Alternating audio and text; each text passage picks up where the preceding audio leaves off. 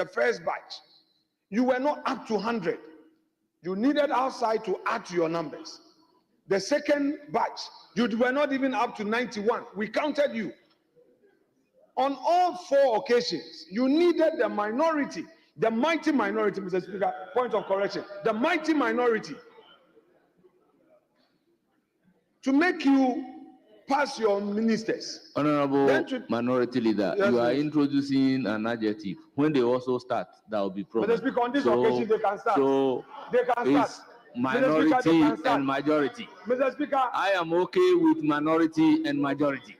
Mr. Speaker, they can start. They can call themselves super minority, super majority. Mr. Speaker, so if you look at all these empty seats, in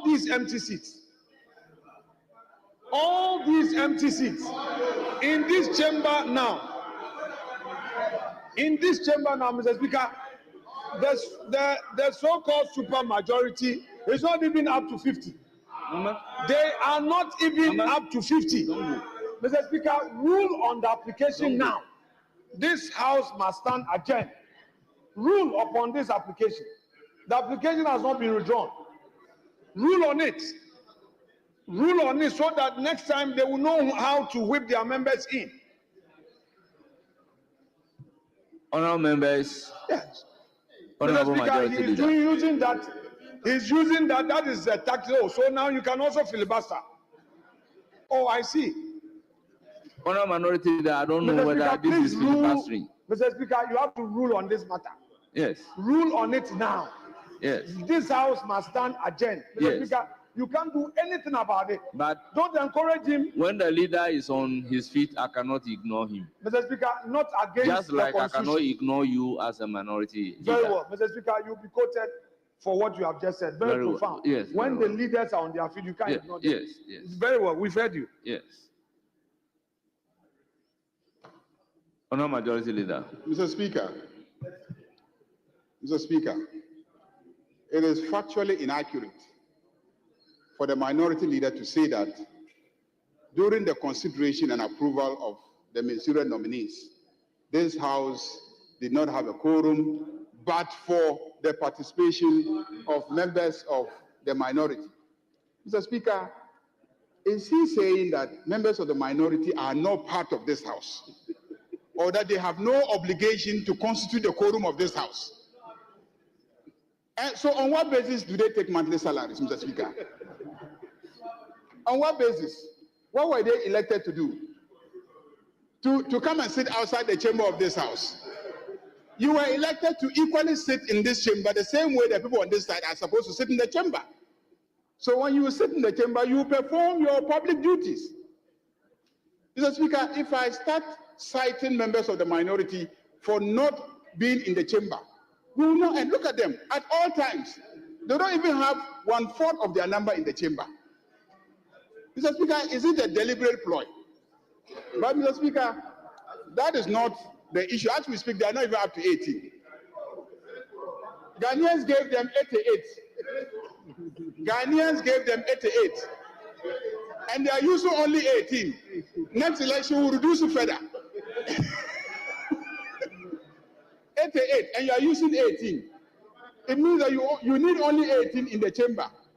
So we will let the electorate know that even the 18, you are not using them efficiently. So perhaps they should reduce the number further and make it 18. Mr. Speaker, I am not against Order 64 applying. But as you can see, we have the numbers. And Mr. Speaker, if you read, you are not insisting on quorum and you want to make statements. Honourable members, fortified by Order 64, marginal note, quorum in Parliament, Article 102 of the Constitution. I stand on 64(4) to direct the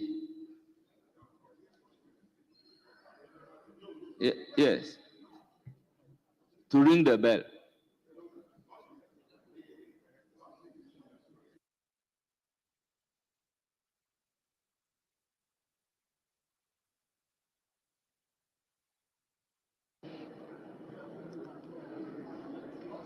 Honourable members, let's proceed to look at the vote and proceedings. Vote and proceedings, 7 February 2025. Page 1. Check the console.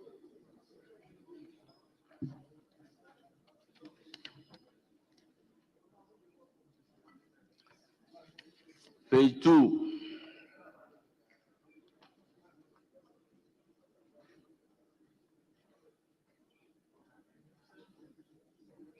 Page 3.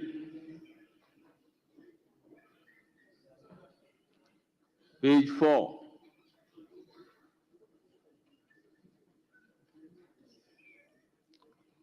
Page 5.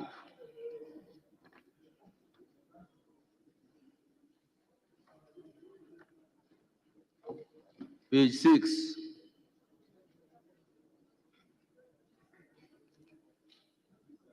Page 7. Yes, honourable member.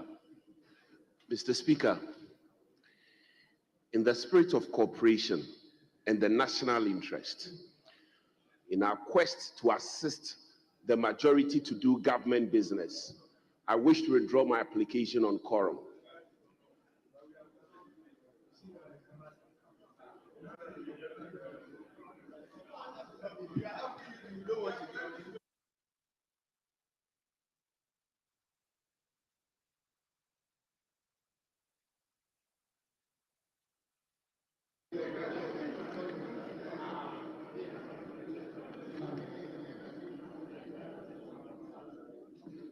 Page 8. Yes, honourable minority whip. Speaker, I thought my colleague, Honorable Ewua, who had raised or come under Article 102 and Order 64, raising quorum consent, has withdrawn that. And Speaker, just to bring it to your notice so that you acknowledge that on this day, the minority decided to have mercy on the majority. We decided to have mercy on them. And accordingly, the quorum, under the Constitution, Speaker, we have decided to withdraw the quorum consent that was raised a while ago. And this is being done in the spirit of cooperation. Mr. Speaker, I see my respected leader, and not to put the whip under undue pressure. I see him running around making calls. We want to have mercy on you, and also to display that indeed it is out of patriotism, the love for our country. That is why we are withdrawing this. And it cannot be the case, Speaker, that the majority leader will say that we have no government business. That is untenable. Honourable Go Chief Whip. and find government business and bring it to this house for it to be prosecuted. Honourable Chief Whip. Speaker, that is an important point. Honourable And I minority hope they Chief will Whip. they take I am reliably informed that the number at the chamber now is 97. Speaker, let the record reflect that indeed we reviewed the quorum matter before the number, they got the number. The record should reflect it. Yes, we did. May the record reflect that Speaker, at what the is time, the time? The time. that the issue relating to quorum is being withdrawn, the number at the chamber is 97. Speaker, with the greatest respect to you, would you be kind enough to furnish us the time we got this number? Because about 5 minutes ago, we reviewed our call on quorum. So we had withdrawn that. We have withdrawn the call on quorum before they got the number. That is a fact. It's a fact. It's a fact. We have shown cooperation. We are helping you to do government business. And yet you don't have government business. I recognize Honourable Soini. Thank you very much, Mr. Speaker. Mr. Speaker, thank you for the indication that at the time that the application was made to withdraw the earlier call, the number in the chamber was over 90. But Mr. Speaker, I just want to use this opportunity to caution ourselves as we employ these tools that are allowed within our operations as members of parliament. Mr. Speaker, this caution has become important because it does not only interrupt the work in the chamber, but it also interrupts committee work. Mr. Speaker, myself and colleagues have just been called out of committee meetings to come to the chamber to be counted. Mr. Speaker, as we speak, we have guests from state institutions who are waiting for us. What we were doing there, Mr. Speaker, is part of Parliament business. And it is unfortunate that we have had to make these guests wait for us so that we can just come here to show our face. That also interrupts Parliament business in some way. Mr. Speaker, I do not begrudge the minority for imitating, in some cases, what may have happened to them when they were in government. But they should do so responsibly, like the minority at the time did, without unnecessarily, embarrassing all of us. Because as we speak, those leaders of those state agencies will think that Parliament is not a serious place. They have had to wait all morning just so that members can come, into the chamber to be counted for business to be conducted. So, Mr. Speaker, my caution is that we should employ these tools very, very judiciously. Are you on a point of order? So, Mr. Speaker, my caution is that we should employ these tools. We should employ these tools judiciously and use them in a way that we will not be ridiculing ourselves and also, by extension, be ridiculed by the public. Thank you very much. Thank you, Mr. Honorable Speaker. Deputy Minority Whip. Thank you, Mr. Speaker. Mr. Speaker, I'm very surprised the angle at which the Member of Parliament for Tamale North is going. Mr. Speaker, he has used some words in this regard that is unparliamentary. When you say unnecessarily, when constitutional matters are raised, at the time the quorum was, you have been invited to look at the quorum of the chamber. Mr. Speaker, we are all aware that we did not satisfy under Article 102 of the Constitution. So is it the case that you are saying that by averting our mind to Article 102 of the 1992 Constitution, that we don't have 91 or more to commence government business was unnecessary? And even if you are at committee meeting, you are not the only member of the committee. The minority whip is also a member of the committee that you are talking about. So even if there is a committee meeting, it should be suspended. If we need numbers in the chamber, every committee meeting, if you have to suspend them to come in here to get the quorum to commence business. But it should never be the case, and it must not be on our record that the way you think that you are engaged somewhere is more important than what we do in the chamber. Then what would be the essence of us being in the chamber? So I think that my nephew is completely out of order. He's warming up to be a deputy minister for rules, and he has to be guided. And he's senior here, so he should not mislead us into believing that if you are at a committee meeting, you are not needed in there. This is a constitutional matter, and if the Constitution is triggered in anywhere that you are, you have to respect and obey by what the Constitution says. I thank you, Mr. Speaker. Honorable Majority Leader. Mr. Speaker, there's a point that needs to be made, and I think that the Honorable for Tamale North and what he has said about how we use the question of quorum is very, very important. Leadership is aware that in this house, when we first come in and we are at the point where we are saying our prayers, we are looking at votes and proceedings, we hardly ever raise the question of quorum at that stage. The business of the day has not yet even started.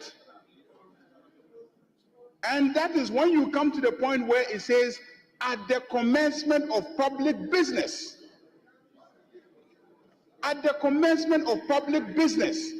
We haven't even commenced public business. We are just at the point of saying prayers, correcting our votes and proceedings. Then consistently you raise quorum.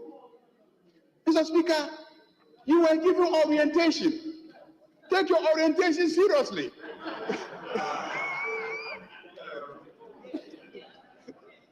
Take your orientation seriously. When we get to public business, then you see that there's no quorum. then you raise the question of quorum. If we are going to raise quorum when we are about to pray, if we are going to raise quorum when we are about to correct our votes and proceedings, Mr. Speaker, I have heard the deputy whip saying that we need quorum to pray. How can we need quorum to pray? How can we need quorum to correct our votes and proceedings? We need quorum at the commencement of public business. That has been the practice in this house. That has been the practice in this house. Mr. Speaker, let me add that let's not turn this whole idea of quorum as a political weapon. Mr. Speaker, consistently this side of the house, you've never been up to 1/3 of your number since we started proceedings. You've never been up to 1/3 of your number. As we speak, you are just 21. And like I said earlier, Ghanaians gave you 88 seats. And consistently, you have utilized just about 21. Next election, we'll give you only 21.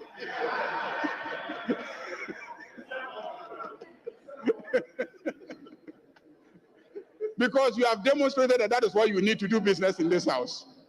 But I think that we have a quorum to do business. And even though we haven't reached public business, you withdrew your issue of quorum earlier. So what are you going to litigate?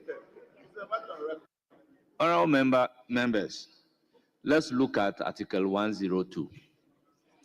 Article 102 of the 1992 Constitution states, and I quote, "A quorum of Parliament, apart from the person presiding, shall be 1/3 of all members of Parliament."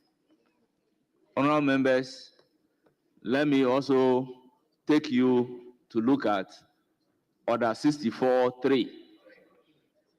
A member may draw the attention of the person presiding at any time during a sitting that members present in the House constitute less than 1/3 of the number of all members of Parliament.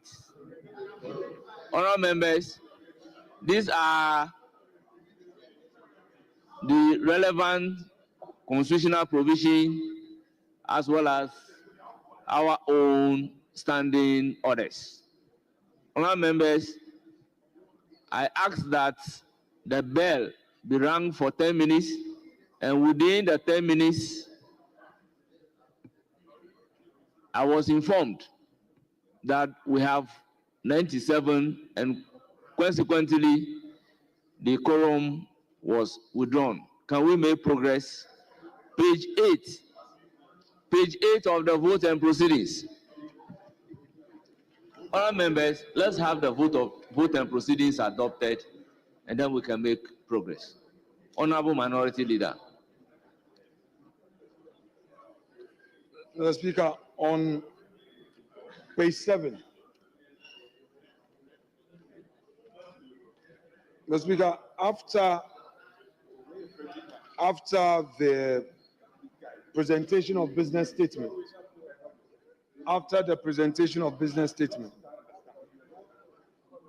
the issue of the previous day's votes was corrected, that the decision was a rescission. Mr. Speaker, that must reflect in the vote, but they skipped that to page 8, where there is point 6, recognition of a school. So, Mr. Speaker, I want that to reflect. In respect of our 4 colleagues, there was a rescission. That correction was done. Mr. Speaker, having done that, Mr. Speaker, I want to claim the attention of colleagues on this important matter. Mr. Speaker, our colleague Alhassan Suhini, in his submission earlier, had used 2 phrases that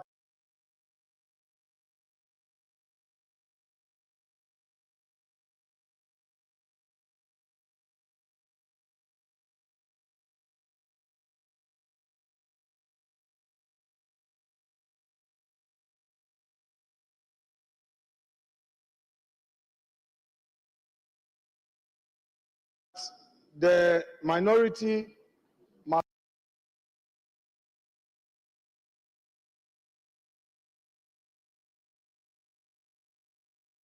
not be seen to be acting irresponsible. And he also said quorum use. Mr. Speaker, just check it. When we raise the issue as if we are saying things from our own head, he used those two phrases. Check it now, Mr. Speaker. I wrote it down. But I'm saying that we absorb some of these jokes.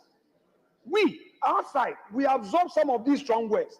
But if it were to come from this side to the other side, you would have heard, hey, why are you calling irresponsible? They should be responsible. You can check it. So I am reminding him. Let me find out from Honorable Soyini. If he says he didn't use it, let's call for the record. Did you use the word irresponsible? Minority. Mr. Speaker, I remember using 3 words. I described the use as unnecessary.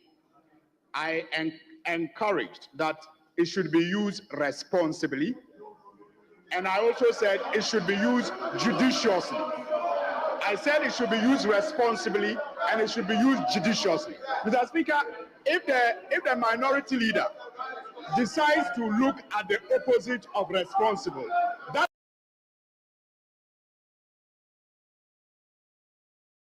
is not my choice. That is his interpretation. Mr. Speaker, I thank you. Honorable members, honorable members, order. Honorable members, order. Honorable members, in the unlikely event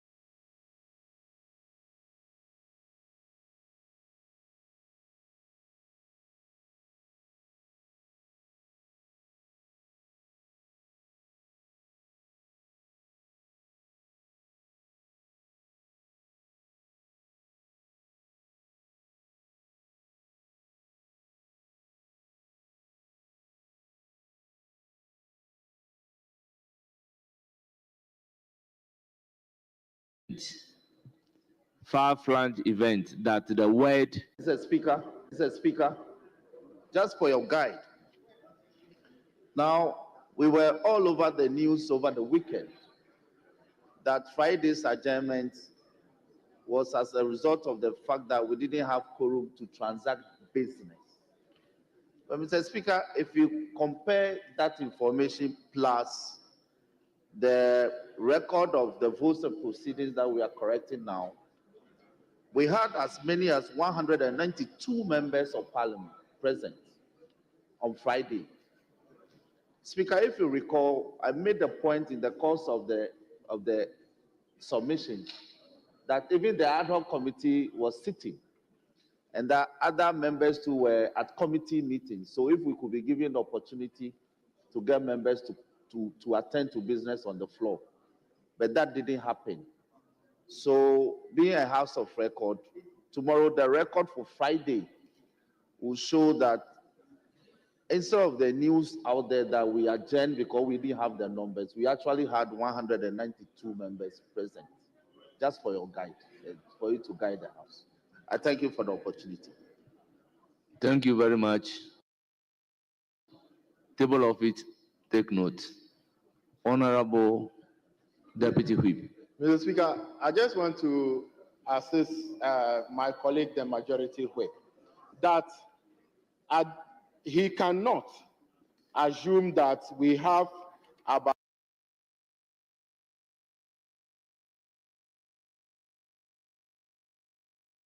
192 present on the vote and proceedings, and assume that that was the number present.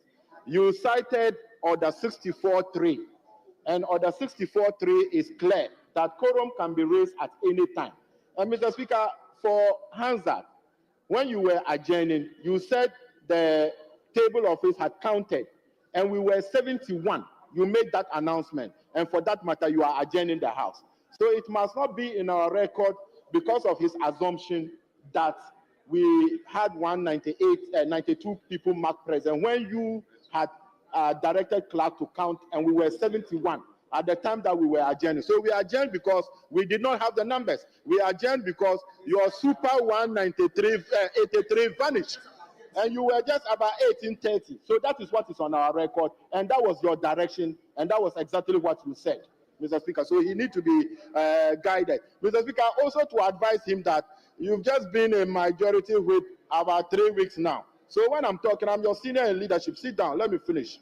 I've been here over 4 years, so you sit down on the front bench. He should sit down. I've been your leader over 4 years now. You've just been 3 weeks. So you should be able to learn and be guided on the procedure we use. But you cannot assume that, even Mr. Speaker, we have not even Honourable approved this. members, order. We have not approved this. And Order. for that matter, he cannot even refer to it because it has not been adopted. The vote and proceedings on Friday has not even been adopted. He's a lawyer. He Honourable should know Deputy better. It has not been adopted. Whip, So for are that you matter, on you point cannot of order? conclude on that. Please. Speaker,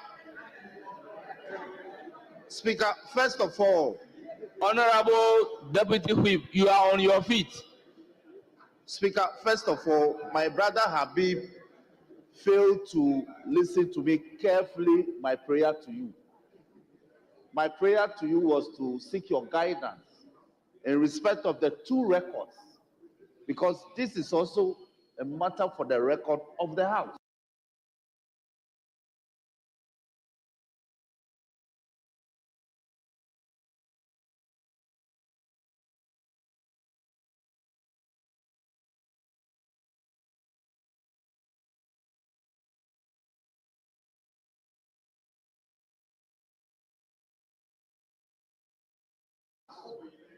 That on Friday, 192 members of parliament attended upon the House.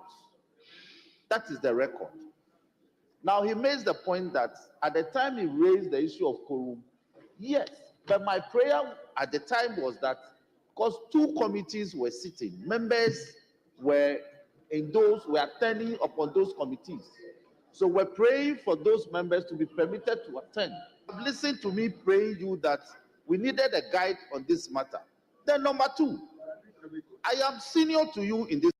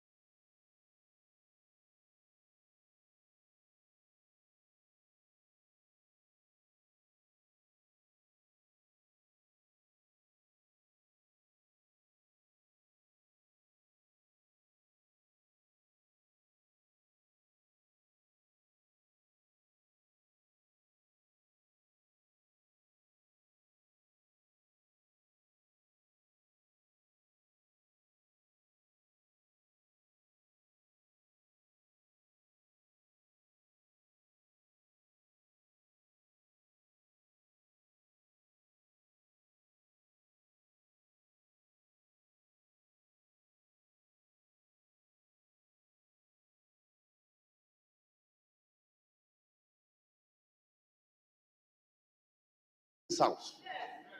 So with all due respect, I'm senior to you in this house. So we extend all due respect. We are brothers. If permit me, I read that portion. When I had the privilege of being the Minister for Lands and Natural Resources,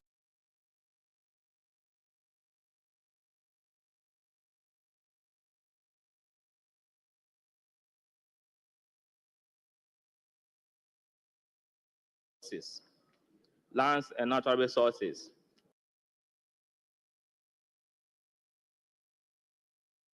this is a minor correction.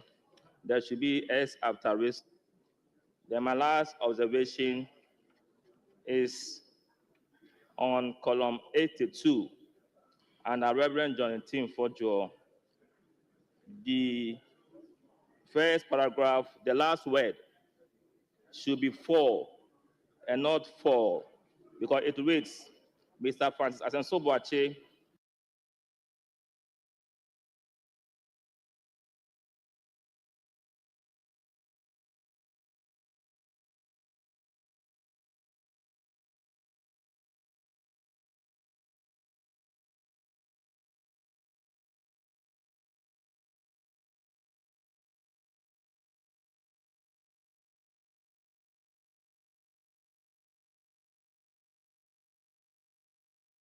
and Mr. Anthony Mia respect bringing this matter to the fore and not to the fall.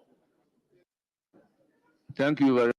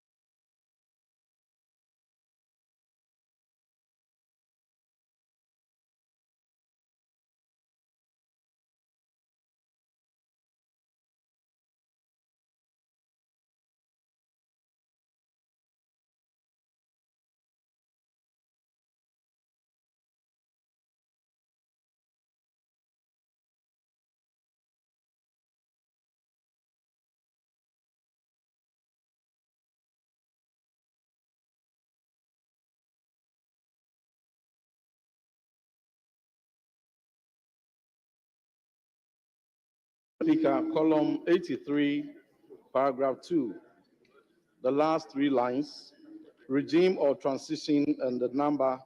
They need operational expenses, including funds for fuel, sanitation efforts, procurement of urgent supplies, essential medical supplies and treatment kits, as well as other logistical support for education and public awareness. The municipal assembly has no funds to support their program to help educate and to help our people who are suffering in various health facilities. Mr. Speaker, on my part, as a member of parliament, I've made available a pickup to enable the health directorate continue with its education and supported them with some funds for their activities. Mr. Speaker, this is not enough. The central government must immediately intervene to save lives. The people are suffering. We also need additional supporting staff to be deployed to Winneba. Mr. Speaker, the Minister of Health must direct other health professionals to support the directorate to enable them contain this unfortunate outbreak. Mr. Speaker, without more, I would want to rest my case and call on the Minister of Health that within a week, he should come to this house to brief this house on efforts made thus far. Thank you very much. Thank you very much. I proceed to take contributions from honorable members. Honorable Kweku Riget Chegan. Thank you very much, Mr. Speaker. And thanks for the honorable minority leader for making this very important statement, which is not only affecting the Futu, but actually the whole of Central Region at the moment. And I know that a lot of effort is being made. It is cholera we are talking about, which is obviously affecting the people of Central Region.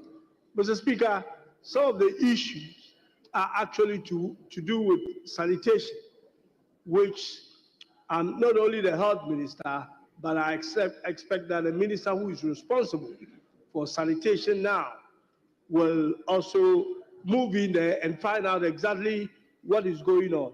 I know the doctors are working around the clock, but as cholera is, it's usually ahead of the attempt to try and curb it.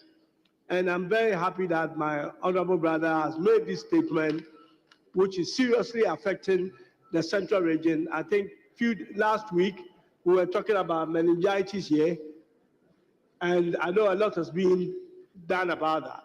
But now the Central Region is actually suffering from this cholera outbreak. And I hope that all the institutions, the health, move down there to make sure that the issue is actually brought under control. Mr. Speaker, thank you very much for the opportunity. Honorable Patrick Yaubwama. Thank you very much, Mr. Speaker, for the opportunity to make this brief comment on the statement ably made by the minority leader. Mr. Speaker, this is a serious public health issue, a very serious one as such. And in 2014, cholera took the lives of more than 200 of our citizens, Mr. Speaker. So if this issue is cropping up again, then we require of the Minister of Health to appear before the House to brief the good people of this country on the steps that he's taking to curb the rise of this issue. Secondly, Mr. Speaker, CSM is also on the increase and it's taking some lives. And I believe that it is very, very important for the health minister to appear before the House before the end of this week to brief and update Ghanaians on the steps being taken by government on this very important matter. I thank you very much, Mr. Speaker.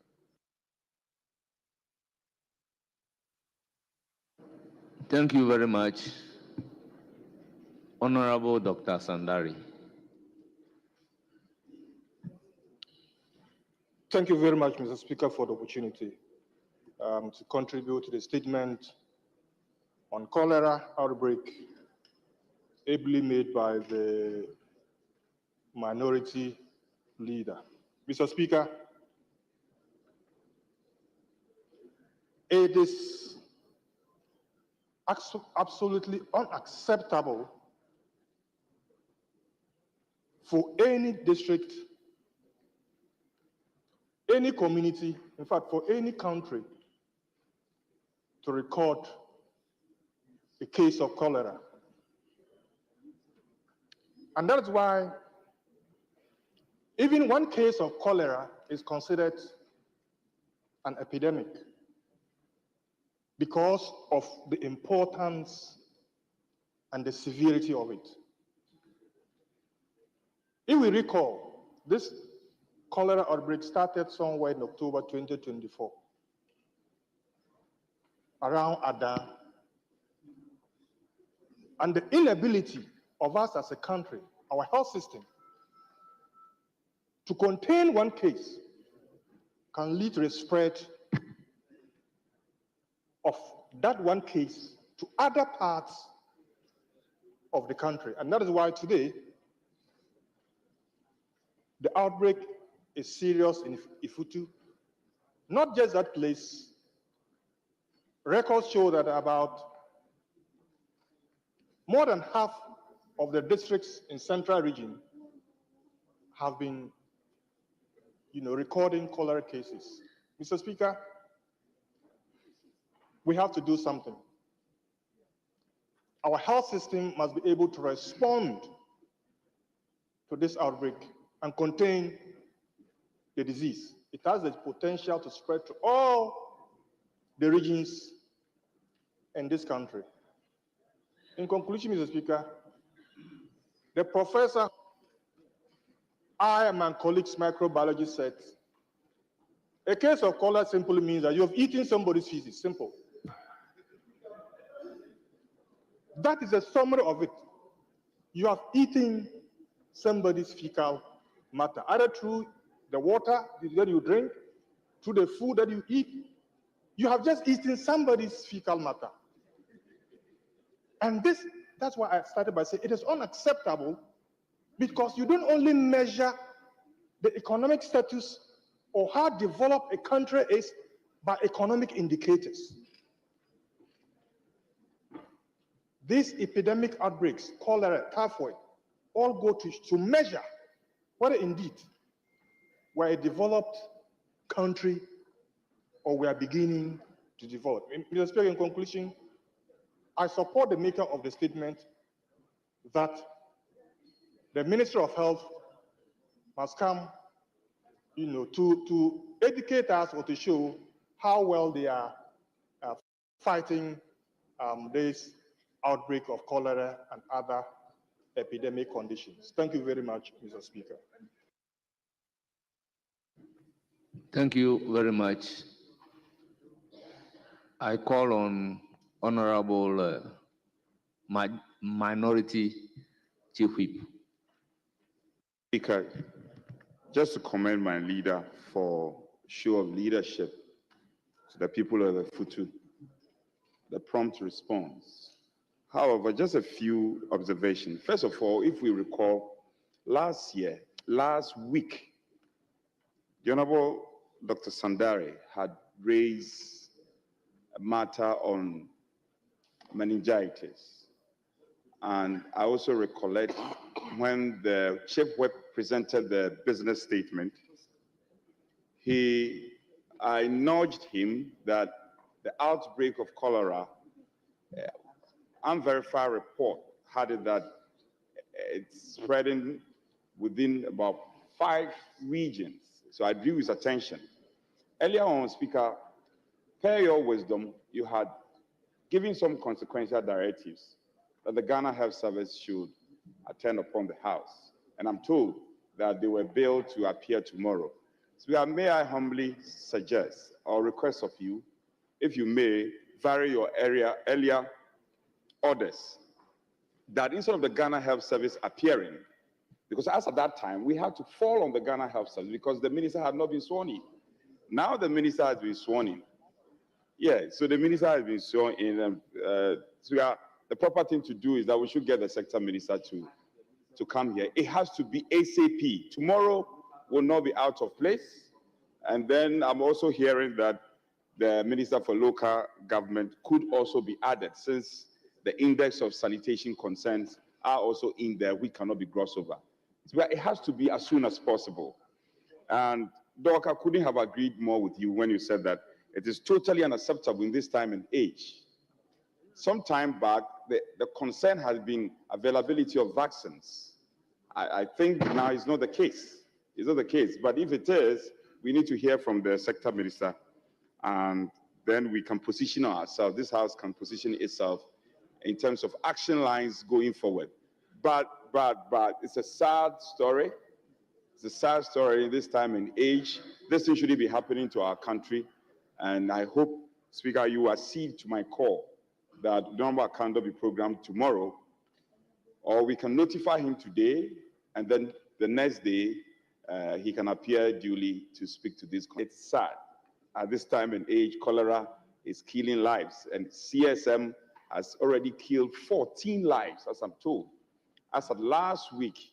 But let me commend the Ghana Health Service, though. We are told there is distribution of free vaccines and vaccination, and the people there, as we do know, poverty levels are quite grinding over there. People are not made to pay for the vaccine, which I think is good.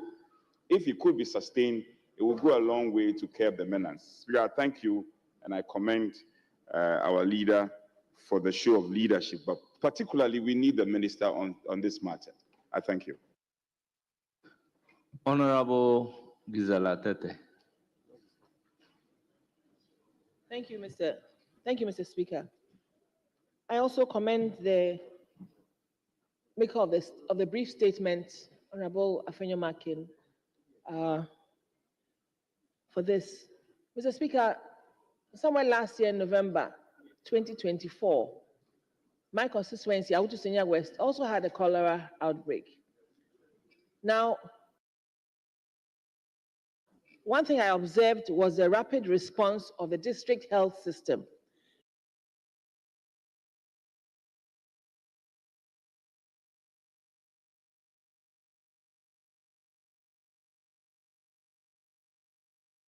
They quickly formed a platform called Cholera Rapid Response Team and put me on it as well. I was watching every day. They were having Zoom meetings, the PowerPoint presentations to see the traceability and all. I also was privy to that, and it kept me informed. So I also likewise told my communicators that when you go onto the community radio or information centers, tell people that there's cholera around. And when I was doing the campaign too, by the time I'm done talking to, I also tell them the same thing. Because sometimes people have to be reminded, and maybe they may not take it that serious. I said, please just try and eat hot food. That's the simplest solution to this. I have somebody in Winneba now, a friend, who called me and said, Madam, I'm in hospital. What is it? Because sometimes we refer cases from Awutu Senya West to Winneba. I had cholera. I said, oh, how come? What did you eat? That was the first question I asked him. He said, I had a millet drink. That brought to mind the issue of food safety. So much as I support what Dr. Sandari said, there are a lot of food vendors. We all have them. I'd plead with my colleagues that let us be proactive also, and let's do some education on the food vendors. It could be the water they are using to make their food. It could be the environment. It could be just something small that they have been doing as a routine, but this time it got caught. So my plea is that as colleagues over here, use your community radio, use the information centers. We lost 3 people, 3 of my citizens in the constituency, a child and 2 adults, which was very unfortunate. But at least I will commend the district health team and the district health director that they took some steps and they kept me involved and informed. So I also added my weight to it. I had to give them fuel and a few other things that they needed.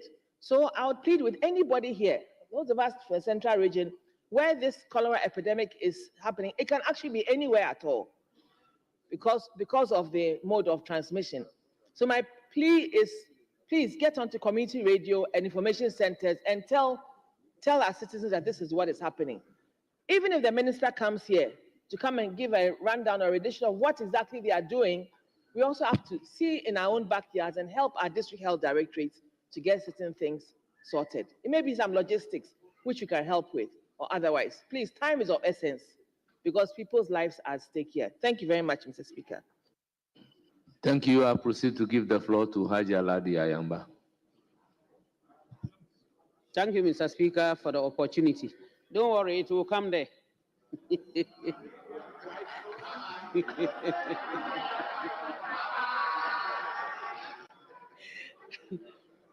Mr. Speaker, I rise to contribute to the statement ably made by the leader on the other side.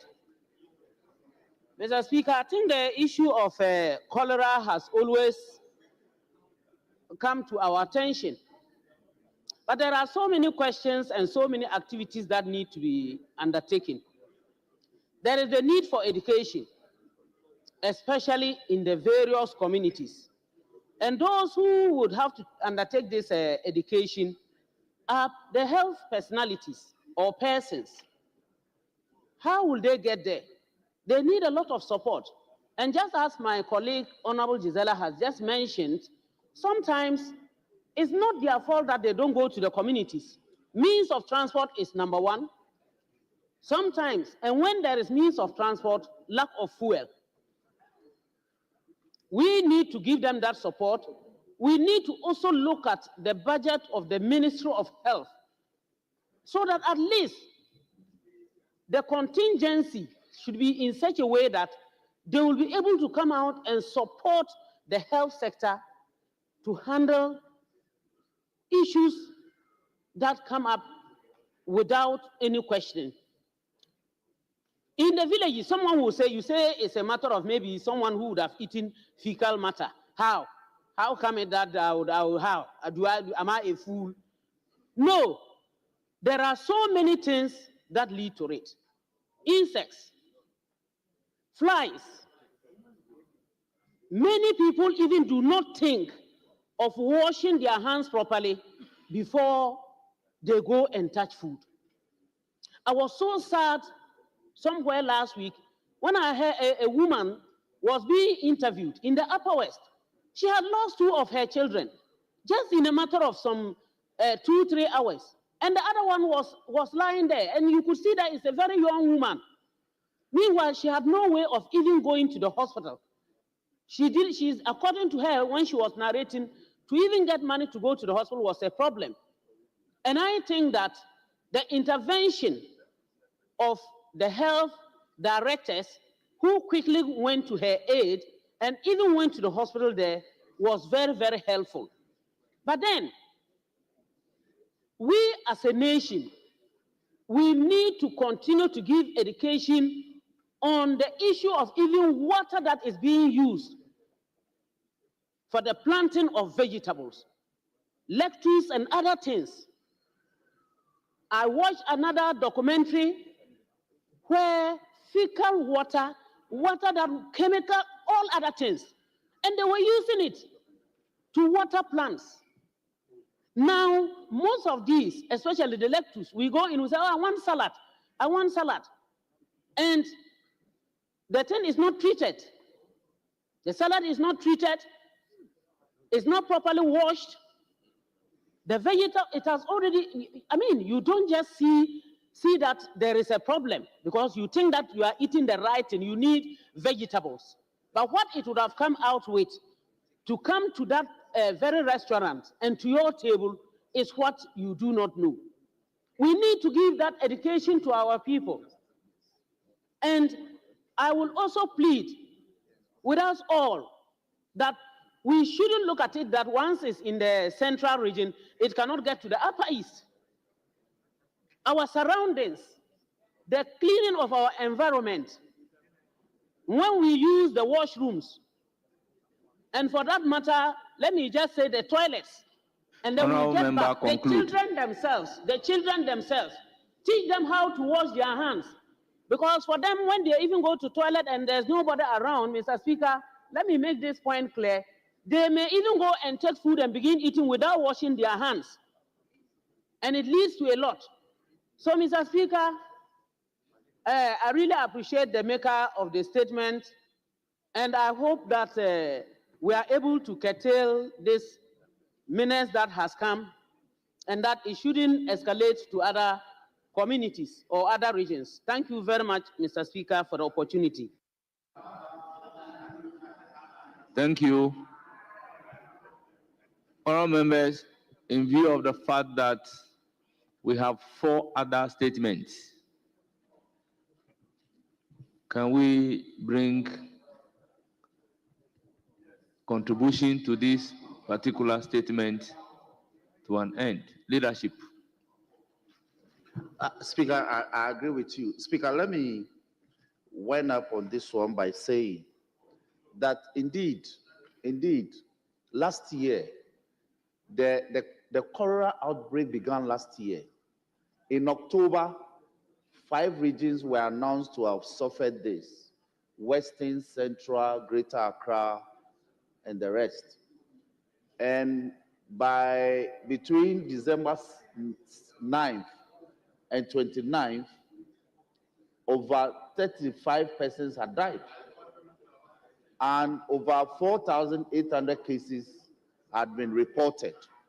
So it's very important that I join my minority whip in saying that in getting the Minister for Health to come address the House on meningitis and the other matters, he should also prepare and address the House on the cholera outbreak and the steps the ministry has been taking since last year to deal with the matter, so that the outbreaks which has entered this year can be curtailed. Speaker, with these words, I thank you for the opportunity. Thank you very much, honorable members. I direct the minister responsible for health to appear before the House within 1 week to brief the House on all the health issues on the floor. Speaker, I so direct. I just contacted the minister. He's on the field in monitoring the situation, so he'll be here on the 18th if the House would. I have taken all those things into consideration in asking that he should appear before us within 1 week. 1 week. Very well. Yes. We are guided. Yes. Thank you very much. Thank you.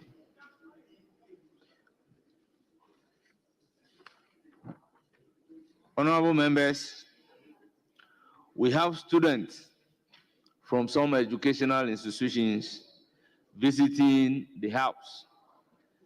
They are from the following schools: All Nations University, led by Dr. Priscilla Bempa, a lecturer. They are from New Joburg South. They are 48 in numbers. We also have students from Kwame Danso Senior High School, led by Owusu Dankwa Achiampong, a teacher, and they are from Sene West, 75 in number. Honorable members, on behalf of the House and on my own behalf, I wish our dear students a fruitful visit to the House.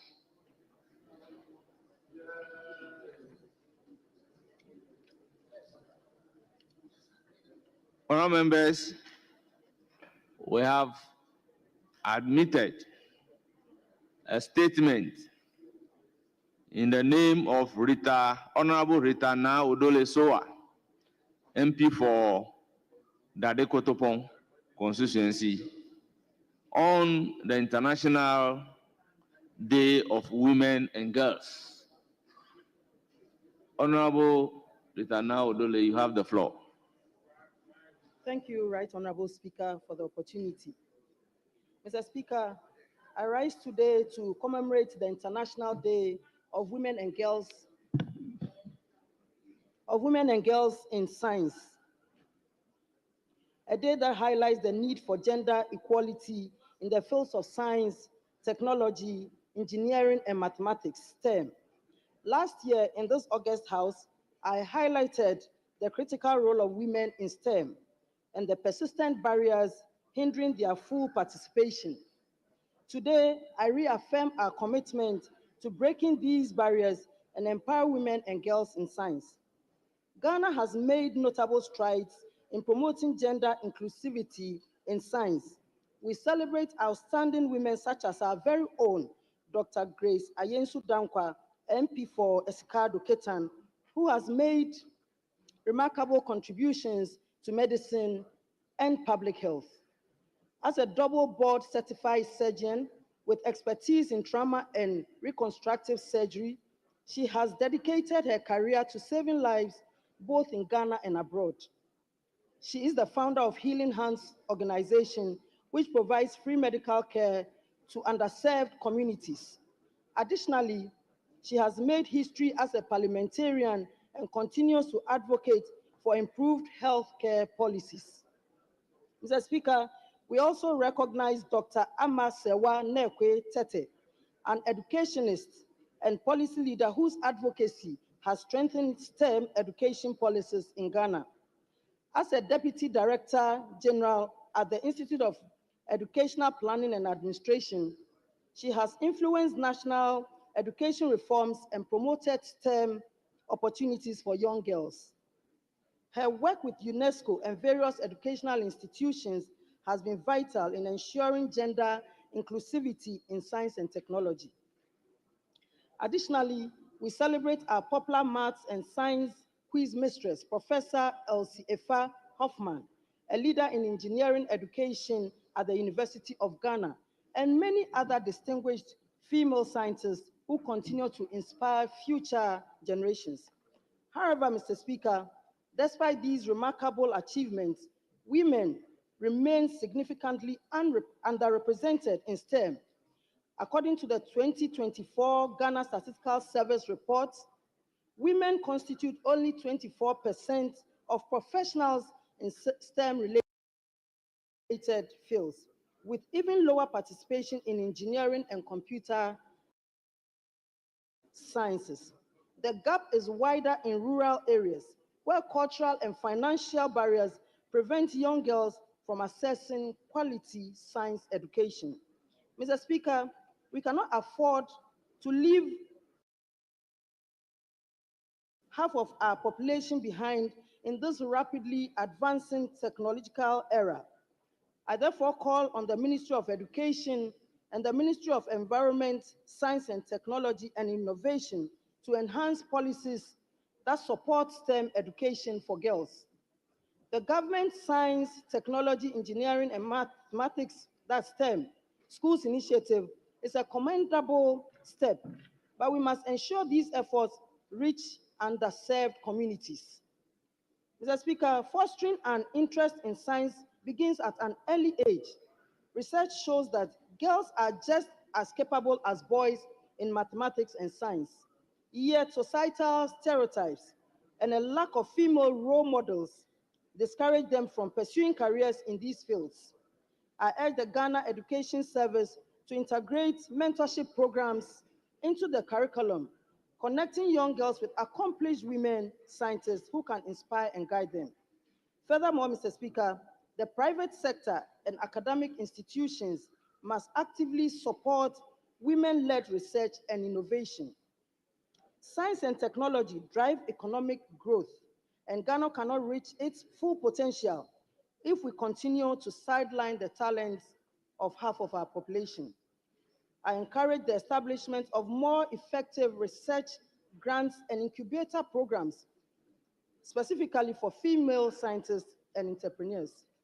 Mr. Speaker, let us reaffirm our collective commitment to empower women and girls in science, ensuring that they are not just participants, but leaders in shaping Ghana's scientific and technological future. A nation that invests in its women invests in progress, and Ghana must lead by example. Thank you very much, Mr. Speaker, for the opportunity. Thank you very much. I take contribution from the Deputy Minority Whip.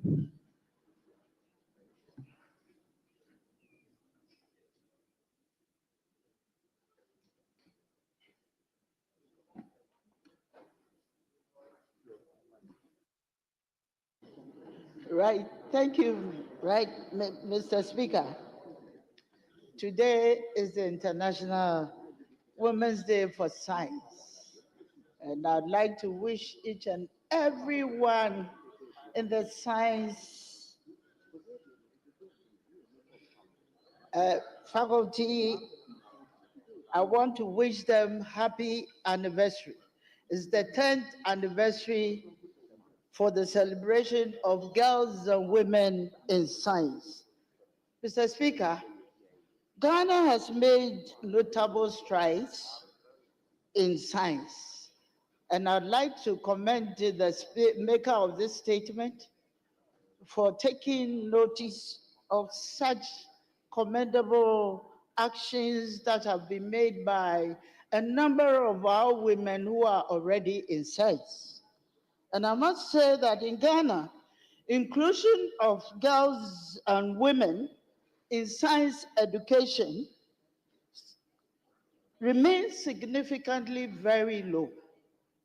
But it is important that we make certain efforts and take certain strides to ensure that the challenges that ranges from gender stereotyping, lack of role models, cultural perceptions, financial constraints, and limited mentorship opportunities are made away with. Many young girls, particularly in the rural areas, still face systematic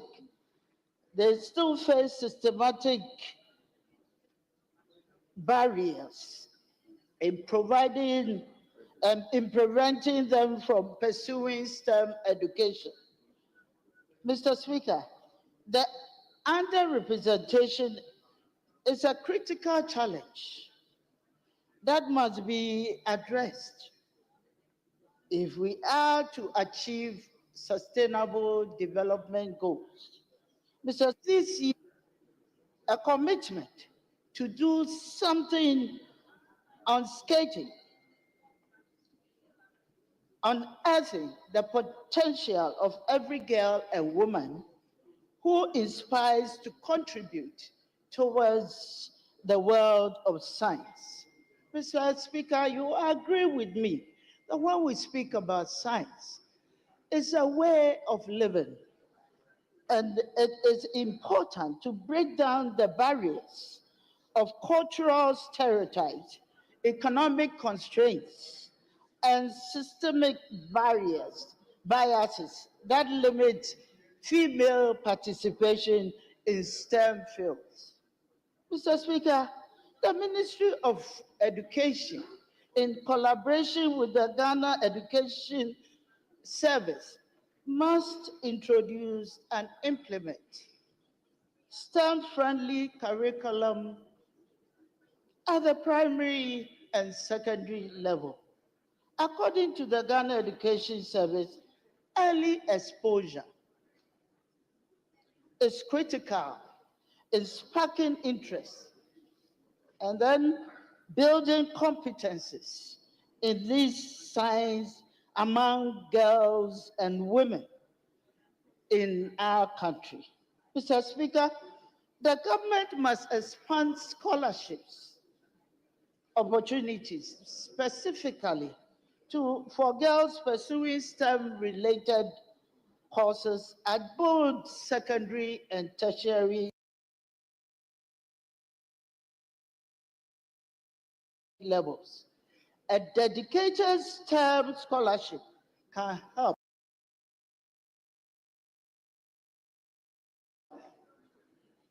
alleviate the financial barriers that many young women face. Also,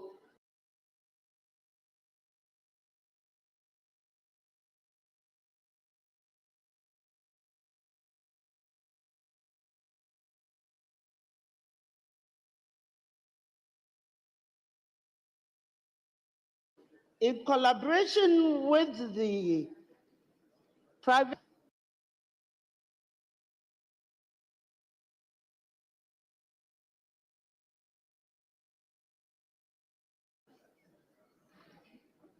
industries, be encouraged to show interest in mentorship programs, internships, and research gains that support the generation of female scientists. We need to collaborate and promote the achievement of Ghanaian women in science initiative. The highlights role models can inspire and provide tangible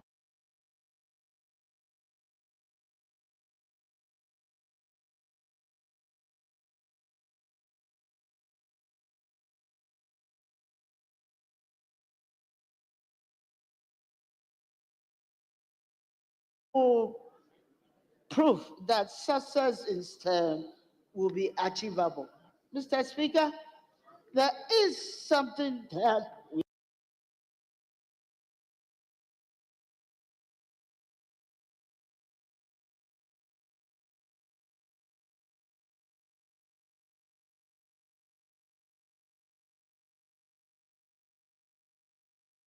also, those people, whether they are able to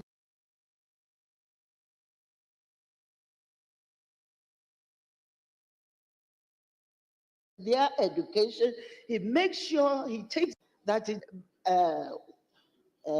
computers and also pay for their, give them some level of scholarships to ensure that they will be able to pursue the science courses very well. I also want to make mention of one Professor Ibok Odro. He is one of the people who have shown, he has been the first dean of the sciences department, the general science department. And he has shown interest by instituting a program which is Total Technology for Girls Initiative, equipping young women with essential skills and then and showing robotics and digital literacy. These are the women that we need within our society to ensure that they can adequately promote the needs of children. I can also name one Dr. Peggy Otibuati, who is the Director of Science in Africa for the UNESCO and current Director of African Academy of Sciences, who has been instrumental to narrowing the gender gap in STEM through initiatives like Girls in Science Empowerment Initiative. These are the people that we need to celebrate, and we also need more role models to take up, because if we don't identify these role models and showcase them appropriate interest developed by our young girls and our women to ensure that we incorporate science into our way of living, into whatever we do.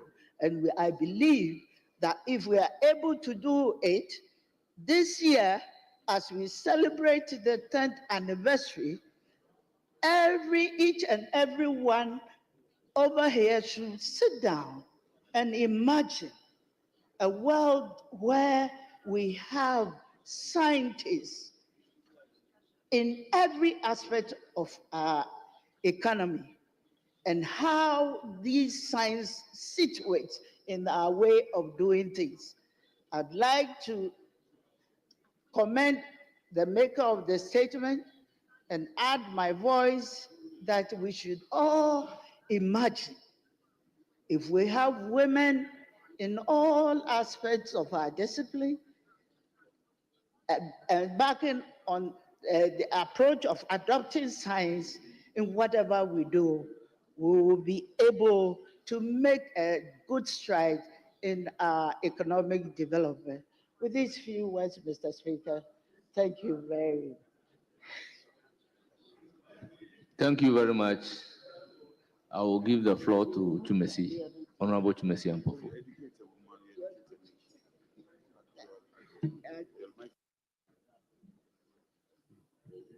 Thank you, Mr. Speaker, for the opportunity. And I also commend the maker of the statement. Mr. Speaker, science and technology is something that is driven the world. Therefore, it's important for us to appreciate and support our lectures or those are in science. And science and technology is practical. Therefore, our women or ladies need to be encouraged. Mr. Speaker, if you're able to encourage them and they're able to do more, when they finish school, they don't struggle to get jobs. Because nowadays, the world is all about science and technology. Mr. Speaker, we know about science and tech. We can't do away with it. These days, everything is moving with technology. Therefore, we are encouraging our women or ladies to be involved. We need to sponsor them. We need to advise them, give them the hope so that they can be in there. A lot of ladies are afraid of science. But these days, science is moving the world. We should also help our lecturers or lecturers. We should give them the necessary support. We should equip them. We should give them whatever it takes so that they can do more research. Give them money for research, for them to also compete with the world so that they can do more in science and technology to help our ladies. Mr. Speaker, I don't want to go to Cairn University, whereby they do more science. You could see that most of them, or if you go there, there are a lot of programs. Even now, we have a lot of polytechnics or technical universities, also do in science. Most of them comes out without struggling for jobs. Therefore, I think it's important for us to support this science and technology matter. Mr. Speaker, with these few words, thank you very much for the support. And I welcome my students from Kwame Danso. Mr. Speaker, I've learned that 2 of them are sick in the clinic there, so I'm going to take care of them. Thank you very much. I wish them speedy recovery. Honorable Dr. Samuel. Mr. Speaker, thank you for the opportunity. And let me commend the maker of the statement regarding the International Day for Women and Girls in Science. The theme, as was stated, unpacking STEM careers, her voice in science. Mr. Speaker, in this country, it looks like we have more women than men. But many a times, we tend to have more men in jobs than women after adolescent age. STEM, Mr. Speaker, is like a product that you are selling. How you package it and how you sell it is how it can be bought. And I believe that many a times, when we leave primary education, our women tend to be looking at more female-dominated careers. As such, it informs the kind of program they tend to offer. Mr. Speaker, I think there has to be some consequential measures that we as a country will take. Other than that, it will remain an annual event and we'll make statements and we'll come back 10 years again to the same story. We as a country, Mr. Speaker, I believe we have a STEM policy. How can we make this policy more biased so the parity that we've been able to achieve in our second cycle education, we can achieve same in the STEM careers. Because, Mr. Speaker, every nation is going to do well and be very competitive depending on the number of people they have in STEM education, especially at the tertiary level. And Mr. Speaker, if you also want to talk about good TVET education, that means we need a very grounded system in our STEM education, because a good STEM person can be a good TVET person. So, Mr. Speaker, I believe that we shouldn't just make this statement, but we should require the Ministry of Education to give us some measures, some strategic direction that can help us to look at some numbers, some objectives. So in 10 years from now, when we are sitting in this chamber, we can review and go back to see how much we've been able to improve on our STEM education as far as females or women and girls are concerned. How attractive are we making STEM education to our girls while they are young? And how are we making them attractive to them while they are in second cycle education? Many a times, we tend to have more girls in arts bias, non-science program. What is informing it? It's because that the basics is not grounded enough, because they say they are not attracted to mathematics and maybe the language. Mr. Speaker, if we can make it attractive and can make sure that they are all doing well at the primary level, when they get to the second cycle, their willingness to opt for STEM education will be something that will be easy on to do. So, Mr. Speaker, don't let us just make these statements as we commend the maker of the statement, but we need to have some direction as a country, and where do we want to get to, or what kind of level do we want to achieve as a nation as far as parity is concerned when it comes to STEM education. In fact, when a woman is in STEM education, their perfection is such that it cannot be matched by most men. So, Mr. Speaker, it's a very critical thing that we have to take note of. And many a times, those within the small towns, we call them the villages, we don't pay attention to them. And that's where a lot of girls also come from. So they don't get the foundation. So it becomes very difficult for them to compete when they get to the second cycle level. So please, let's relook and pay some more attention to those in the small towns so that we can prepare them to be very competitive at the second cycle level. Thank you, Mr. Speaker. Thank you very much, Honorable Dr. Nawani.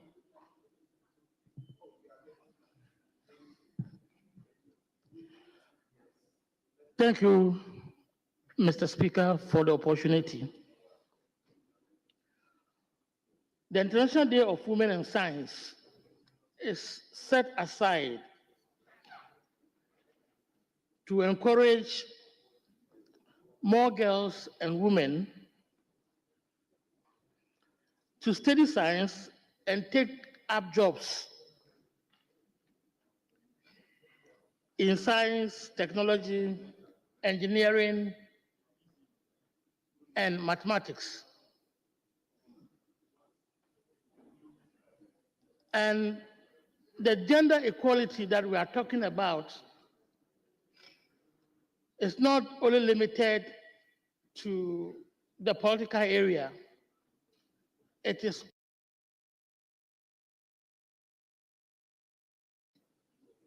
taken in the area of science. Mr. Speaker, the theme for this particular year is accelerate action. In other words, we have found out that the women have been left behind. If you take developed countries, like where I studied in Russia, when it comes to medicine, medicine is a course for women. If you are in a class of 10 students, you have about 7 or 8 of them being women and only 2 males. In Ghana, I believe the system is also approaching like that, where there are a lot of girls now being admitted for the medical course. As I speak, my own two daughters are studying medicine in Kolebu and then Konfanoche. But when it comes to the engineering, in Ghana, that is where the problem still is. Where most women do not pick up the engineering courses.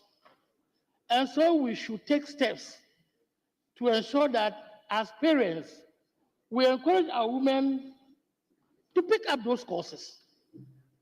And when even they finish and they are employed, I understand that there's some form of discrimination as they progress up the ladder.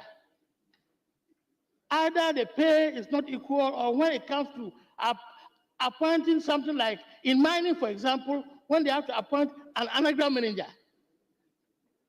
there are women who are mine captain, probably, or shift boss, but when it comes to appointing them as underground manager, they don't appoint them. And this is where we should be, as a nation. We should try and correct it. In Ghana, the contribution of women in science, like other speakers have already mentioned, is not small. When I was doing my house job, we had one professor, Efwa Hesse, a pediatric surgeon, that was doing marvelous as well. That was, I'm speaking about 30 years ago. And she was already a professor, pediatric surgeon, and she was doing marvelously very well. What men can do, probably women can do it better. If you take going to space, Valentina tells Russia is also a cosmonaut, somebody who have joined the men to also be able to go to space. And she studied mathematics, physics, etc., like the men, to qualify to go to space, like any other person. So we need to encourage our women. We need to encourage the women because they form about 51% of the population. Unless we pull them along, unless we carry them along, we will only up in less than half or less than 50% of our workforce. Thank you, Mr. Speaker. Thank you. I recognize Honorable Professor Grace Ayen Sudankwa.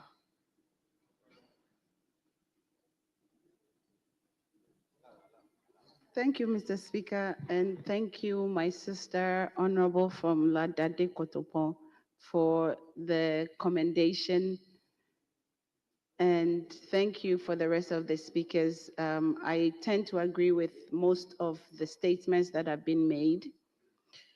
Mr. Speaker, for those of us who are women in science and technology, it is a very, very difficult, arduous, tedious, and very long journey that we have to go through.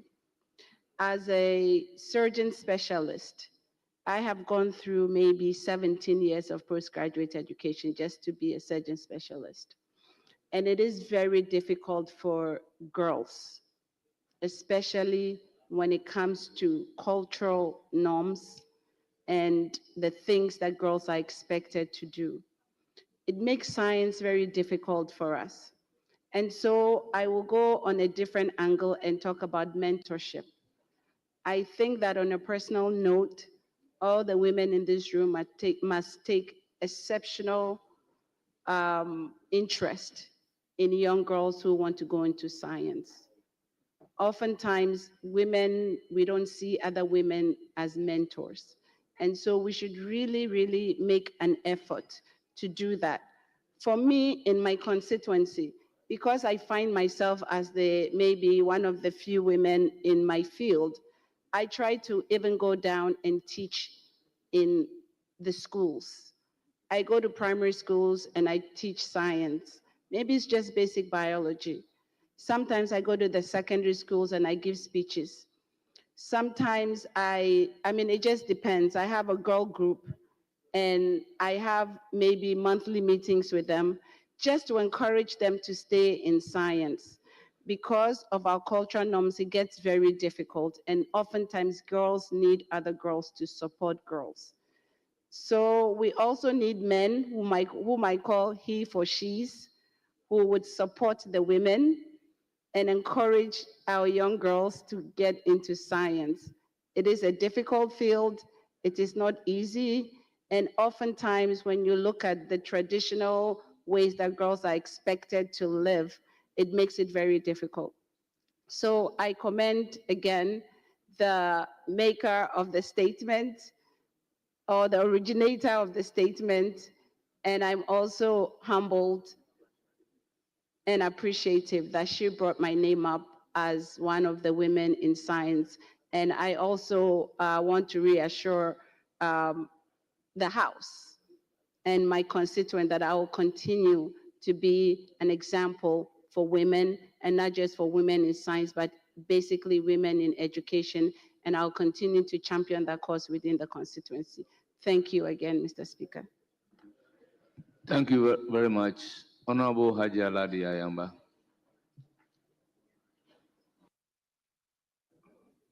Thank you, Mr. Speaker, for the opportunity to contribute to the statement ably made by my colleague, Honorable Rita.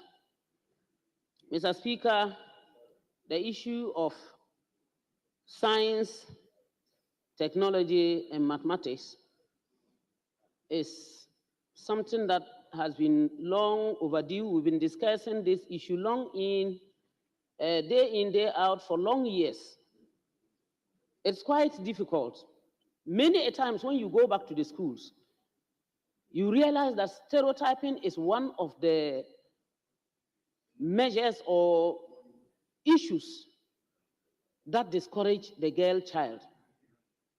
And on this, I will say we need to involve the teachers as much as we can, the science teachers.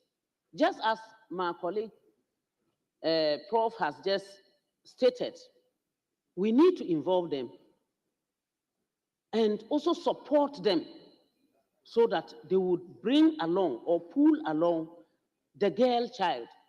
It's good that we catch them young. Mr. Speaker, in the good old days when I was in the classroom, we had something like science corners. In the classroom, a corner is created with so many items there, simply to teach simple things that are needed in that particular level by the teacher.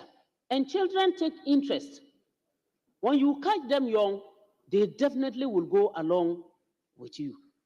But also, Mr. Speaker, there is one issue that we shouldn't forget. Sometimes it is the funding, because some items are bought, and if the schools do not have them, the little they have, when it's done with,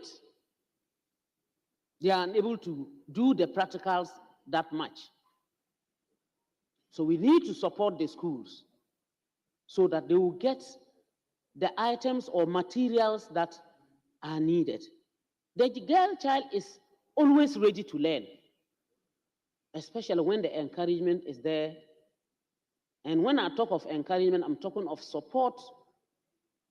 And also, if the teachers are able to manage them, to understand that they are more or less equal with their colleague boys or males, it will go a long way to help.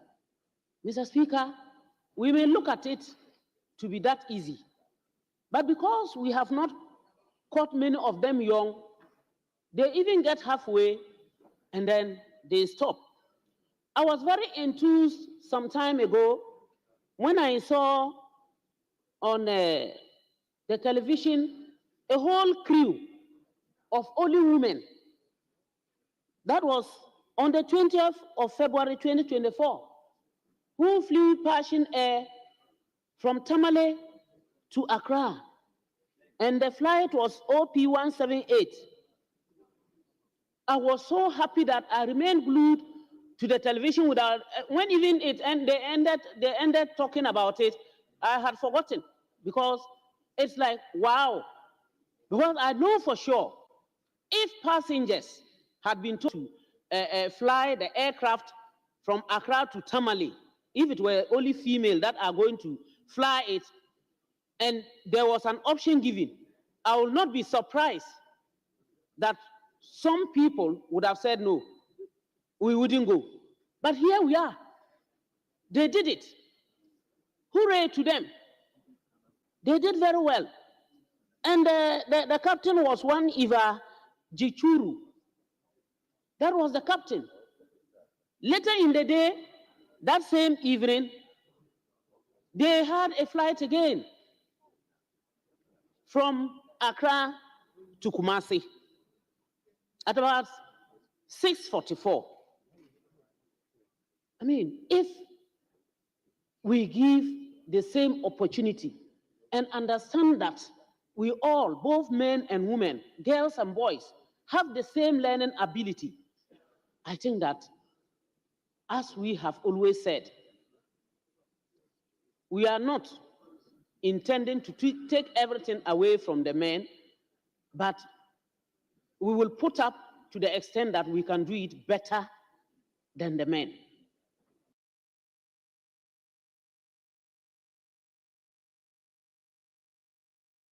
So, Mr. Speaker, just as has been said, I will encourage us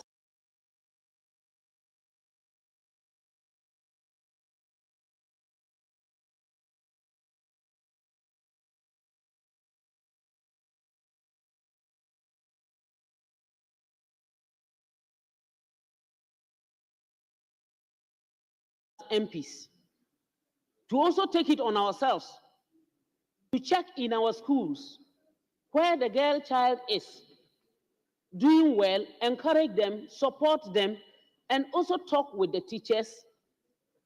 As well, now that we have special teachers for those days, it was a general subject, but now we have specific teachers for science and mathematics. We can talk with them, support them, give them the necessary encouragement, and I think it will go a long way to help us. Thank you, Mr. Speaker, for the opportunity to contribute. Thank you so much. I give the floor to Minority Chief Whip. Then we'll have come to the end of this statement. Speaker, I'm grateful for recognizing me. Let me commend our colleague for Dade Kotopon, who nudged this House by bringing subject matter to the House floor. Speaker, just a few words, and probably take it from where my colleague ended on the role of teachers. And now we are told they are not called teachers, they are called facilitators. Their role in this whole advocacy and the scheme of things in terms of girl-child education in science.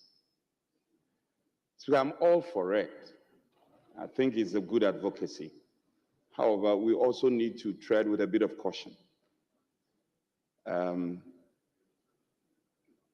Where a lady or a girl is strongly averted to a particular subject area, it mustn't be the case that necessarily that girl have to be pushed in the area of science, because our children are gifted in diverse ways, and so is the Creator himself, who gives gifts in diverse ways. So there are people who will be gifted in the area of science. Don't get me wrong, I'm not saying we should encourage them in the area of science, but it must not be mandatory that all girls must necessarily be pushed onto that tangent. Where the talent and the gifts are different, we must appreciate it as such, and so is the Creator himself. Speaker, there has been a policy on TVET and governments that have come and gone have blazed the trail in this direction. There have also been a policy in the area of STEM education, girl-child education, the area of science. The question and challenge has always been the oxygen to prosecute this. And so we will call on the ministry that if it is something that finds favor with them, the necessary support. And this house has the mandate. Our Committee on Education can get the ministry to take this as a variable in their scheme of things. After all, now we have free SHS, which has come to stay. We should be able to get a necessary support from the ministry for science education. It should be one of our flagship educational projects as a country. Speaker, the teaching of science has always been a challenge in our schools because we don't relate. The Americans are where they are because of hands-on education. We often tend to allow these concepts to be seen as some abstract concept. So when my colleague was mentioning the role of teachers, I was touched and felt this is an area we must pay attention to. There should be a conscious effort, dedicated effort to direct the efforts of our teachers, facilitators. We must teach our kids via hands-on. Chemical reactions, chemistry, chemical reaction, physics concept must be demystified. And it's our way of life. They are preparing okra soup. There is chemistry there. The pepper we put in reacts with the tomatoes and the oil. That is how we should relate. And they must come to appreciate that science is nothing but our way of life. And once they are able to appreciate it, then they can get creative and to be able to come up with initiative. So for me, that is the way out. Because science, without our ability to resolve our problems, is nothing. If we teach them all the science theories and they imbibe all the theories, and they cannot resolve our daily lives with these science principles, then we are not making progress as a country. And for me, that is the thrust of it. And if we can focus on hands-on education for our girls to appreciate, because there's a lot of science in the kitchen. And they don't need to go far. The examples are in the kitchen. The examples can be demonstrated practically at the kitchen. And when they do that, they can better appreciate the concept of science education. So our goal should be towards ensuring that when the science concepts are taught and demystified, it should lead to problem solving. It should be able to solve problems in our lives. Otherwise, we are not making progress as a country. I want to commend the maker of the statement, and I think that going forward, probably, Speaker, I will not invite you to make any consequential directives. Probably, when the Education Committee is finally formed, this is a matter they have to take up deliberations, especially in the area of getting facilitators to teach them in a hands-on approach and in a manner that solves our daily lives. I think if we're able to do this, this is when we'll be making a meaningful effort towards solving our problem. Joe Agri has said it, that when you educate a woman, you educate the entire nation. That is not lost on us, but the necessary funding, which will serve as the oxygen to prosecute this business, must not be denied of this challenge. Speaker, I thank you, and I commend the maker of the statement. I'm grateful. Thank you very much. I intend to direct that the statement be referred to the minister responsible for education for necessary action.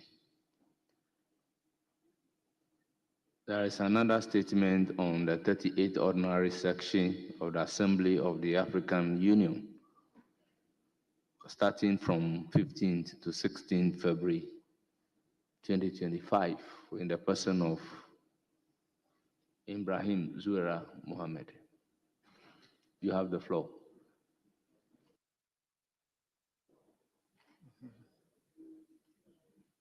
Thank you.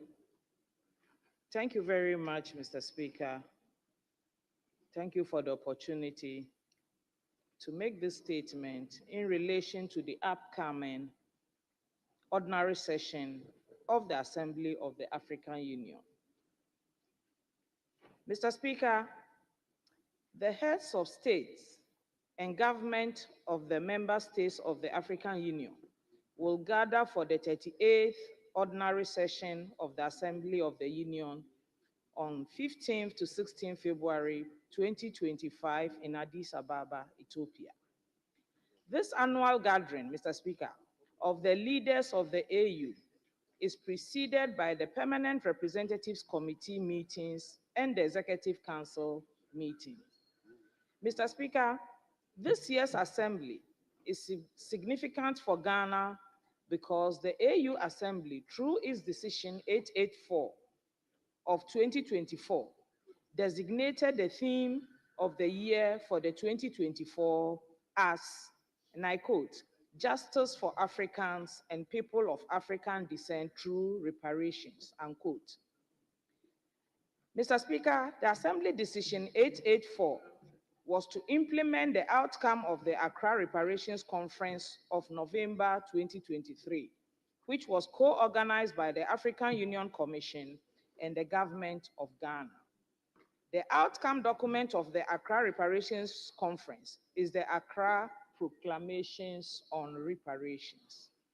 Mr. Speaker, at the 37th ordinary session of the Assembly of the Union in Addis Ababa, Ethiopia, from 17th to 18th February 2024, the Assembly adopted the decision of delegates who participated in the Accra Reparations Conference from 14th to 17th November 2023 in Accra, Ghana, and expressed their appreciation to the government of Ghana and the African Union for co-organizing and conducting the conference.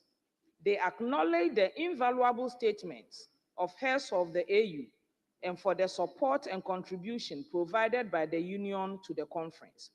They recognize that the Accra Reparations Conference, which was convened with a shared commitment to addressing historical injustices and injurious crimes committed against Africans and the people of African descent through transatlantic enslavement, colonization, and apartheid, to address the inequities present in the international economic and political orders as a demonstration of the African Union's commitment to advancing the cause of reparatory justice and healing for Africans and for all people of African descent. Mr. Speaker, the Accra Reparations Conference was therefore in fulfillment of the decision 884 taken in February 2023 at the 36th ordinary session of the Assembly of Heads of States and Government of the African Union, endorsing the government of Ghana's proposal to co-organize with relevant stakeholders and host an international conference towards, I quote, "building a united front to advance the cause of justice and the payment of reparations to Africans," unquote. The Accra Proclamation on Reparations had proposed the establishment of certain mechanisms for the institutionalization of the reparation agenda in Africa. The mechanisms include, Mr. Speaker, 1, the President of Ghana was appointed by the Assembly as the champion on reparations. 2, Committee of Experts on Reparations to develop an African common position on reparations. 3, Reference Group of Legal Experts to work in close coordination with the African Union, led by the Commission and including the judicial and quasi-judicial organs of the Union. 4, Global Reparations Fund based in Africa to work in collaboration with the African Union to advance the campaign of the African Union on reparations. And finally, Mr. Speaker, Transcontinental Partnership Framework, embracing the AU, CARICOM, and the African diaspora in Latin America, North America, Europe, and UK, and elsewhere in the world, to build a strong common front among them in pursuit of reparations and reparatory justice at the global level. Mr. Speaker, His Excellency President John Dramani Mahama, in his capacity as champion for the theme of the year 2025 on reparations, will therefore be presenting a report to the Assembly of the Union after the official launch of the theme of the year. This year's AU Assembly will also, inter alia, appoint the new chairperson of the AU Commission and the new deputy chairperson, as well as confirm the elections of the new 6 incoming commissioners. I thank you, Mr. Speaker, for this opportunity to make this statement in anticipation of a grand meeting of the Union. Thank you, Mr. Speaker. Thank you very much. The floor is now Honorable Kojo Nkrumah.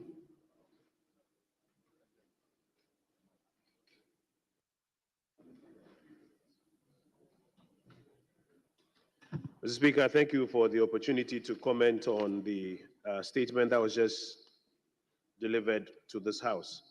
And as African leaders gather for the 38th ordinary session of the Assembly of the African Union, we send to them our best wishes to take the right decisions that will support the continent. Mr. Speaker, however, specific to the matter of reparations, if the world, particularly the West, is interested or is minded to pay reparations for participating in the ills associated with the transatlantic slave trade, so be it. And I don't think anybody can quarrel with that. But I think from an African perspective, the subject needs some further examination. The transatlantic slave trade was not end-to-end executed by people of Western descent only. Africans participated in it. In fact, if you go to the Elmina Castle, you will find recognitions of the participation of Africans in the transatlantic slave trade. You also find from our history how we indulged in intertribal slavery even before the white man came here. So if today we are looking to have a conversation about reparations as the way to cure the injustices, it raises questions about whether we are also going to consider paying intertribal reparations. But Mr. Speaker, more to the point, the justice that is being sought, in my honest view, needs to be directed towards other areas than reparations. For example, the African Union has been talking about setting up strong African financial institutions to mobilize resources to help the advancement of Africa. My view is that it is a more practical and near immediate way to mobilize resources to help advance the African cause as against the subject of reparations. Mr. Speaker, we've also just spent a lot of time and resources pushing what they call the Continental Free Trade Area, setting up its office here in Ghana. There's been a lot of talk about it, but very little trade ongoing. If African leaders are looking at ways of deepening what they call justice for the African people, I think that's another area which is practical, is real, it can be facilitated, instead of expecting a group of Western countries to write checks for us for their participation in an exercise that we ourselves were even doing and we participated in as Africans. And finally, Mr. Speaker, there's also the need for more South-South trade to empower Africans. A lot of young people in Africa are looking for opportunity for African leaders to open up borders for trade and employment across Africa. If African leaders are going to spend time talking about reparations from the West for their participation in slave trade, I think it will be good for them to also include in this conversation how they can fast-track efforts to open up our borders and open up things like South-South trade. These, in my view, are more realistic ways to get justice for today's generation of Africans, as against what appears to be a nice theoretical conversation of reparations from the rest, from the West. We were doing this very evil act among ourselves. We participated in it, which, because a white man didn't go into the villages to go and pick Africans and put them on the boats. Africans participated in picking black people up and selling them to the white man. So we have a responsibility on our own to take immediate practical steps, as we have mouthed in times past, to provide justice for our own people. So as the African leaders gather to discuss reparations, I believe that these are things that they should consider as part of that exercise. I thank you, Mr. Speaker. Thank you very much, Honorable Member. Thank you very much, Mr. Speaker. Respectfully, I would want to continue from where my brother left off, especially when he said that that nice theoretical conversation should be put aside.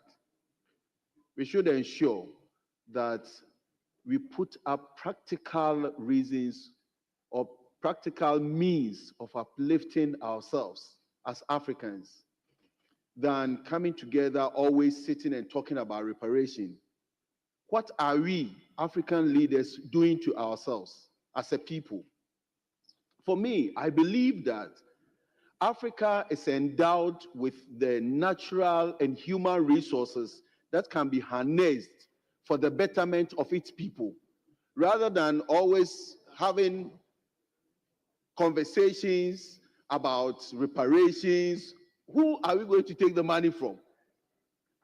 Mr. Speaker, I believe that in this time and age, we still have the natural resources all across Africa. We still have the human resources that if our leaders have the political will to better the lot of we, the Africans ourselves, we will be able to do it. We'll be able to lift ourselves from that quagmire of poverty. Just now, we were lamenting the minority leader brought up a statement about cholera in his place. And my brother, the other time, one of us also raised the issue about meningitis. But Lord, these are some of the things that we should look at solving the problem. And I was happy when the minority chief whip said that it is unpardonable. Our people are dying. Our people are dying from poverty. Our leaders must sit up. Our leaders must look at harnessing our natural resources for our betterment. So for me, yes, it is good.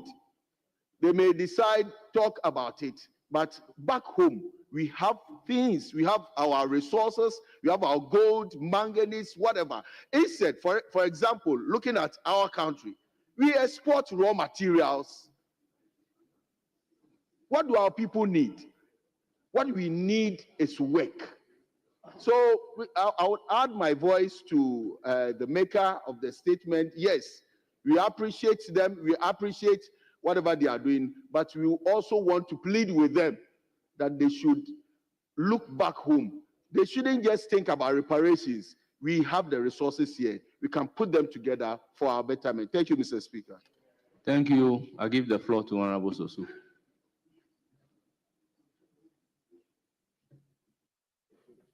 Thank you very much, Right Honorable Speaker. Mr. Speaker, I want to thank Honorable Zuera for such a very important reminder of reparation. Mr. Speaker, to also contribute to say that as African leaders gather to look at this discussion, they need to be reminded that what Africans need today is not a reparation in the form of a handout. It is not a reparation in the form that could be described as a charity model, where Africa is treated as an object of scorn or an object of pity, where world leaders will now be looking at Africa as if we are at their beck and call. Mr. Speaker, Africa has a population of over 1.5 billion people. We are so youthful when it comes to our population. Mr. Speaker, I dare say that there are several research materials that shows that any corporation which is not based on economics does not yield any outcome. And my Lord, Mr. Speaker, you can, Mr. Speaker, you can look at the Organization of African Union, which metamorphosed into AU. and look at all the attempts made at the regional levels with the kind of what we call the spaghetti approach of integration that we have on the continent. Mr. Speaker, when you look at what is happening, it is a reason why we have not advanced. Remember that we have the Lagos Plan of Action, we have the Abuja Treaty. All these treaties and plan of actions were based on how we can use economics to transform Africa. And it is because of that that today we have the Africa Continental Free Trade Area Agreement. Mr. Speaker, not until Africa wakes up, if our leaders do not wake up to really come together with, at the table as far as this Africa Continental Free Trade Agreement is concerned, Mr. Speaker, we are not going anywhere. If you look at how the coal and steel factories cooperation began in Europe, only a trade area, small trade area between France and Germany today is what we call the European Union. So if Africa can move from trade integration, removing our barriers and tariff and non-tariff barriers, liberalizing our markets, having a common market, having a common monetary union, eventually having an economic union, there is no way we will come out of this quagmire. So, Mr. Speaker, I want to use this platform to draw the attention of the world leaders, the African leaders, as they gather to deliberate our reparation. That the reparation we need today is emancipation from mental slavery. Emancipate yourself from mental slavery. None but ourselves can free our mind. This is what we need. This is the only way we can come out of our quagmire. Thank you very much, Mr. Speaker, for giving me the opportunity to contribute. Thank you. Thank you. Honorable Patrick Yabuama. Yeah, man. So is Irie. Thank you, Mr. Speaker. Mr. Speaker, let me add my voice to the comment, to the statement ably made by my colleague from Salaga South.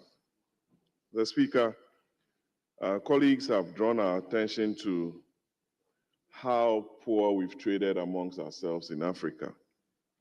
African global trade share is just 3% and is very, very low and poor. To the extent that we want to increase investment in Africa and create more job opportunities. So, Speaker, I would want our leaders to reconsider the theme for this year's AU Summit, if they can. Looking at the issues around the world lately, Mr. Speaker, President Trump has signed a lot of executive orders, some affecting African nationals. And I believe this is the time for African leaders to have gone to Addis Ababa to consider the implications of what President Trump has done with regards to the nationals of Africa. Not to be talking about reparations, Mr. Speaker. We've been talking about reparations for many years, and we've achieved nothing. And I believe we are not going to achieve anything. There are issues in Congo, DRC, between Rwanda, between South Africa. Soldiers are being killed here and there. Those are issues that bother the African today. Nigeria is the biggest economy in Africa, Mr. Speaker. Nigeria is seeking to join the BRICS, like South Africa did. You have countries in ECOWAS leaving to form other unions outside ECOWAS. Those are matters that affect us, that must agitate the thinking and thoughts of African leaders. Should they meet in Addis? I don't know when they are meeting, Mr. Speaker. So I believe that there are very important issues other than talking about reparations. The Global Reparation Fund was to have been set up, I think, last year. I don't think we even have $1 in that account. Yet we are going to be sitting in Addis Ababa with delegations upon delegations from countries, about 55 countries in Africa, to go to Addis Ababa and read speeches with no effect on the people on the continent. That is why the youth of Africa are constantly losing interest in our politics and democracy and will fall for anything. Today I read on that there are some Ghanaians even fighting alongside the jihadists or whatever in the Sahelian areas, across country in the north, Burkina Faso, Mali, Niger. Ghanaians participated in the, what do you call it? Those people were cutting people's limbs and arms. No Boko Haram in Europe. So, Mr. Speaker, I believe there are very critical issues that should agitate the minds of the 21st century African leaders. Our trade, we talked about a common payment platform. We talked about a common air transportation system is very bad. You want to travel from here to Guinea to Sierra Leone and you have to go to 3 other countries. Those are the things that we have to be talking about. Our road networks are not linked properly. So how can we talk about trade and be part of global trade, Mr. Speaker? So I believe that we should reconsider this theme for the AU summit in Addis if it's not too late, and to talk about those critical matters that will spur up our economic growth and to ensure that Africa becomes a leading light in the world. Thank you very much, Mr. Speaker. Thank you very much. I recognize James Agalga, Honorable. Thank you, Mr. Speaker. I'd like to commend the maker of the statement, which simply calls for reparation in view of certain disturbing historical occurrences, such as the transatlantic slave trade. Mr. Speaker, the fundamental question is whether or not it is justifiable for Africans to be asking for reparation at this point in our history. I heard one of our colleagues, the Honorable Kojo Oppong Nkrumah, argue in relation to this statement that in the course of the conduct of the transatlantic slave trade, Africans participated. That is a historical fact. But is that enough justification for us to say it is not proper for us to be talking about reparation? Mr. Speaker, I think we need to set the records straight. The narrative that Africans participated in the conduct of the slave trade, for which reason we shouldn't be talking about reparation, is the Western narrative. The facts are very clear. Those Africans who participated in the conduct of the slave trade were induced. In fact, historical accounts have it that following the advent of the transatlantic slave trade, the face of warfare in Africa changed for the West. Wars became very brutal because we had been induced into thinking that some humans were less human than others, and so some ethnic groups could afford to capture their own kind and sell them into slavery. I think we should be guided by the works of Walter Rodney, and he wrote a book entitled How Europe Underdeveloped Africa. I would recommend that masterpiece to all of us. If we read Walter Rodney, Mr. Speaker, we would come to terms with the fact that our underdevelopment was induced by imperial Europe. They started with the slave trade, and when they had no use for slavery again because machines had now been invented, they switched to the mode of what? Colonialism. Today, colonialism has taken another form. Nkrumah described that as neo-colonialism. So let us not talk about collaboration on the part of some Africans, because even when the Holocaust was committed, there were some Jewish groups which collaborated with Adolf Hitler and his ilk.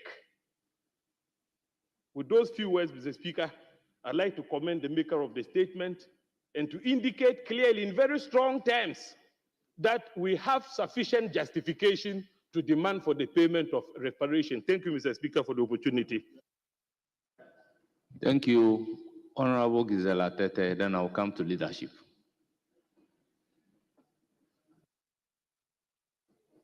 Thank you, Mr. Speaker.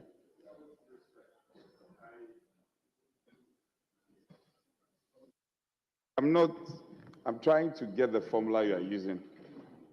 It appears to be that you are doing, what it appears to me you do two on their side and one on our side. As regard, it is becoming consistent. I'm just seeking your guidance.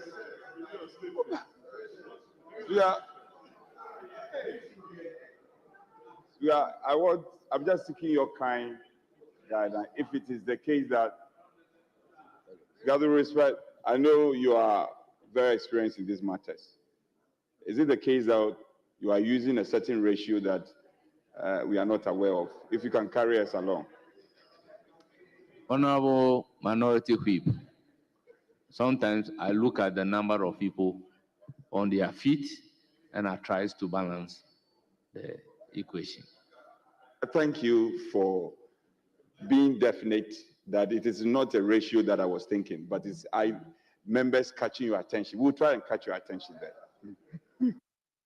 Honorable Gisela Tete, you have the floor. Thank you, Mr. Speaker. Mr. Speaker, I've learned to manage my expectations when it comes to the discussion on restitution, reparations, and restoration.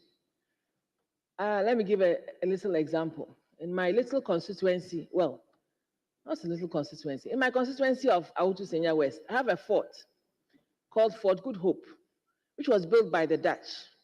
And so one day, I decided to pay a visit to the Dutch embassy to have a discussion with the ambassador. And I said, oh, I have a fort in my place. I want to see what collaborations can be done with the fort in terms of tourism. I'd also read an article on Reuters that said that the Dutch PM, Mark Rutte at the time, had apologized for the Dutch involvement in slavery. So I felt that was a good time to have it open up and have a discussion on my little fort sitting in Senya Breku.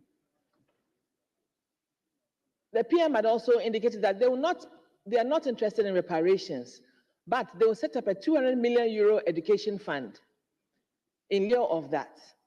And so I thought that I could tap into that education fund for my community of Senya Breku because the Fort Good Hope stands there as a relic up till today.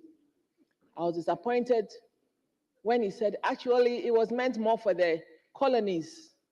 So I said, oh, but there was an origin and there was a destination. The destination is the colonies, but the origin is the African coast. In Central region, there are over 17 or more forts and castles, and the evidence is there, even towards Ahanta, the cruel story of Bedu Bonsu, the second and all. So there's a long history of the Dutch involvement along our coast. I'm just using this as an example because it's a practical example for me.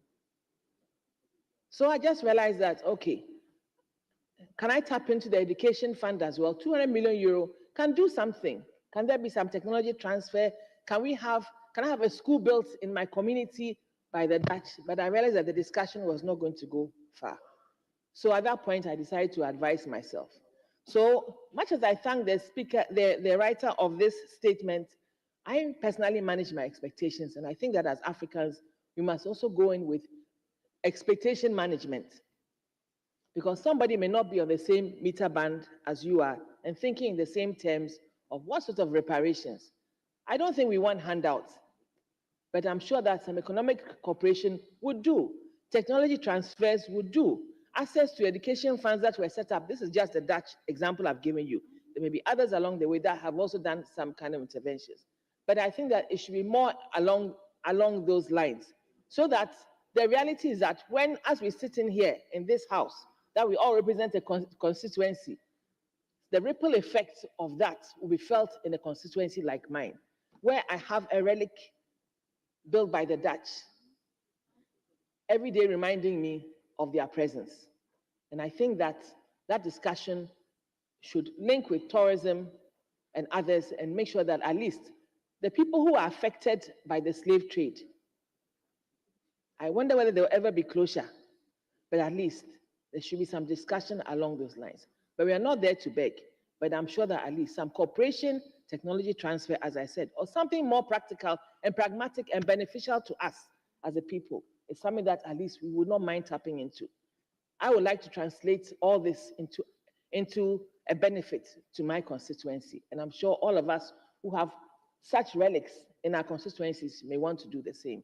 I thank you, Mr. Speaker. Thank you, Minority Leadership. Thank you very much, Mr. Speaker. I commend the maker of this statement. Mr. Speaker, I have different views with reference to reparation in Africa. And it has to do with the fact that, Mr. Speaker, a friend once told me that if a ship was brought to the Tema port and people are asked whether or not they want to travel to America, and that they will be charged before traveling to America. Mr. Speaker, you and I know that a lot of people will jump onto that ship and travel to America. Mr. Speaker, the issues about reparation, whether or not we mean to deal with them, is a matter for us to think through carefully. What does reparatory justice for Africa entail? Does it entail we looking at a range of initiatives and how we intend to deal with these initiatives? Are we looking at historically acknowledging that we were once under the colonial spell? And are we willing to be compensated for those? Does it also entail we looking for financial reparations, some amount of money that will be paid as compensation to Africans that had to go through whatever reparations we went through?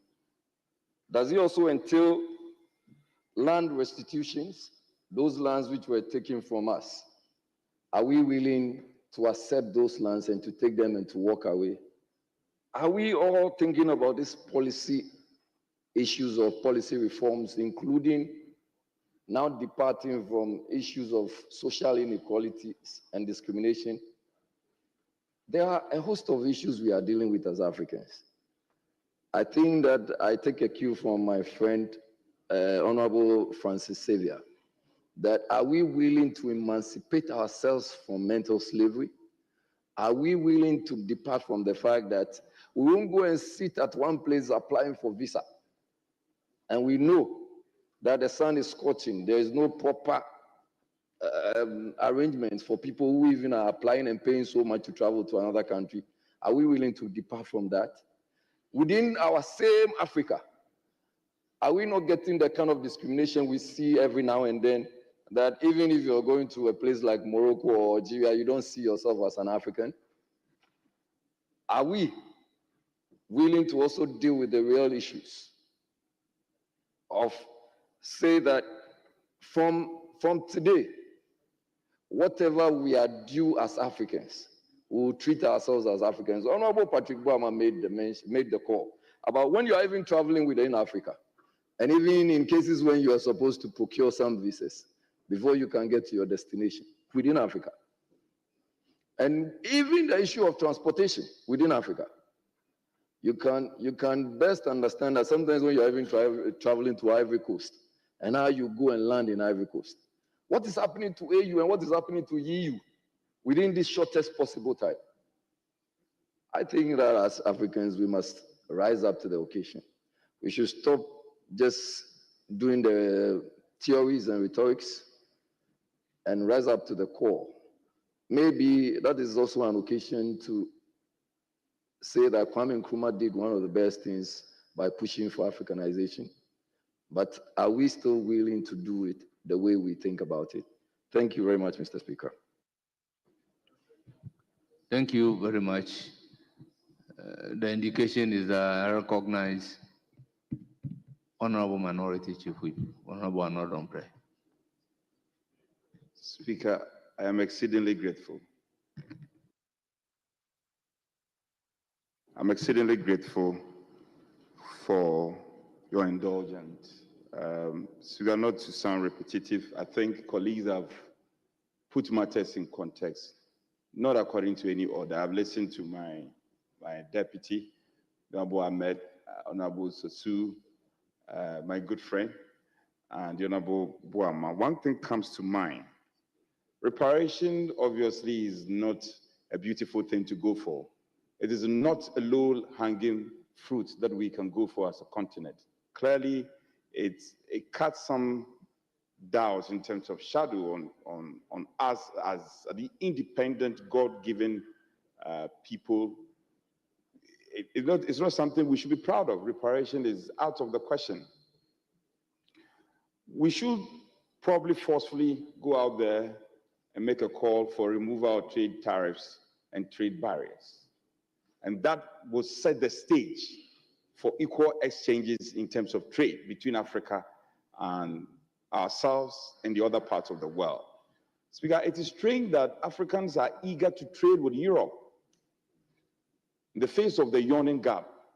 We have the Mediterranean Sea creating us a problem, a yawning gap, yet we feel more comfortable to trade with our brothers in Europe, whilst we can trade better amongst ourselves as Africans. Speaker, we've been talking about African Union, the continent coming together way ahead of the European Union. Before the Europeans started talking about their union, European Union, Africans have started talking about the unity of Africa and the African Union long ago.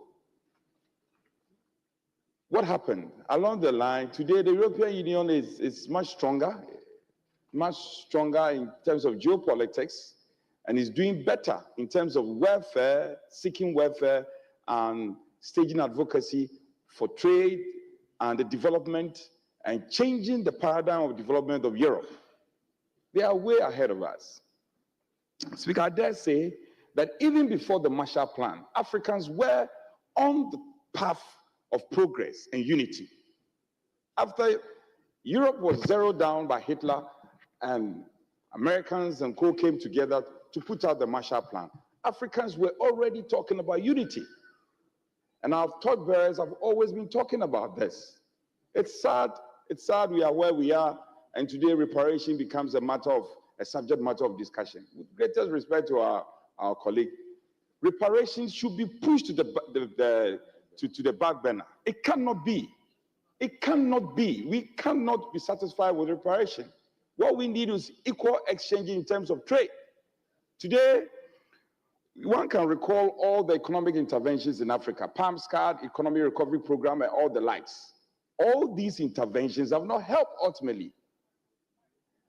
And so our torchbearers could not have been far from right when they said that Africans must take their destiny in our hands. And I couldn't have agreed more with Honorable Boama when he says we are going there to talk about theories again. And here I think individual African countries must rise up. And in our context, we can send a message through our foreign minister. Our foreign minister should send a message strongly to the African Union. If this is how we are going to be talking and we are still going to be swimming at the surf of the ocean, we are not helping the continent. And let me also conclude that we can't also be talking about too many things at the same time. No, it can't be. We should have a defined line of action. 10 years from now, what is Africa seeking to achieve? Everybody is talking about trade. Everybody is talking about transport. Everybody is talking about movement. Yes, they are all important. But can we, as a continent, classify and say that the next 10 years, this is the priority? By 10 years from now, Africa should have been able to achieve this, and then we move ahead. We can mix everything up and say that we want to develop. That will be a problem. But the matter on reparation should not be a subject matter of consideration at all. The Honorable Agaga, who spoke in context about what the Honorable Kojo Oppong-Nkrumah said, I equally agree with him. Yes. If you look at what the role that people like Mensa Saba and co-icons of Africa did when colonial masters had wanted to take over our lands are things that we have to be proud of. So a number of our icons have also stood toe to toe to our Europeans. It is entirely true, entirely not true that Africans largely contributed in the Atlantic slave trade and sold and facilitated the sale of our people to the Europeans. No, there were people, as history has recorded, who stood tall. You can name the Sagranti War and all the likes, and all the people who stood tall to defend Africans and to defer our forefathers. When we are recounting the history, we must recount the history properly. So, Speaker, it's a day we have to celebrate, to be out of context. And at this stage and at this time in our life, we can't continuously be talking about reparation. Speaker, let me conclude on this $100 million call that Africans have always been looking at the European world, the developed world, that in the context of the fact that these developed countries pollute more, they should send Africans some $100 billion. This has remained a mirage. It's not happening. Year in, year out, at the COP, Conference of Parties, we make that strong advocacy. It only falls on deaf ears, and we come home and we come and lament. It cannot be a litany of lamentation without results. Let's go out there, take our destiny in our hands, demand for fair trade. It's something we call Eurogap standard, which is limiting Africans from penetrating the European world. These are the calls we should make. And I think if we are able to do this out of patriotism, we'll be able to make a difference.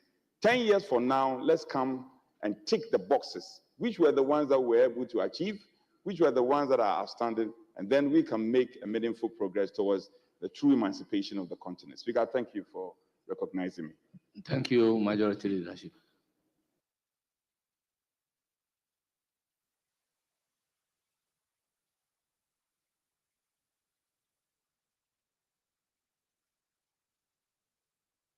You have the floor. Thank you very much, Mr. Speaker. First of all, I also want to wish the African leaders well in the 38th ordinary session that is just about to happen. Mr. Speaker, the issue of reparation is one that divides opinions, but I'm of a strong view that it is not a subject that we Africans or Black people should just sweep under the carpet. Yes, there are so many things that we have to do for ourselves. We have said that we do only about 3% of trade among ourselves, that is intra-trade in Africa. And we need to do more. We need to do business with ourselves more than we do with others elsewhere. There are a lot of things. We are sitting on, minerals that are still being exploited from us. And there are so many things that we have to do. But that does not mean that we should forget about the subject of, reparation. Mr. Speaker, injustice has not got a lifespan. It's like justice. And when we talk about reparation, we are always talking about money. Reparation is not only about money. There are other forms of assistance that we can get for what they have done to us. That does not necessarily mean that they have to hand over money to us. My honorable leader was talking about getting an equal trade. How do you get an equal trade? You can use reparation to get that equal trade. You've got to establish that wrong things were done and that somebody needs to compensate the other for. And then we can sit down and look at exactly the form of compensation that we need. Should that be a reduction of tariffs? Should it be other things that we take into the European Union or to the Americas that need to be looked at? We had an agreement with the Americans, the AGOA agreement, which was signed 20 years ago. And we have signed it again, I think, on 2 occasions.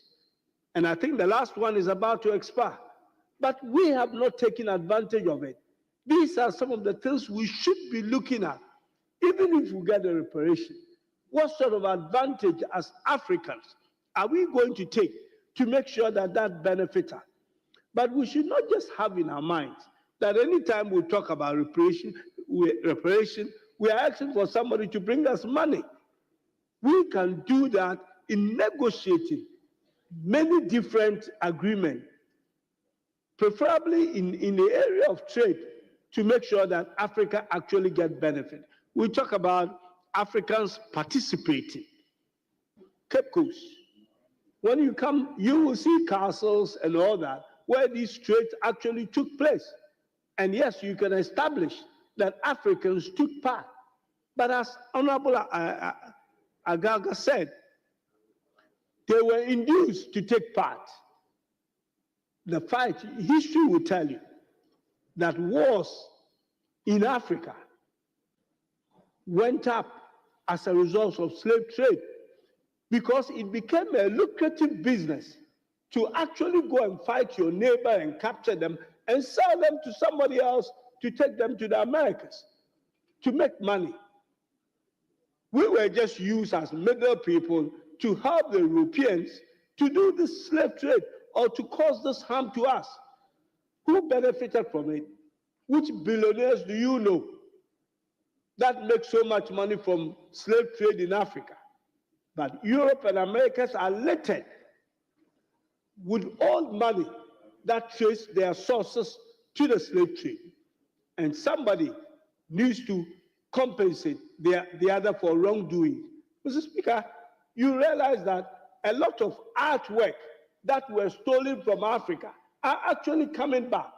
Quite recently, we got some for the Ashantis.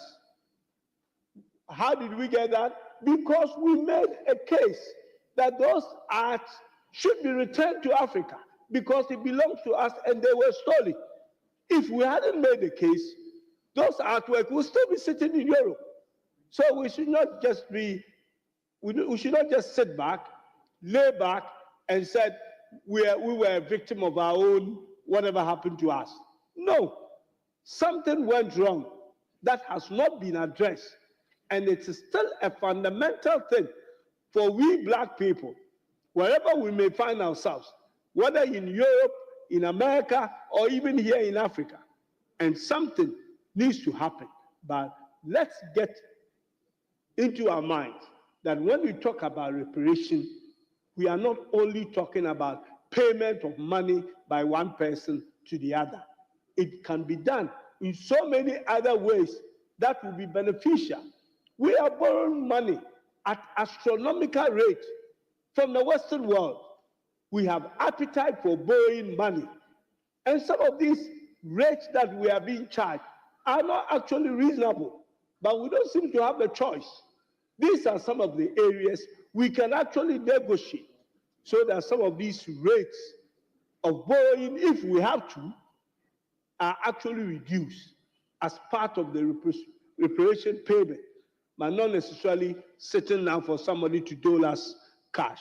Mr. Speaker, thank you very much for my contribution. And I thank the maker of the statement for a good job done. Thank you. That brings us to the end of this statement. Honorable members, I have another statement in the name of Honorable Dr. Stephen Amwa, dealing with certain fundamentals, economic anomalies in Ghana. Honorable, you have the floor. Order.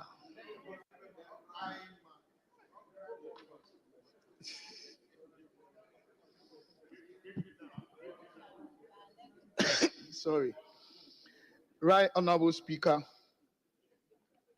I am extremely thankful to you and your noble outfit for according me this prestigious opportunity to make this important statement in this august house.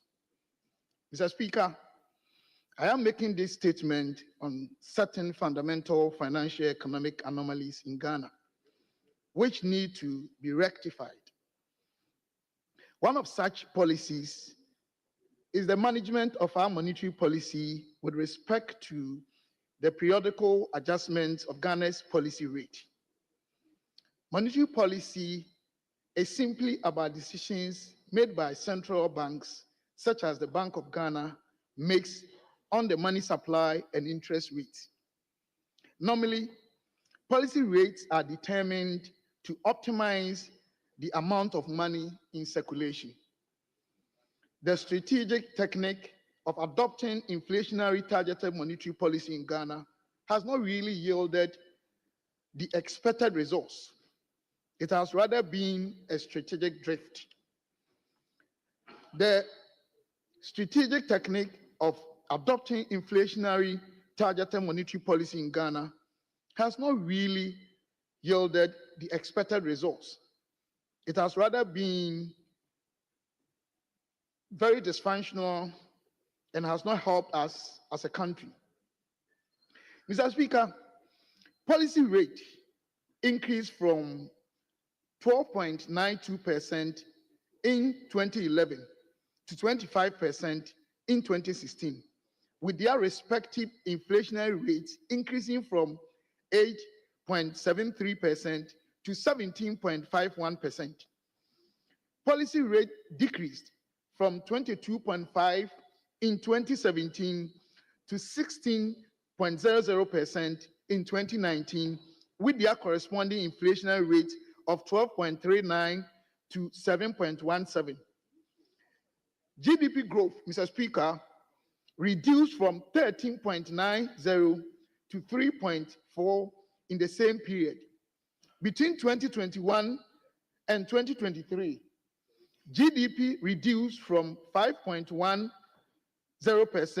to 2.90%. Mr. Speaker, policy rates in 2020, 2021, 2022, and 2023 were 14.75%, 14%, 20.21%, and 29.50%. And inflationary rates were 9.94%, 9.96%, 31.949%, and 40.28% respectively. Inflationary targeted monetary policy, that is the policy rate, is increased to reduce inflation so that the economy can be stabilized.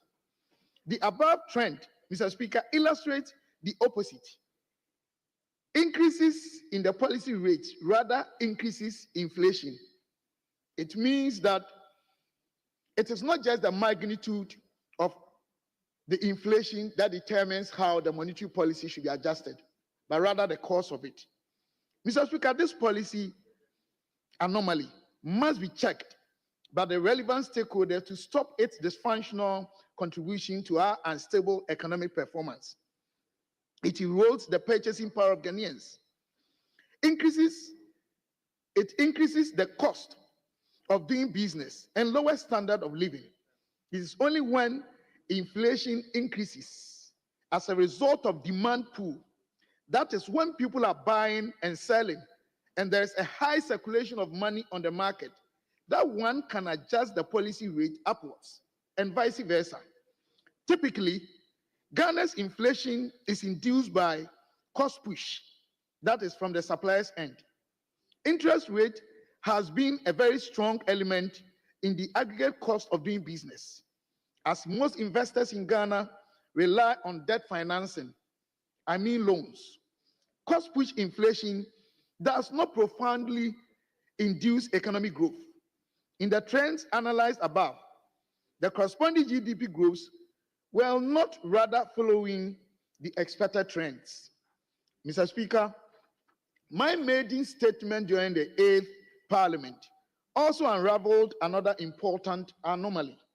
That was the pricing of treasury bills, that is government securities or risk-free as categorized in investment or risk return principles, and the comparable risky assets on the market.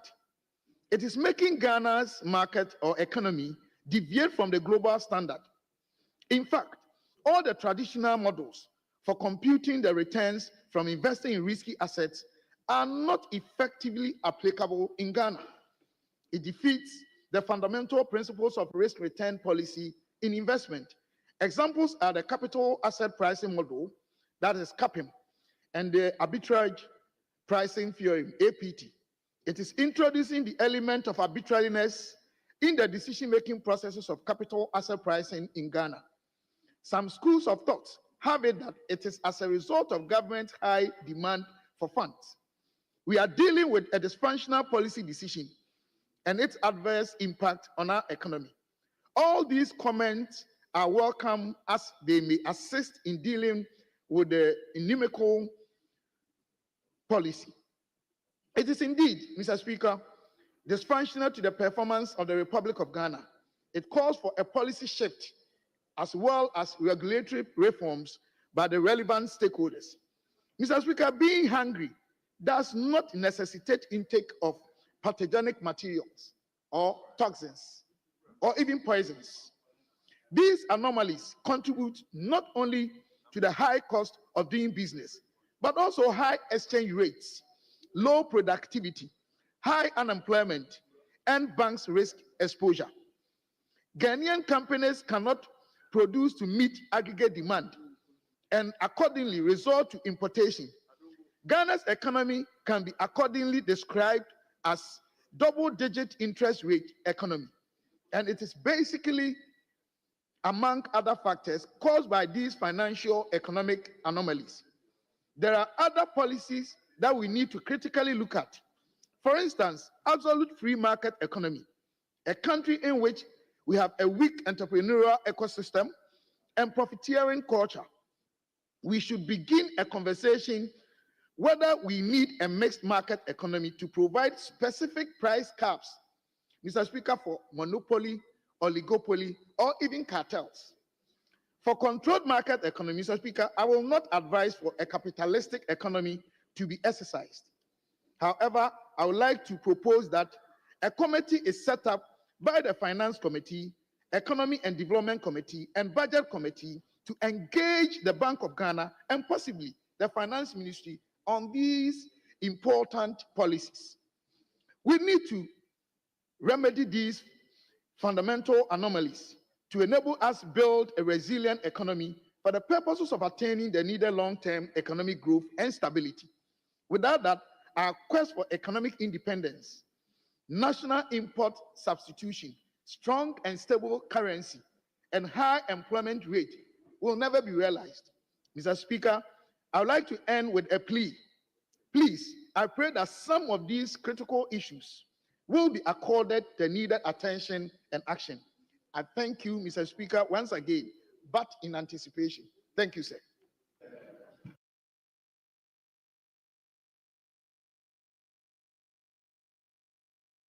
Thank you very much, Honorable Dr. Stephen. I start a contribution from Honorable Azika Dongo. Thank you very much, Mr. Speaker. Mr. Speaker, I would like to commend the maker of the statement who has consistently contributed to improving the economic management principles of our country, particularly monetary policy and capital asset pricing. I recall he made a statement earlier where he questioned the basis for banks that were taking cheaper deposits, basically giving loans at a higher rate than government, which is seen as a risk-free investor, which obviously didn't make sense, given that the banks carry risk that government doesn't. But his own government ended up proving him wrong when the government became more riskier than the banks and began to do DDEP and restructuring its debts, which had basically defeated the common known principle that when you give more loans to government, they are risk-free. So we still are learning, and over time, I'm sure we'll find the solutions to some of them. But I agree in most part with his statement. As a matter of fact, Ghana has been operating an inflationary targeting framework, which is part of the process to anchor inflation expectations. So when inflation is very high in our country and the monetary policy authorities assess that is as a result of increased demand caused by excess liquidity in the economy, what we have tended to do is to adjust the exchange rate in order to recall most of that excess liquidity back into our financial system, but also to give a signal to the community as to direction that we want inflation to go. And we do know that when people expect inflation to be tamed, chances are that inflation will follow suit. But in our absence of adjusting the policy rate, chances are that people will begin to see inflation not being targeted. And as a result, the expectation will be that inflation will continue to grow. And our inflation targeting framework is premised on a combination of inflation targeting and managing inflation expectation. And at the moment, we have not found a better way of doing it. I do agree that monetary policy may not be adequate in dealing with the myriad of problems that are confronted our country, particularly when we know that even though hardcore inflation or headline inflation may be seen to be trending downwards when you increase the policy rate, but if you look at the core measures of inflation, you would find that not all of it can be addressed by policy rate. So for instance, food inflation, how do you use, what do you call it, policy rate as a major tool for addressing what is essentially a misallocation of resources from the fiscal side? So when a government is not putting the money into agriculture, when the government is not putting the money to grow industries so that we can produce other to substitute for domestic consumption or to reduce the cost of production of food, no amount of policy rate would be able to tackle that. So I agree that there must be complementary fiscal action that makes sure that in the medium term, we are able to address a key part of our inflation, which is the food inflation. Of course, there are other factors that are necessarily not food inflation, like energy, like fuel. We'll need to find a way to address that. But, Mr. Speaker, we have a problem, is that monetary policy itself tends to forget that its actions in terms of using policy rate has an impact on the general ability of the economy to grow food and to produce for us. Because, like he said, the cost of borrowing itself is being exacerbated by policy rate increases. Today, we don't do base rate, but we do what we call the Bank of Ghana reference rate. And the Bank of Ghana reference rate is calculated as a weighted average between the policy rate and the treasury bill rate. So if rates go up or policy rate go up, automatically the reference rate that define the base at which businessmen and individuals must borrow will automatically go up. And if you borrow at a higher rate, it is obvious that your cost of production will go up and the cost of producing food will be high and the cost of producing industrial products will be high. So we need to find a way to deal with this transmission from policy rate to the base rate or the reference rate at which businesses and individuals have to borrow. If we are not able to tackle this, then anytime we are attempting to solve the problem of inflation, we are also dealing with the base of the problem itself, which is production, because the cost of production would go up. And once the cost of production goes up, you expect the businessmen to want to recoup all that cost in addition to margins that are placed on the product that are produced. And so in that case, you will see policy rate become dysfunctional, as my colleague calls it. Those of us who attended Zamsis Tech, we don't call it dysfunctional. As you mentioned, we call it dysfunctional. But the Achibota people, they are here. Listen to that man. So it confirms exactly the fear that he has, that policy rate has the tendency to limit the proper production of goods and services, and therefore leading to additional round of inflation and others. But we do also know that the monetary policy is not only targeting inflation, but general price development. So interest rates, exchange rates, and inflation. Now, each of them depend on the other. Once you are not able to deal with exchange rate, and you begin to get higher exchange rate volatility, it will feed into the price of goods and services and inflation. Now, in an attempt to address this problem, you then go to touch interest rates, and then you come back in a spiral because that policy rate that you are tackling to use to tackle inflation will then lead to a higher cost of production. So we need to find a model that really understands the dynamics and the structure of our economy. He brings in a very interesting conversation as to what type of economy we should run, whether we should run a market economy or we should find a hybrid. I don't think that we have the answers. This will require a lot of conversation and analysis on our economy. But generally, I do believe that the model that we have set ourselves up itself leads to inefficient utilization and allocation of resources, and we begin to find ourselves in just cycles of the same problem. So a government of the day finds relief, we begin to trumpet an achievement, and just one event, we are back to square one, and then we are criticizing each other once again, and we need to find a way to get out of that. So I want to thank the maker of the statement, and to thank you, Mr. Speaker, for the opportunity to comment on the statement. Thank you very much. Thank you, Honorable Azikadongo. Honorable Member.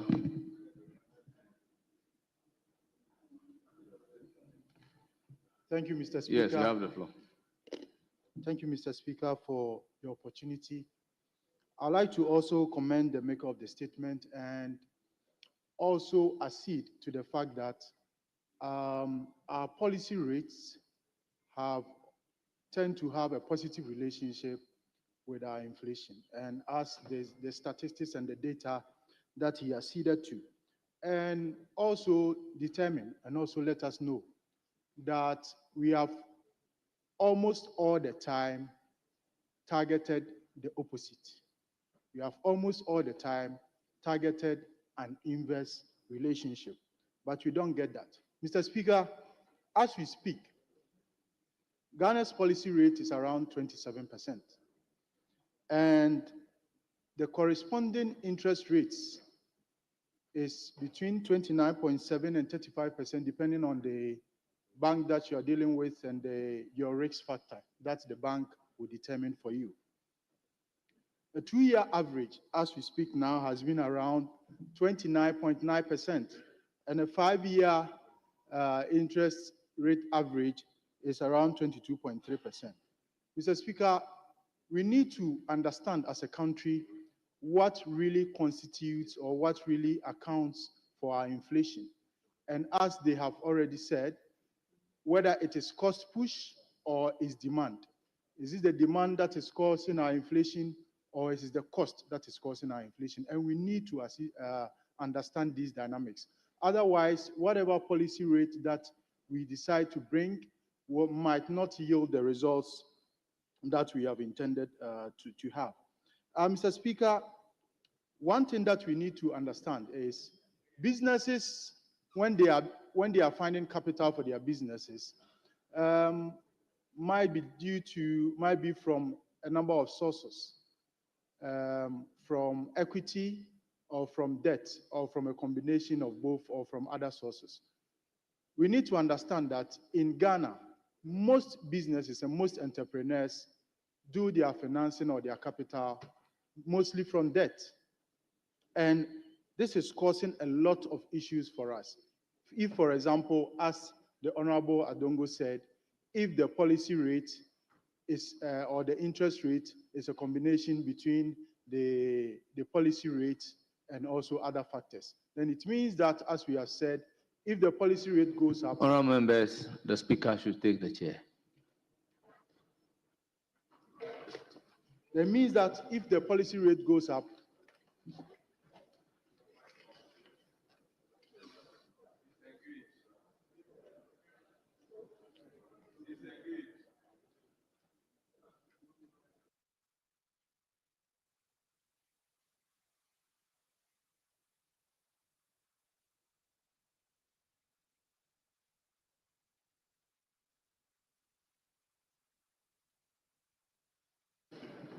Yes, Honorable Member, you may continue. Thank you, Mr. Speaker.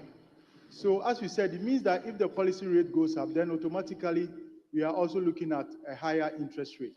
Now, I'm just wondering how, when the interest rate goes up, my investor or the entrepreneur in Kwabri East who produces sachet water, Ahinanai sachet water, will be able to borrow at that one and be able to get enough margins on the interest to be able to get enough profit to turn his business around. And the next factor that you have to do is to turn your business around. And Mr. Speaker, the business environment in Ghana does not really support turning businesses around quicker, because the average cycle for a business is around 30 to 45 days. And people don't usually buy on cash. So how would a businessman borrow at a higher cost and turn his business around to be able to produce more? And this is really quite a tough ask and a tough challenge for us and for businessmen and business people in Ghana. So it is not sustainable, this high cost of borrowing is not sustainable. And if, per the analysis and the statistics that we are seeing, if there's a high possibility that this is being caused by a higher policy rate, then we need to come back to the table and have a thorough discussion of these things. Otherwise, we risk putting our businesses and our businessmen out of business. Mr. Speaker, to put this into context, UK and US.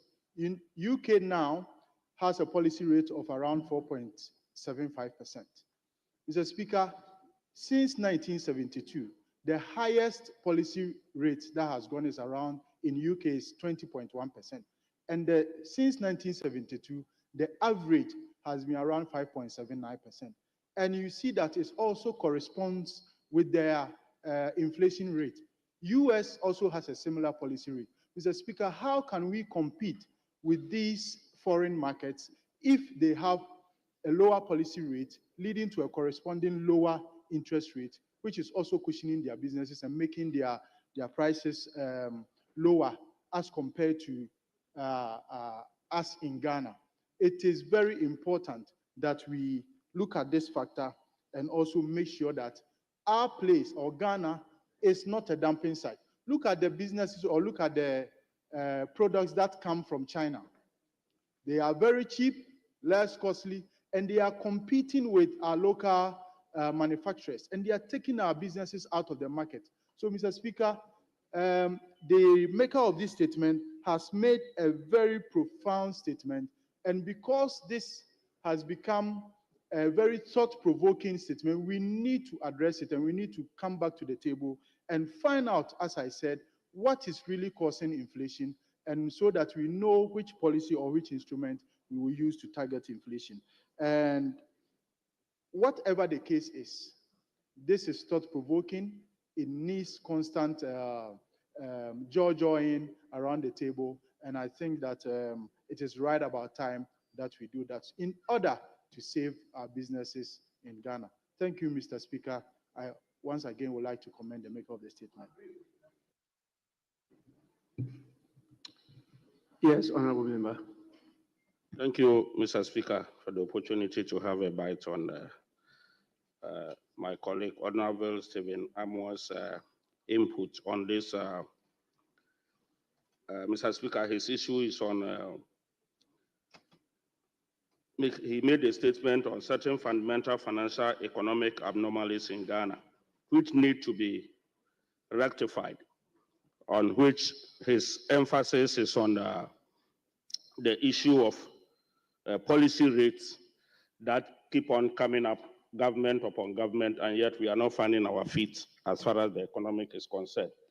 Mr. Speaker, we don't need to go far in analyzing policy rate issues when we know that our economy is more demand-driven, which outpaces the issue of supply. Mr. Speaker, inflation basically is the continuous rising in the prices of goods and services with a corresponding increase in production. And so when demand outweighs supply, the issue of demand pool inflation arises because the total demand, or what we call aggregate demand, tend to outweigh aggregate supply. When we lump all the demands in the system together, from the individual to the whole economy, as against the total supply from suppliers, from individual supply to the aggregate supply, and the demand outweighs, then definitely demand pulls inflation tend to come in. And no amount of policy rate by any government or Bank of Ghana governor can outweigh this thing. The fundamental issue is, how do we produce more in excess? When we have excess supply, we feed individual homes. We are able to feed our industries with the excess. The industries overproduce. When we export, then the issue of dollar automatically comes down. We don't need a magician. We don't need mathematical analysis. Anything we are doing in the nation is about less supply, less production.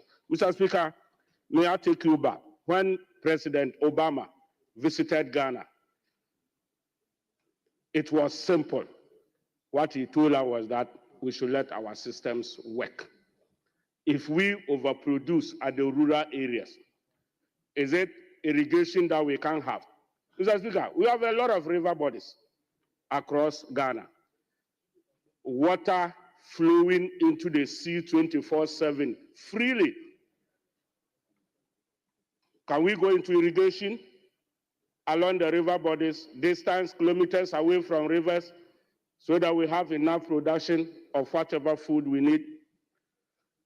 Can we take to excess production to feed our poultry industries, to reduce the bringing in of, excuse me to say, carcasses from other countries? The rice fields are in abundance. Mr. Speaker, Kintampo North alone, the rice field we have can feed the country. Can we go into the Volta region? I know the rice that they produce. Northeast, the Mankrago, Yarba Kubaru areas. My former sports minister, his place, when most of the MPs, your MPs, Mr. Speaker, we are farmers there. If we concentrate, but here is the case, Mr. Speaker, those who produced rice last year in abundance, they didn't have market. Rice production was in abundance in this nation last year. They didn't have market. Tamale, Mankrabo, Yarba Kubaru, Volta region, no market for us. We are undoing our own economy. No amount of, what is it called, explanation should we continue to have. The maker of the statement, he was the deputy finance minister when rice was not bought in this country from local consumers. Mr. Speaker, I would like my brother to get back to that economy, the basis of economics in Ghana. Production should outweigh supply. Production should outweigh demand so that we get our figures right. If not, no magician, no Bank of Ghana magician can have anything of that sort that in this country.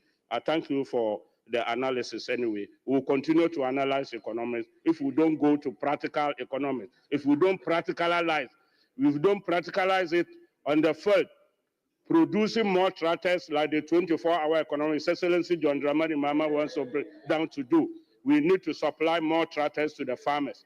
Let them have tractors at the right time to farm the granules, farm the rice, farm the yams, farm the soya beans. When we overproduce and the excess we export, we will not be analyzing any Bank of Ghana rate. Thank you very much, Mr. Speaker. Minority Chief Whip. Speaker, with greatest respect, I try to catch your attention. I was enjoying my good friend until he decided to go on a frolic of his own. And Speaker, I wanted to draw his attention to Order 93.5, that this is a subject matter which has been raised by our colleague. And the approach should be more of a sense of patriotism. And he shouldn't try to raise any debate. Unfortunately, Speaker, I didn't catch your eye. And this has gone into the Hansard. This has gone to the Hansard. Speaker, I'm grateful. Sorry, what has gone into the Hansard? Speaker, I thought that he was talking about production. He was looking at market sources and all that. Then he directed attention at the maker of the statement that he was the Deputy Minister of Finance. But of course, the role of the Deputy Minister of Finance is defined. It's not about markets. It's not provision of market. I thought he was raising debate, but Speaker, I can leave this matter for another day. Yes, once you were mentioned, you have a right of rebuttal. Mr. Speaker, thank you very much. I think I have to bring this clarity out. The statement I made it is not the responsibility of the finance ministry to make that amend. It's rather a monetary policy which falls within the functional jurisdiction of Bank of Ghana. So I want to correct my brother. It's got nothing to do with market price of rice. Thank you, Mr. Speaker, just for that clarity. Thank you for the opportunity.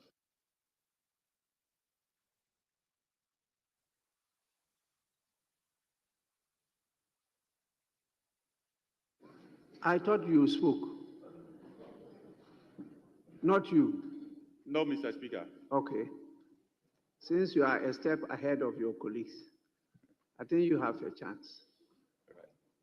Thank you, Right Honorable Speaker, for the opportunity. I really appreciate it. Mr. Speaker, I would like to comment briefly on the statement made by the Honorable Member for Ishaesu.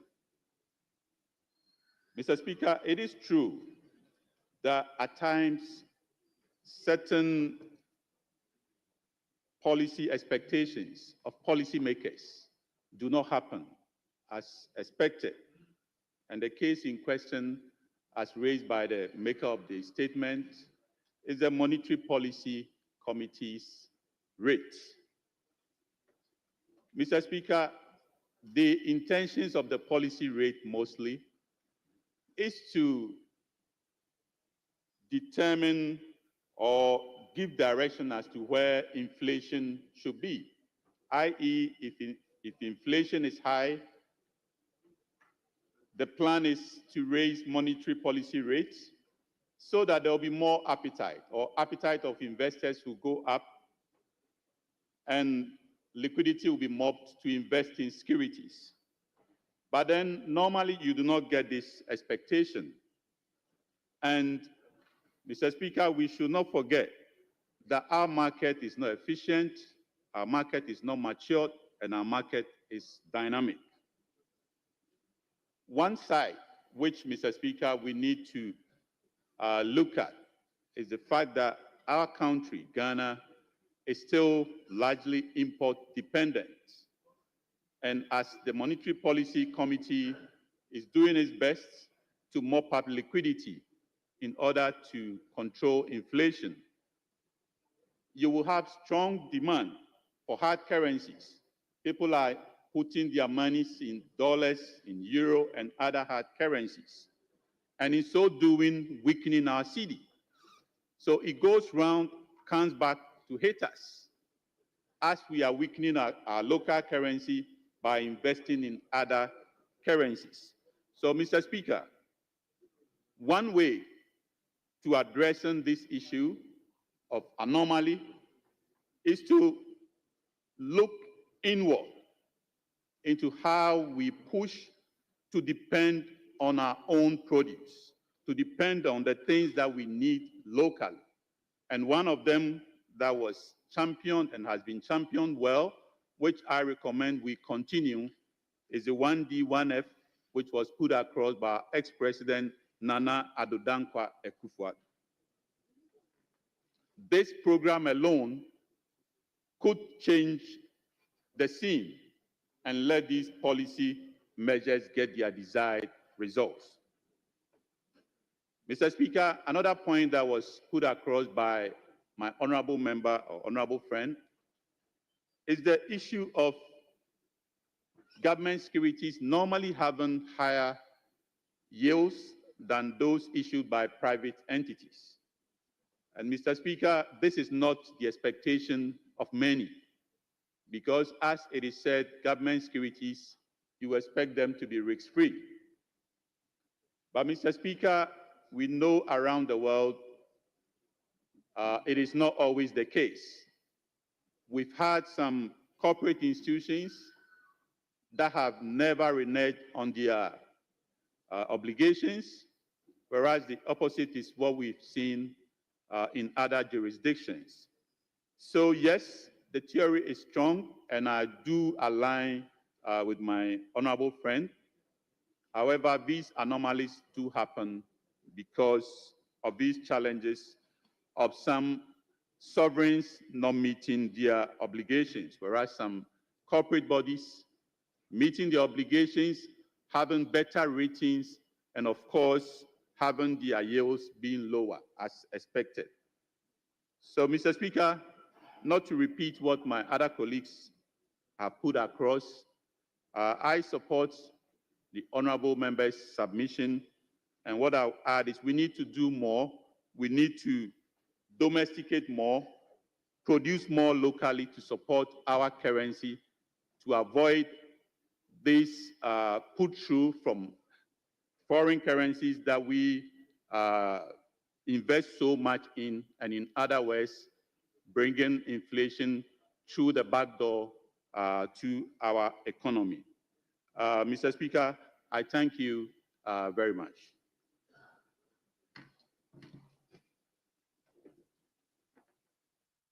Yes, please.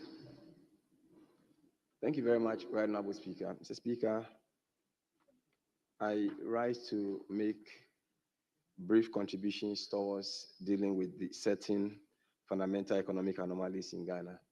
The statement ably made by our colleague, Dr. Stephen Amwa, we tend to agree with the statement that he's made, Mr. Speaker, because if you look at the economic history of Ghana, I don't think that there has been any success or any time that we have recorded success in using monetary policy to deal with inflation.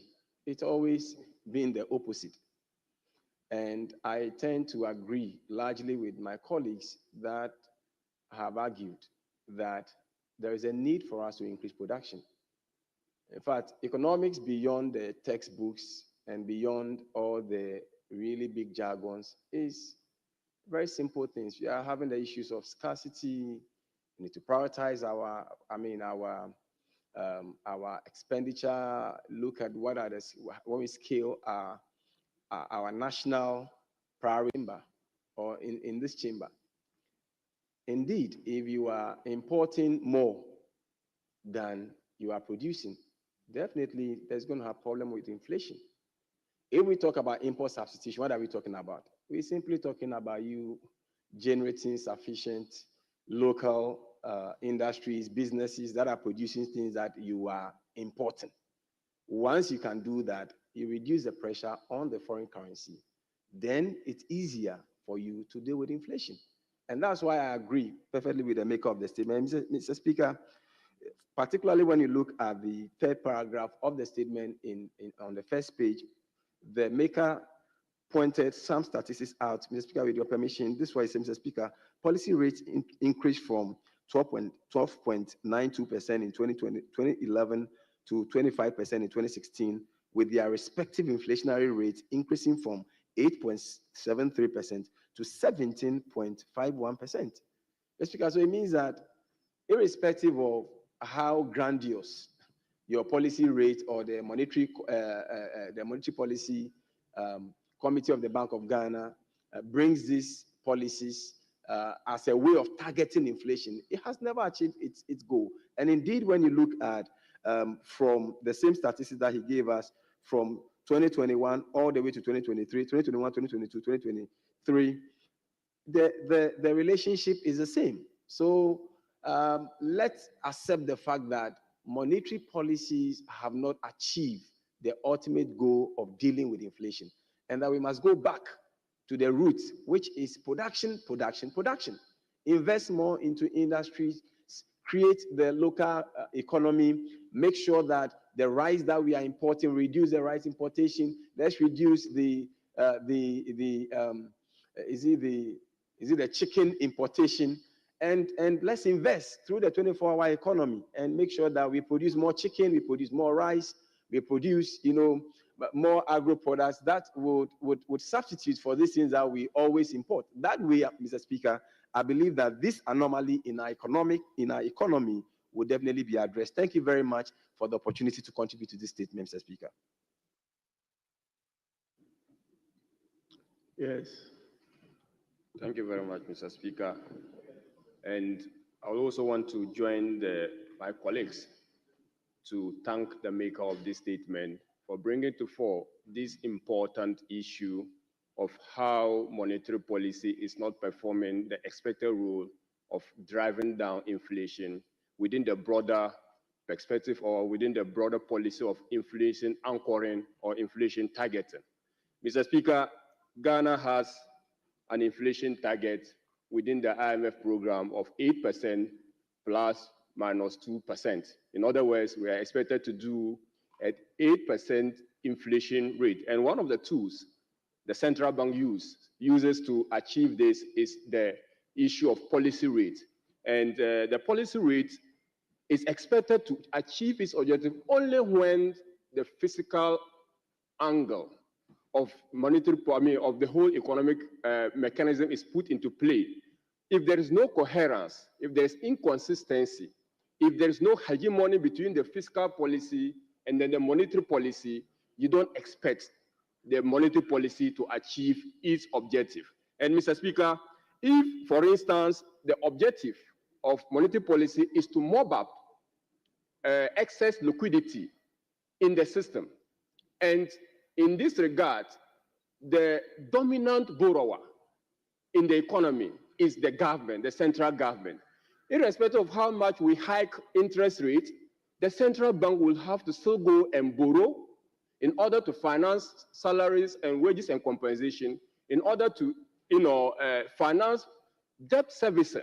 So because there is this continuous cycle of government having to borrow in order to satisfy certain key expenditure handles, irrespective of the rate, the central bank will hike the interest rate. You still find government coming in to borrow. So until we are able to address that, and Mr. Speaker, we can address that by gravitating towards a system where we can have a relatively optimal revenue to GDP level in line with other best practices. When we have revenue coming up to match expenditure, we would be able to do with this particular anemic fiscal policy we have been experiencing. Mr. Speaker, we will also need to know that inflation is a stubborn cat, Mr. Speaker.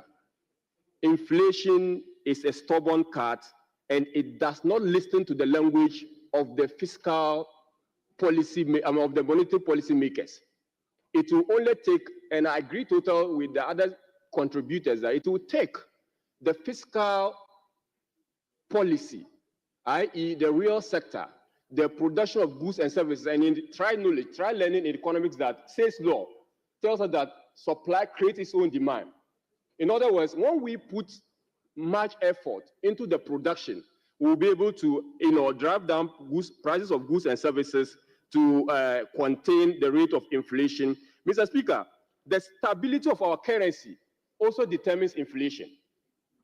This is the component we refer to as imported inflation. Imported inflation in the sense that we can do all the things right. We can increase the policy rate. Money in circulation could be reduced. Demand push inflation would probably be tamed. But if the basket of goods and services we consume in this country is imported, foreign exchange losses alone is going to increase prices of goods and services. So, Mr. Speaker, we'll have to do something about our stability of our currency in order to address this anomaly as highlighted by our colleague. Mr. Speaker, the anomaly is present, but we need to also ask, why is the USA Federal Reserve having a negative correlation between the Federal Reserve rate and also inflation? Because whenever inflation is galloping and the USA Federal Reserve hikes the policy rate, you will find a corresponding decline in the prices of goods and services. But in our case, as presented by the maker and the data thereof, we don't see that. Probably we need to ask this relevant question, and some of the answers have been proffered. Mr. Speaker, all across board, quantitative easing and quantitative tightening have been measures classical economists or classical macroeconomic theories use. These important tools are important for the management of economy. Economic management will have to be done with the combination of these tools. Quantitative easing, which is, in other words, reducing the policy rate, and quantitative tightening, in other words, hiking the policy rate. We have been using this, but it has not generated the effective returns in terms of the relevant economic indicators. We will have to look at how do we manage this to appropriately to address the issue of inflation. Mr. Speaker, we are not working in introspection. I will conclude, Mr. Speaker, by saying that whereas we lament that policy rate is not giving the required returns, i.e. reduction in inflation, we must also ask the question, but for the policy rate, what would have happened to the economy? This is where I think that the call by the engagement between the central bank and the relevant committees of parliament will come handy, because the counterfactual is not known. If the central bank does not hike the policy rate, we will not know what would have happened but for the hike in the policy rate. This will take genuine, intensive, and collaborative effort between the central bank, the government, and parliament, which has oversight, to bring to force. So I will support the proposal and the call to Mr. Speaker that we should have an engagement between the Economic and Development Committee or the Finance Committee with the central bank to look at this whole issue of why this policy failure over 2 decades, over 6 decades of implementation, following the free market economy system we have subscribed to. Mr. Speaker, I thank the makers for this great statement, and I will urge again, I also join in the multitude in urging you to actually take this matter seriously, because the success of Mr. John Dramani government is going to be determined by the exchange rate, going to be determined by foreign exchange rate, going to be determined by how down or low interest rates are. And if the monetary policy is failing them and the fiscal policy is not also doing well, we will come back to this hall and lament about how the government was not able to achieve some of the major grandiose promises they made to the good people of Ghana. Thank you, Mr. Speaker.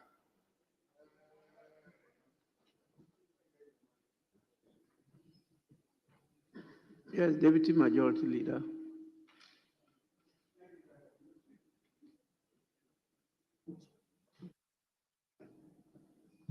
Thank you, Mr. Speaker.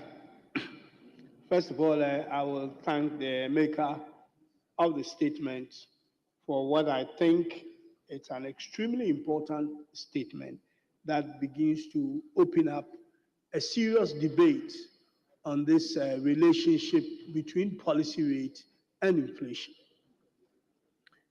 Mr. Speaker, I think one of the fundamental problems that we have faced in this country in making our policy rate work. I've already started. You want me to stop? Minister can come in.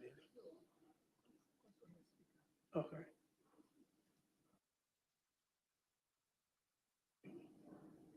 So, Mr. Speaker, so fundamentally, let me finish. Mr. Speaker, we have failed fundamentally because we have not been able to understand the type of inflation, and I mean the managers of the economy have not really understood the kind of inflation that we've been dealing with, especially in the last 5 years. Mr. Speaker, inflation comes by many ways, and the old textbook methodology of dealing with inflation has changed in the modern days of modern economics. Mr. Speaker, inflation traditionally or originally used to be a demand-driven, and that is why this arrangement between interest rate and inflation or policy rate were actually put in place, because you can then use your money supply, which is basically what interest rate is, to take money out of the system or put it in, depending on the heat that your economy is generating as a result of inflation. But when you have inflation coming from different places other than the traditional demand inflation, which is what happens to us during the COVID period, when we have supply chain disruptions, where our inflation was coming from supply side, demand side, and also the exchange rate, then it is difficult to use monetary policy to address that problem.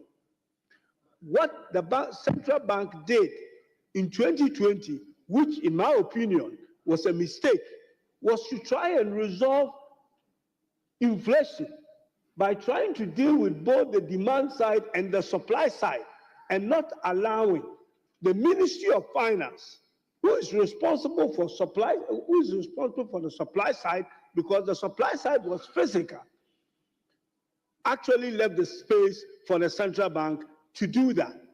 And central bank ended up pumping money to address a problem that had nothing to do with them. It was a bad prescription given to a sickness they had no idea what a sickness. And that is what caused us the problem that we're in. Historically, we've had a problem with interest rate or policy rate not exactly being proportional as the traditional arrangement in textbook, that normally your interest rate is proportional to your inflation. Therefore, whichever direction your inflation is moving, that is where your interest rate will also move to be able to address it.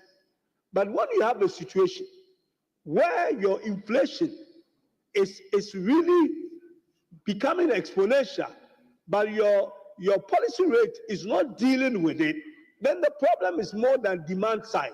We had a serious challenge side problem. My brother mentioned, Doc mentioned about the United States system. When you have the Treasury addressing inflation, they do their bit. You can still see inflation going up, no matter what the Treasury is doing, or no matter what the Federal Reserve is doing. It's because that the Fed are doing their bit, and the Treasury should also do their bit. In the last 5 years in Ghana, the central bank got it completely wrong in doing monetary policy and fiscal policy all in monetary policy. And they got it absolutely wrong. And that is why we ended up with so much money being spent by the central bank. Normally, how will central bank end up in debt? It's unimaginable that your central bank, which is the bank of last resort, actually is losing money and has no one to bail it out, because they were using money to solve a problem that should have been done by the fiscal side. And that is where we got into a mess. And that conversation is a serious one that we need to begin to look at. Exactly, is inflation targeting still a thing to do? And in my opinion, no, because you cannot target inflation with monetary policy any longer. You will have to look at where the inflation is actually coming from, and you use all the tools available to you, the monetary policy, the fiscal policy. How do you deal with inflation when it's coming from your exchange rate? Because exchange rate has inflation. If your currency is depreciating, it means that the component of inflation in your exchange rate will also be going up, and that will feed. And if you are using monetary policy to try and address those problems, we are always going to get it wrong. So it's about time we need to sit down and rethink. Our central bank need to rethink about how they use monetary policy to try and address inflation. And I must commend the maker of the statement for bringing something that I believe in the next few years will basically begin to change economics the way we think about it here in Ghana, because it has moved from the old economics to a modern day economics, which the managers of the economy don't seem to have grasped the fundamentals of it. Mr. Speaker, with these few words, I will end here. Thank you.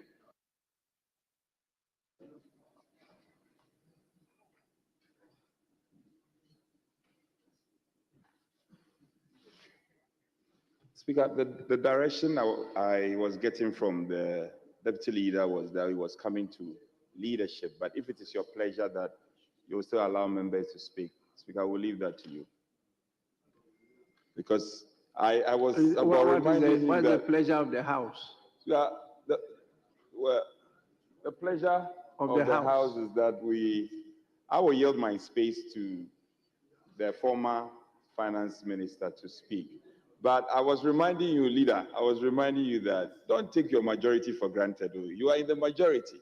And the practice has been that when some of these things, you speak last. So I was signaling you that we will speak and then you speak last, but you were not listening.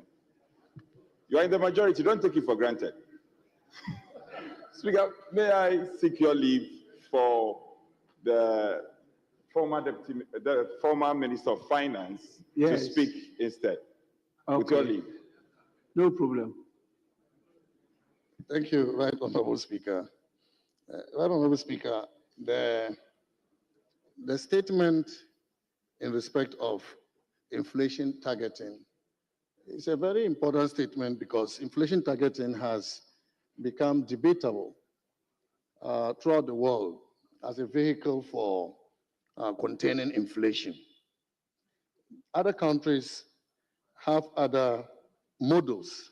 For example, we used to have the currency peg, which was a system by which a country pegged its currency to the currency of a low inflation country. But the problem with that was the problems in your country or solutions in your country are tied to the country whose currency you pegged yours against. And so many countries run away from the currency peg model. Others will tie it to growth. But we decided to do inflation targeting. And by inflation targeting, it is defining an inflation path and using interest rates to drive inflation towards that path, to the desired inflation target. It is not only Ghana that is using it. Many other countries, including some of the advanced countries, are using inflation targeting. And it has worked for us so far. It has worked well. There have been problems, but it has worked well for us so far, Mr. Speaker. Mr. Speaker, this is not to say that there are no problems associated with inflation targeting. For example, Mr. Speaker, its focus on inflation is at the expense of other economic variables, such as growth and employment. And if you want to use rates to drive down inflation, you may face some rigidities, what we call structural rigidities. When rates are higher, they do not incentivize production because the private sector, that makes production is crowded out. And when rates are lower, intended to drive inflation down, it also does not incentivize production because of the structural rigidities in our economy. So because of our structural rigidities, our economy doesn't really respond to policy change. And that is the problem you find with inflation targeting, whether it is bringing about rate increases or rate decreases. The other issue with inflation targeting is its limited flexibility in response to shocks. We have experienced a number of shocks, and these are associated with the deputy majority leader, whether it is supply chain shocks or it is financial crisis. Inflation targeting has limited capacity to respond to those shocks because of its focus on inflation. And this is why central banks will normally respond.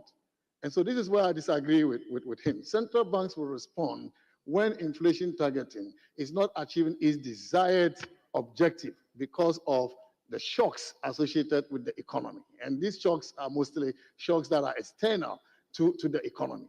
And so if our central bank responded by putting more money into the market, I don't see anything wrong with that.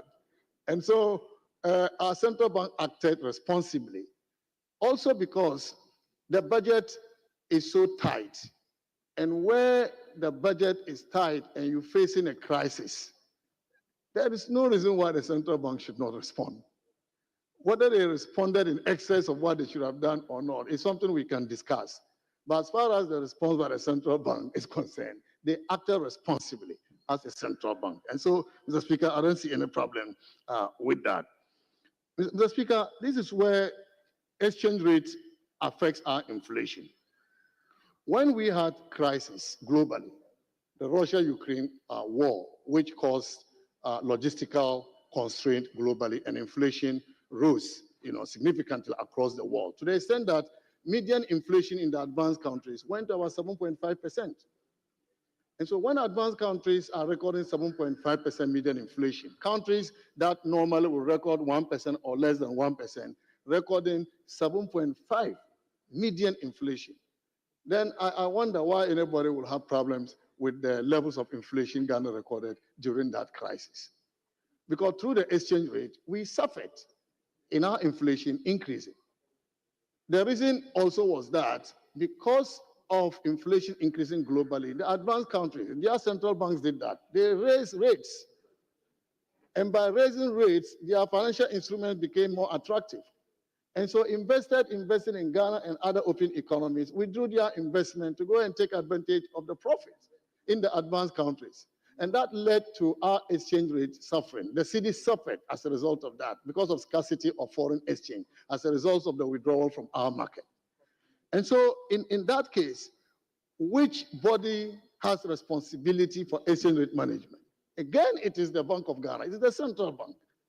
And so the response by the central bank, in my view, it was very responsible, and we should commend them for coming to the support of our government and our country to ensure that the effect was not as pronounced as it would have been, Mr. Speaker.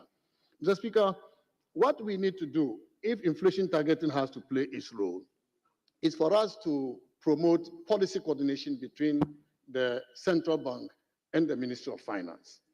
Monetary policy and fiscal policy coordination is so critical for us. I don't see that coordination. The central bank is independent. The government does not dictate to the central bank. Yet, the policies of the central bank, if they are not coordinated with the policies of the Ministry of Finance or of the government, the economy suffers eventually. And players in the economy, consumers, suppliers, they all will suffer as a result. Mr. Speaker, let me give an example. There have been times the Ministry of Finance went to the market for T-bills, and we got uncovered options. We got shortfalls. But at the same time, the Bank of Ghana, through the Bank of Ghana bills, they are getting oversubscribed. And so Bank of Ghana will go to the market because they want to take out excess liquidity. Yet the Ministry of Finance, that wants money to finance the budget, goes to the market, and we encounter uncovered options.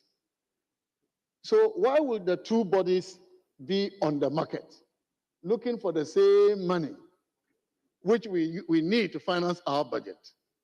And so because of the lack of coordination, monetary policy, fiscal policy coordination, the budget suffers, and yet inflation is not being addressed.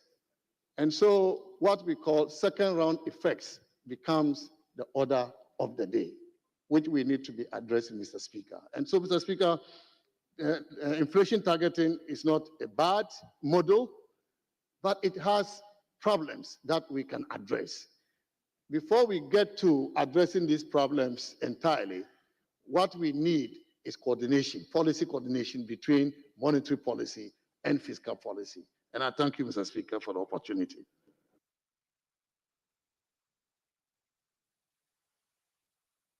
Yes, Honorable Member. Thank you, Mr. Speaker, for the opportunity. Mr. Speaker, clearly the maker of the statement has demonstrated how monetary policy has not necessarily been very effective in its objective of dealing with inflation. Mr. Speaker, I would like to highlight this, that if you look at the basket of goods and services for the determination of inflation, we have health, we have education, we have food, we have tourism, and all sorts in the basket. Now, if you look at all these in the basket, they are weighted, and food remains a very huge component of the determination of inflation. Therefore, for me, I think it will make a lot of impact if we commit resources, especially to looking at dealing with the element of food cost because of its potential impact on inflation. Because if you look at the other elements within this basket, all the economic factors, interest rate, exchange rate, to some extent play a role on how it impacts them. But I'm more concerned about the food impact because it carries a lot of weight. And therefore, if we put a lot of resources as a country to ensure that food is in abundance, we are making production go on well, and we are reducing our dependence on imported goods. Clearly, on the face of it, we are likely to make an impact straight away. Whilst we are able to deal with issues of collaboration between fiscal and the monetary space so that they are able to work in tandem and then get the desired result out of it. So, Mr. Speaker, my simple submission is that we need to really take a close look at the food component of the inflation basket and be able to deal with it like what President Mama is saying about creating farm banks and putting enough investment into agriculture so that we can make the desired impact as far as inflation is concerned. Thank you very much, Mr. Speaker.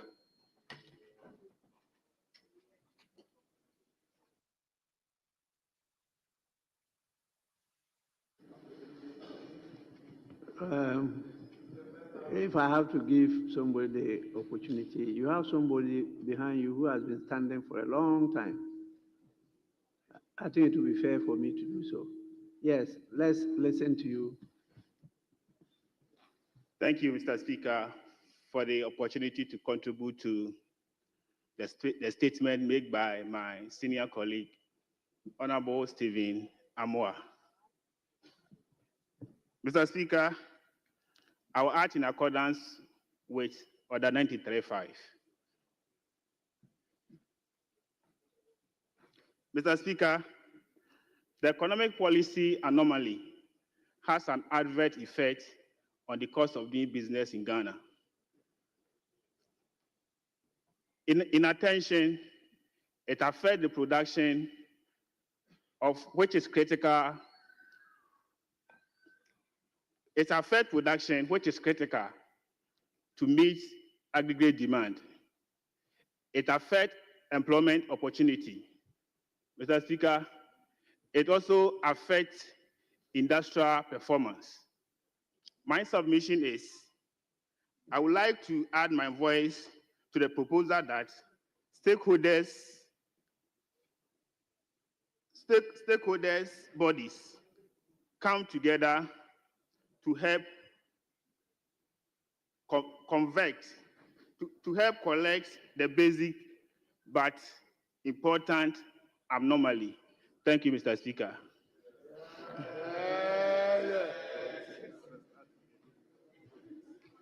You want to have the last bite? Yes, Mr. Speaker. Yes, go on. Thank you very much.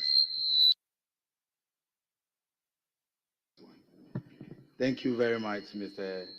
Speaker, for the opportunity to contribute to this very important statement.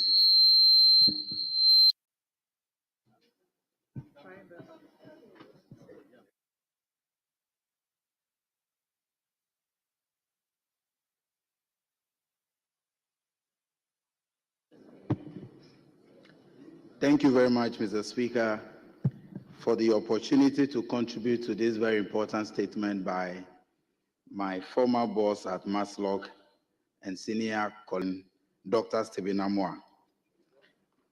Mr. Speaker, for all of us who have had the opportunity to sit in economic policy class, it is trite knowledge that the structure of Ghana's economy is it's not balanced, and that it makes it very difficult for any economic policy to be successful, especially ones that are aimed at reducing inflation. And there are several reasons that account for this. Mr. Speaker, from the statement read by the maker of this statement, it is clear that monetary policy has failed to lead to a reduction or downward inflation because of the structure of our economy. And one of the reasons is that monetary policy basically has a delayed impact. In economics that are well structured, monetary policy takes between 6 to 12 months to have a direct impact on the economy. But when you look at the structure of our economy, where there is high deficit and high borrowing and fiscal indiscipline by the central government, it is difficult to control inflation. But how can we solve this problem? Mr. Speaker, there are a number of ways that as a developing country, we can approach this issue and ensure that we resolve the challenges with the structure of our economy. And I am happy that the government only a couple of days ago announced that there will be a national economic forum to assess the structure of Ghana's economy and determine how to change this structure to ensure that development comes to us at a lesser cost and for us to achieve lesser inflation rate than it is now. One of the things that we have to focus on, Mr. Speaker, is for us to improve on import substitution. As we speak today, when you look at our economy, where you import about $1.5 billion worth of rice annually, when we have the capacity to produce enough rice to feed this country. Mr. Speaker, when you import over $850 million of tomatoes from neighboring Burkina Faso, there is no way your monetary policy rate can lead to reducing your inflation. We have to look at local production and how to boost production here in the country to address that challenge. Number two is the issue of cedi depreciation. Mr. Speaker, in the past, we have seen governments issue directives asking government institutions and private sector, encouraging them to ensure that we have cedi denominations in terms of fee payments and all of that. But Mr. Speaker, when you go to a lot of public institutions today, even in our educational sector, prices of goods and services are priced in dollars. And when that happens and many people are demanding for the dollars, cedi depreciation will continue to increase, and that will not help you to achieve the inflation that we are looking for. Mr. Speaker, I am happy that in contributing to this statement, there seems to be a general consensus on both sides of the House that there is a need for us to address the structural challenges that confront our economy. I believe that it must begin with improving with our agricultural production, especially with staple foods and items that we import on daily basis, rice, tomatoes, and all of that. Mr. Speaker, when you come to my constituency, Ketu North, we used to be the highest municipal or district in terms of rice production. But as we speak today, because successive governments have failed to invest in even maintaining the Veta irrigation scheme, we have lost over 200 hectares of rice farmlands to climate change, and also the fact that the canals have not been distilled and farmers have lost their farmlands. Any serious government that is purposed to reduce inflation and address the structural challenges with our economy must be looking at how to boost agricultural production in our country. I respectfully submit that when the committees of parliament are formed, the Agri Committee should take a critical look at how we can ensure that production is increased, irrigation is improved, and areas where drought has affected the production of agricultural produce over the last couple of years, all these challenges can be addressed. I look forward to a day where we can produce enough to feed this country. I submit, Mr. Speaker. Honorable members, after having listened to all of you, I think the proper thing is to go by the proposal of the maker of the statement and to direct the committees on the economy and development, and the committee on budget to engage the Bank of Ghana and the Ministry of Finance on how we can together find solution to this problem. It's very important for us as a house to equip ourselves with this information so that the proposed economic dialogue could provide an opportunity for us as an institution to make inputs. I realize this house is so well endowed with economists. Listening to all of you, like fresh students that have been unleashed into the country. And even though you are saying the same thing, you're using different words. And depends on which level you got to in your educational ladder. And so I enjoyed the exchanges, even though you call them comments. It was just like a classroom. So I direct that these committees should engage the Bank of Ghana, and then together we try to find a way out of the quagmire. It's very, very important for our economy. But I also advise members to lead the crusade of trying to stop the import dependency. Well, many of you are living styles that are non-Ghanaian. And therefore, you are encouraging the young ones to move in that direction because you are telling them that that is better than our indigenous system, our identity as Ghanaians. Even our dress code, even the language you speak.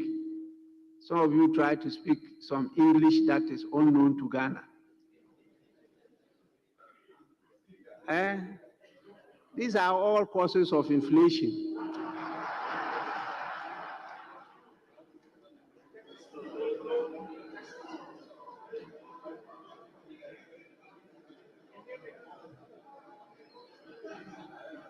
Because you are encouraging Ghanaians to rather look out of Ghana and depend on what is being produced by other countries. And so those who will be employing Ghanaians who will be translating these your big words into the local dialect to educate our people so that they know that our language is even richer than that one of the tribe called Angles. You don't know that England is from the two words of Engels land. And Engels was a tribe from Germany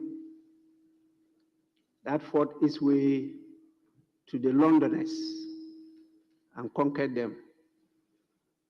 They and the barbarians. These are history you have to learn. So England is Engels land. This is free tuition. You are not paying me.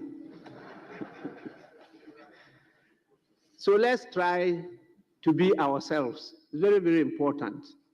Let's try to be ourselves. I love one of our elders who used to preach about eating what you grow and growing what you eat. Yes, you didn't vote for him. You know, if we had domesticated our economy, some of these challenges would have been things of the past. But since you know how to eat perfumed rice than the local rice, and you will have to pay for it. How can rice be perfumed? And that is what you love more than the local paddy, which is more nutritious. You go and eat perfumed rice. Your kids are now eating noodles, or what do they call it? Huh? They don't know banku, akple, tozafi, which I eat every evening. I don't eat any other thing apart from tozafi in the evening. And Face the Wall was special food in Legon. Face the Wall, it was only those who had that could go to the bush canteen to face the wall. Those who are the mob rowers will have to go to the canteen to try to learn the corner theory. If not, you won't get food to eat. Now you are eating perfumed rice. We have one more statement, and that stands in the name of Honorable Bright Asamoah Brefo. Are you ready? The MP for Bibiane. Yes. Yeah. Mr. Speaker, I'm most grateful to you for this opportunity. Honorable member, just a minute. I saw him on his feet, so I wanted to recognize him. Maybe he has some objection or some comment. Yes, Mr. Speaker, thank you very much. Mr. Speaker, I was coming under Order 93.1 to seek the leave of the House and your permission to raise a matter of urgent nature, which the House has to take into action. So, with your leave, if you permit me, I will go ahead and raise the matter. Thank you. Well, let's take this statement. If you say it's of urgent nature, maybe after this statement you can make it, or it will be too late. Yes, so let's listen to the honorable member for Bibiane. Mr. Speaker, I'm most grateful to you for this opportunity. Mr. Speaker, I rise to stand on Order 67 FF and Order 93.1 to make statement on the delay in releasing WASI results. Mr. Speaker, before I proceed to make my statement, I wish to give a brief background to what occasioned the delay. Mr. Speaker, the West Africa Examination Council, WAEC, as a regional examination body that conducts various exams in 5 English-speaking West African countries. In a press release dated December 9th, 2024, disclosed that delays in the release of funds from the Ministry of Education was affecting the timely completion of post-examination processes for the 2024 West African Senior Secondary Certificate Examination. Honorable member, just a minute. Yes, what is it, Minority Chief Whip? Speaker, with respect, Order 93.8. Speaker, ordinarily I will not do this. It's a new standing order, and all of us should help in the enforcement of it. Order 93.8, Speaker, with your permit, says the clerk shall make available to members copies of admitted statements. So clearly, we don't have copies of our colleague. We have interest in it, and I want to humbly suggest, with respect, that going forward, when Speaker admit these statements, it's made available to the table office and copies are made available to members. I thank you, Speaker. Yes, honorable member, you may continue.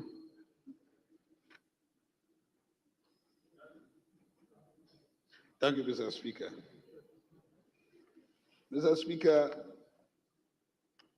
the West Africa Examination Council, as a regional examination body that conducts various exams in 5 English-speaking West African countries, in a press release dated December 9th, 2024, disclosed that delays in the release of funds from the Ministry of Education was affecting the timely completion of post-examination processes for the 2024 West African Senior Secondary Certificate Examination.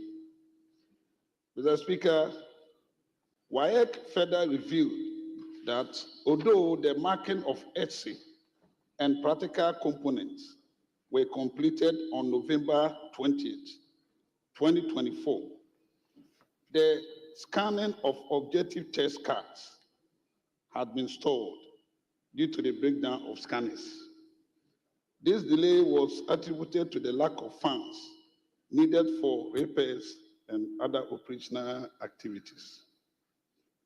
Mr. Speaker, having highlighted on what occasioned the delay in the release of the WASI results, according to WAEC on 30th of December 2024 released the provisional results of the 2024 WASI examination, with some 781 results being withheld as a result of some alleged irregularities and exam malpractices.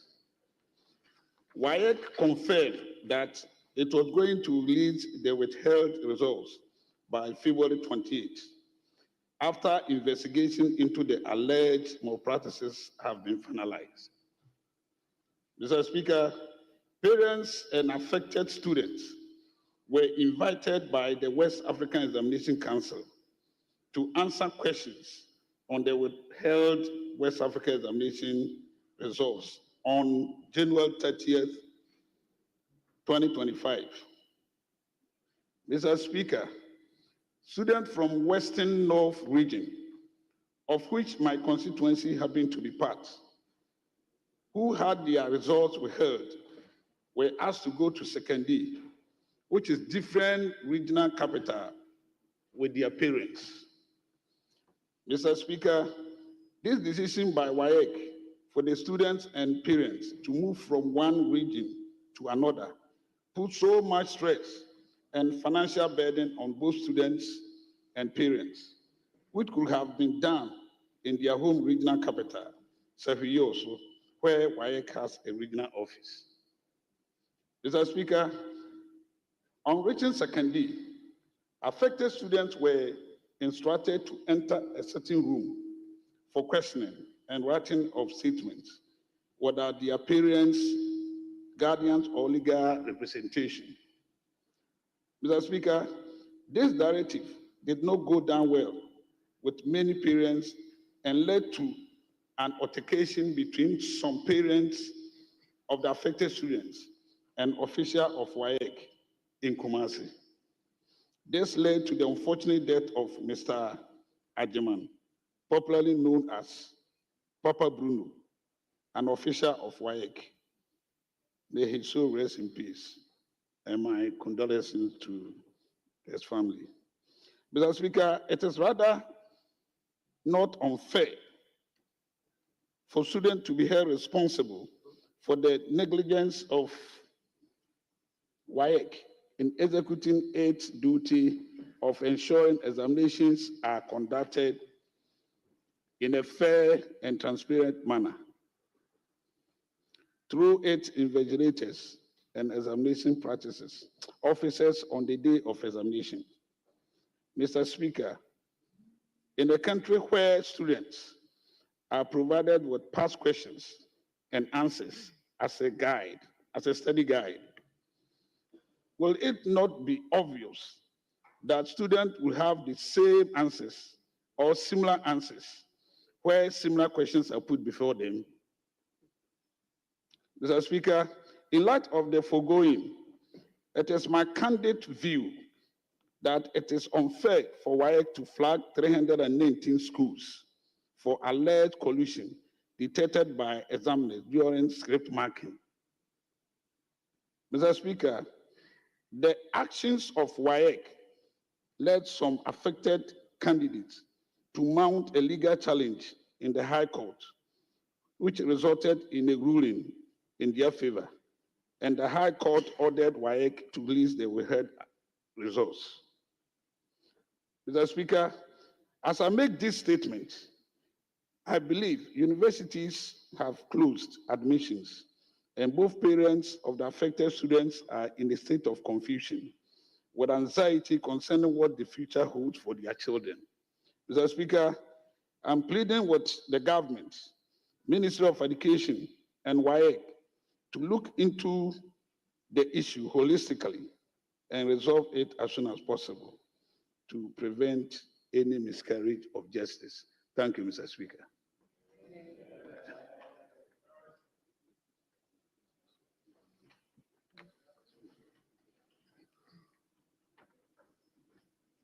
Sorry, are you up? Yes. Mr. Speaker, thank you for the opportunity to contribute to the maker of the statement. As the just outgone Director General for Commission for TVET, I had the opportunity to supervise the examination of over 46,000 learners in this country for the TVET sector. Mr. Speaker, examination is not a way to punish students, but it's an opportunity to verify students' competence and to encourage learning within the school environment.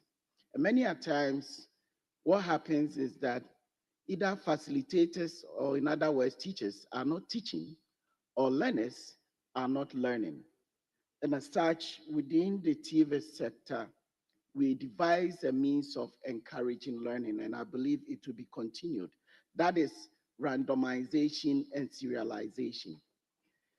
This, we believe, is curbing down examination malpractices. But Mr. Speaker, nobody likes exams. Even PhD students do not like to take exam. So examination malpractices is not going to be out of the system, but we find a way to reduce it so that we can improve on competence, as learners are ones that end up becoming practitioners. Mr. Speaker, it's quite unfortunate that there are a lot of issues coming out of the statement. One that has to do with delay in releasing exam, and one that has to do with methodology or approach of conducting exam. And the last one that has to do with the examination malpractices, whilst some student needs to be interviewed or to be heard. Mr. Speaker, every single year you realize that examination bodies do not release final results, but they'll always release what we call provisional results, because you anticipate that definitely there could be some more practices which you want to improve on. As such, every student is allowed to come and explain themselves, either to deny or otherwise. So in terms of having to bring students to answer some charges that have been leveled against them, it's something that is done across the world. But I believe maybe if WAEC has the logistics, at least it can be done on either a regional level or at a district level. At the regional district level might be a little bit difficult looking at our infrastructure, but at least at the regional level will be something that will be encouraged. Then also, so that we can curb the issue of the man that had to pass, because some learners have to travel a long way to one center to be interrogated. Then two, Mr. Speaker, the world is changing. We are moving into the fifth industrial revolution.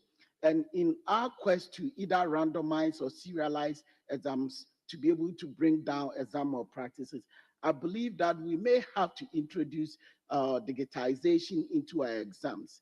Because if you look at other countries that have more students than we do in Ghana, have introduced systems that be able to assess their learners to make sure that they learn but not to cheat. So something that we will encourage WAEC to do is to move from the normal analog system and to digitize our exam. In that case, Mr. Speaker, learners will be tailored to specific exam that will be individualized, so we can reduce examination malpractices.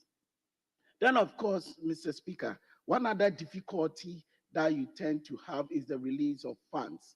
And examination is not one day activity. It's a process that starts and it goes on with you're setting up your exam questions, making sure these exam questions are validated, organizing your exam. Even after the exam, we have what we call we get the chief examiners to look at the results before they are even released. So it's a whole long processes, but it requires a lot of infrastructure and a lot of capacity and a lot of resources. So I believe that if we have WAEC and of course the Commission for TVET to organize exam for our second cycle students in this country, this August House can make available through the Ministry of Education enough resources so that they can organize these exams very well in such a way that no student or no learner will be disadvantaged.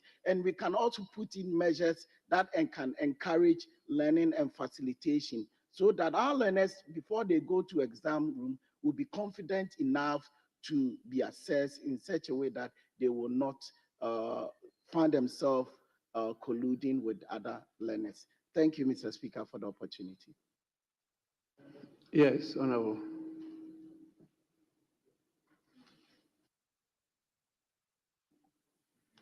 Thank you, Mr. Speaker.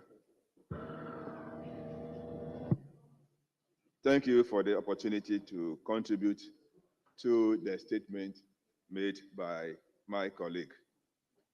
Mr. Speaker, it is true that this year, the release of results for the 2024 West African Senior Secondary Certificate Examination delayed because of the delay also in the release of funds to West African Examinations Council to conduct the marking and collation of results in time.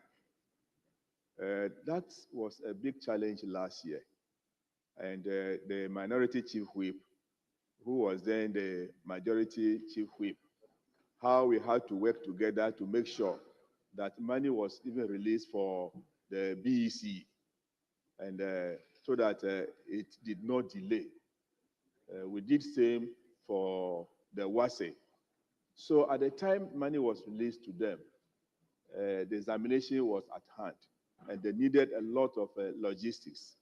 Their equipment had broken down, so they were finding it very difficult to meet the target third day of release of results. Mr. Speaker, examination malpractices have been the biggest challenge facing WAEC, apart from funding. If you look at statistics, it has been on the increase. In 2018, the increase was 0.9%. At 2023, it was 10.1%. So over the years, we are witnessing rampant increase in examination malpractices. And Mr. Speaker, there are a number of factors to this. One of them is the leak of schools after the release of WASE results. Schools are graded and they are given an order of merit. So every school struggles to be in the first 10 or so on the league table. And because of that, school authorities also condoned examination malpractices. If you visited schools during the WAEC examinations, you will realize that school authorities looked on while students cheated in the examination. There are centers in this country where WAEC officials are even prevented from supervising or visiting examination centers. And those schools had to be blacklisted by WAEC because there was no way they could go and then supervise or see what was happening. So the issue is more about moral issues, because if we allowed students to cheat in examinations, those of us who are to bring up these young ones are encouraging them to do so. WAEC will be in a very bad situation to carry out any measures that they want to carry out. Another challenge they have is also about the Ministry of Education and the Ghana Education Service carrying out measures that will deter both students and teachers from collaborating in examination malpractices. At times, they are only admonished or they are just cautioned or suspended for some time, and then they go back to work and it is business as usual. So I think it is important that we ask the Ministry of Education to make sure that stringent measures are put in place to prevent students and teachers conducting themselves in examination malpractices. The sanctions are not deterrent enough, so it is still giving encouragement and room to candidates to cheat in examination. And WAEC has no power to prosecute those who are found or arrested during examination malpractices. They have to hand over the case to the police, and it takes a long time for prosecution to take place. And they are fined meager sums of money, which they readily pay and go away scot-free. So these are some of the challenges. And it is important that we take WAEC's predicament seriously and see what best we can do for them. Because of lack of funding, they are not able to go into digitalization of their printing processes. During the last examination, they had a challenge with their equipment, so everything broke down. And if they had not been given money at a point in time, they wouldn't have been able to even release the results. So they need to be supported so that they can digitalize the system and also make sure that whatever they need to do must receive the support of everybody. So, Mr. Speaker, the issue is that we sympathize with those students who were affected. And I am sure with my contact with WAEC, they will be able to release the remaining results within the shortest possible time. But what we also need to do is, as parents and leaders of the society, to talk to our students that they must stick to their books. They should not expect leakages at the time of examination or what they call APO during the examination. It is very, very important. But, Mr. Speaker, there's one thing we also need to do, is we have to take a second look at assessing our students. Do we need to just go by the old method, where at the end of 3 years or 4 years, they sit down and write examination for 3-4 hours, then they are awarded certificates? I think we need to take a second look at that also. There are different forms of assessment that I think we can adopt, so that if the percentage that will be required as written examination is reduced drastically, I think that desire to cheat in the examination, to make sure that, oh, I get very good marks to make an A or a B, I think we'll go away from that. So, Mr. Speaker, we sympathize with the students, but I can assure you that WAEC is doing everything possible to get the remaining results released as quickly as possible. This is because of lack of logistics and resources. Because my information also is that busing the candidates to the regional centers was even a very big challenge for WAEC because of lack of money. But I can assure you that this year things will change. As we are speaking now, government is indebted to WAEC to the tune of 64 million Ghana cedis. Because of that, they have not been able to pay some of the examiners, examination checkers, and all those things. They are still owing them. They are owing mechanics who work on their equipment. But we are sure that going forward, things will be better than it had been. Thank you, Mr. Speaker. Honorable members, could we end this one here and then move on to other matters?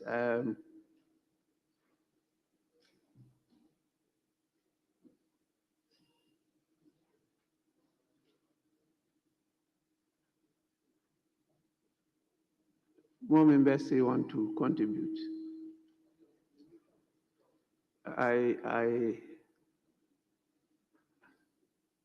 What is the pleasure of the House? 1-1. Leaders, 1-1. Yes, Speaker, one apiece. Well, decide which one, and then you also decide which one of you. Speaker, on our side, the Honorable Asafweje will speak.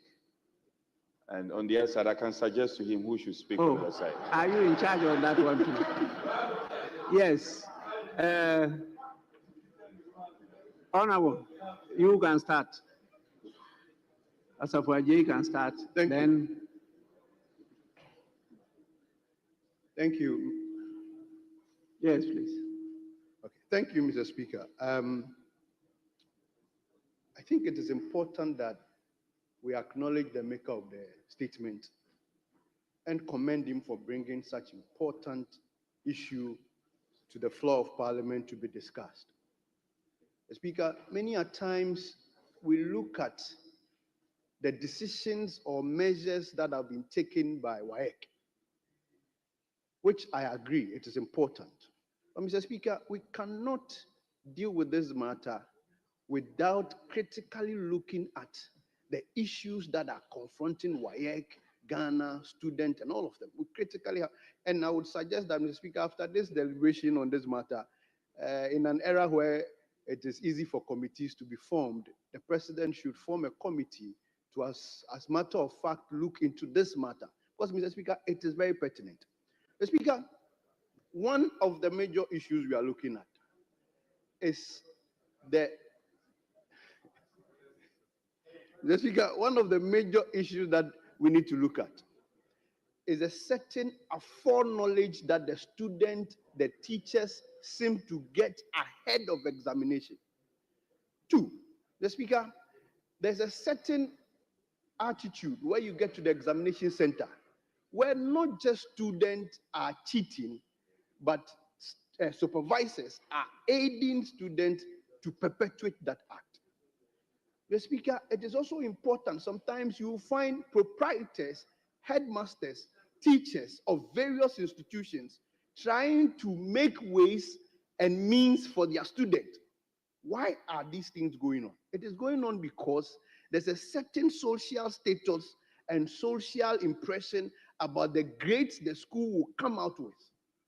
It is important because they are looking at that as a source of getting students into their schools.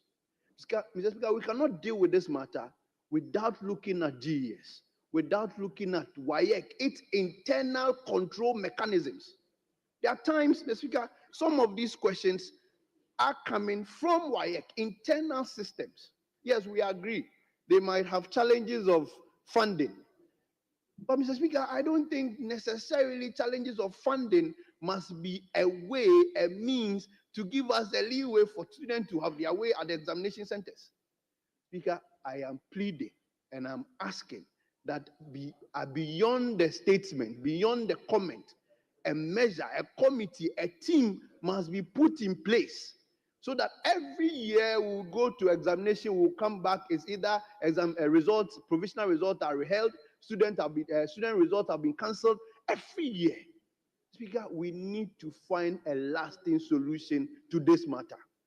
And we cannot do that without engaging the stakeholders. WAEC precisely, GES, and other stakeholders that matter. Mr. Speaker, one of my honorable members made a comment that WAEC don't even have the mandate, the powers to even do investigation and prosecution.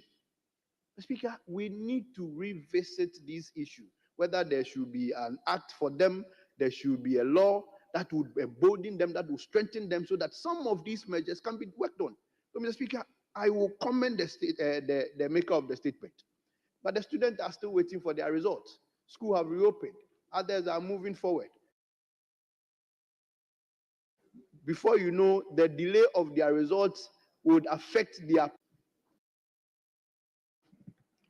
Thank you, Mr. Speaker, for the opportunity given to me. Myself, I'm a teacher, so sometimes issues of exam malpractice is serious and we need to tackle it from all angles. In the university, you meet students and then you look at their output. The only thing we could do is to find out what actually happens or happened before they got to the university. Checking from the background,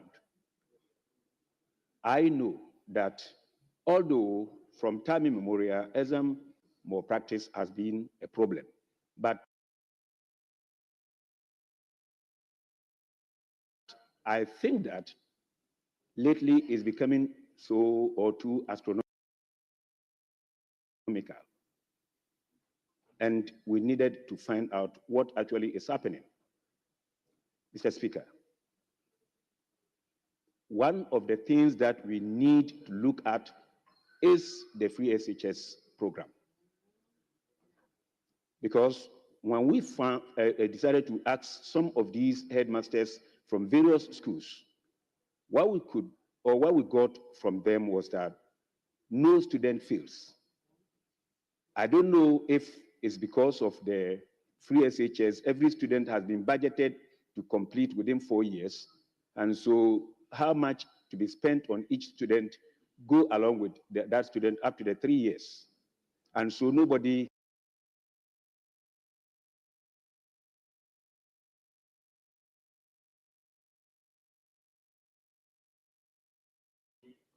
fails any exams and they move through.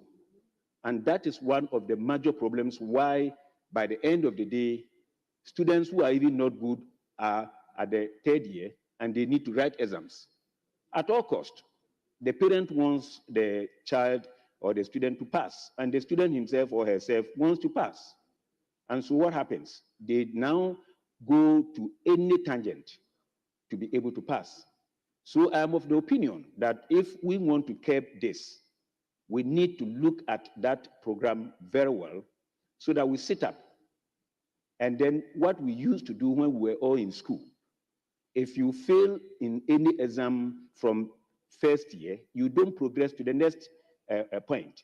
And if we are able to do that, I think that we'll be able to curb or at least reduce what we are experiencing for now.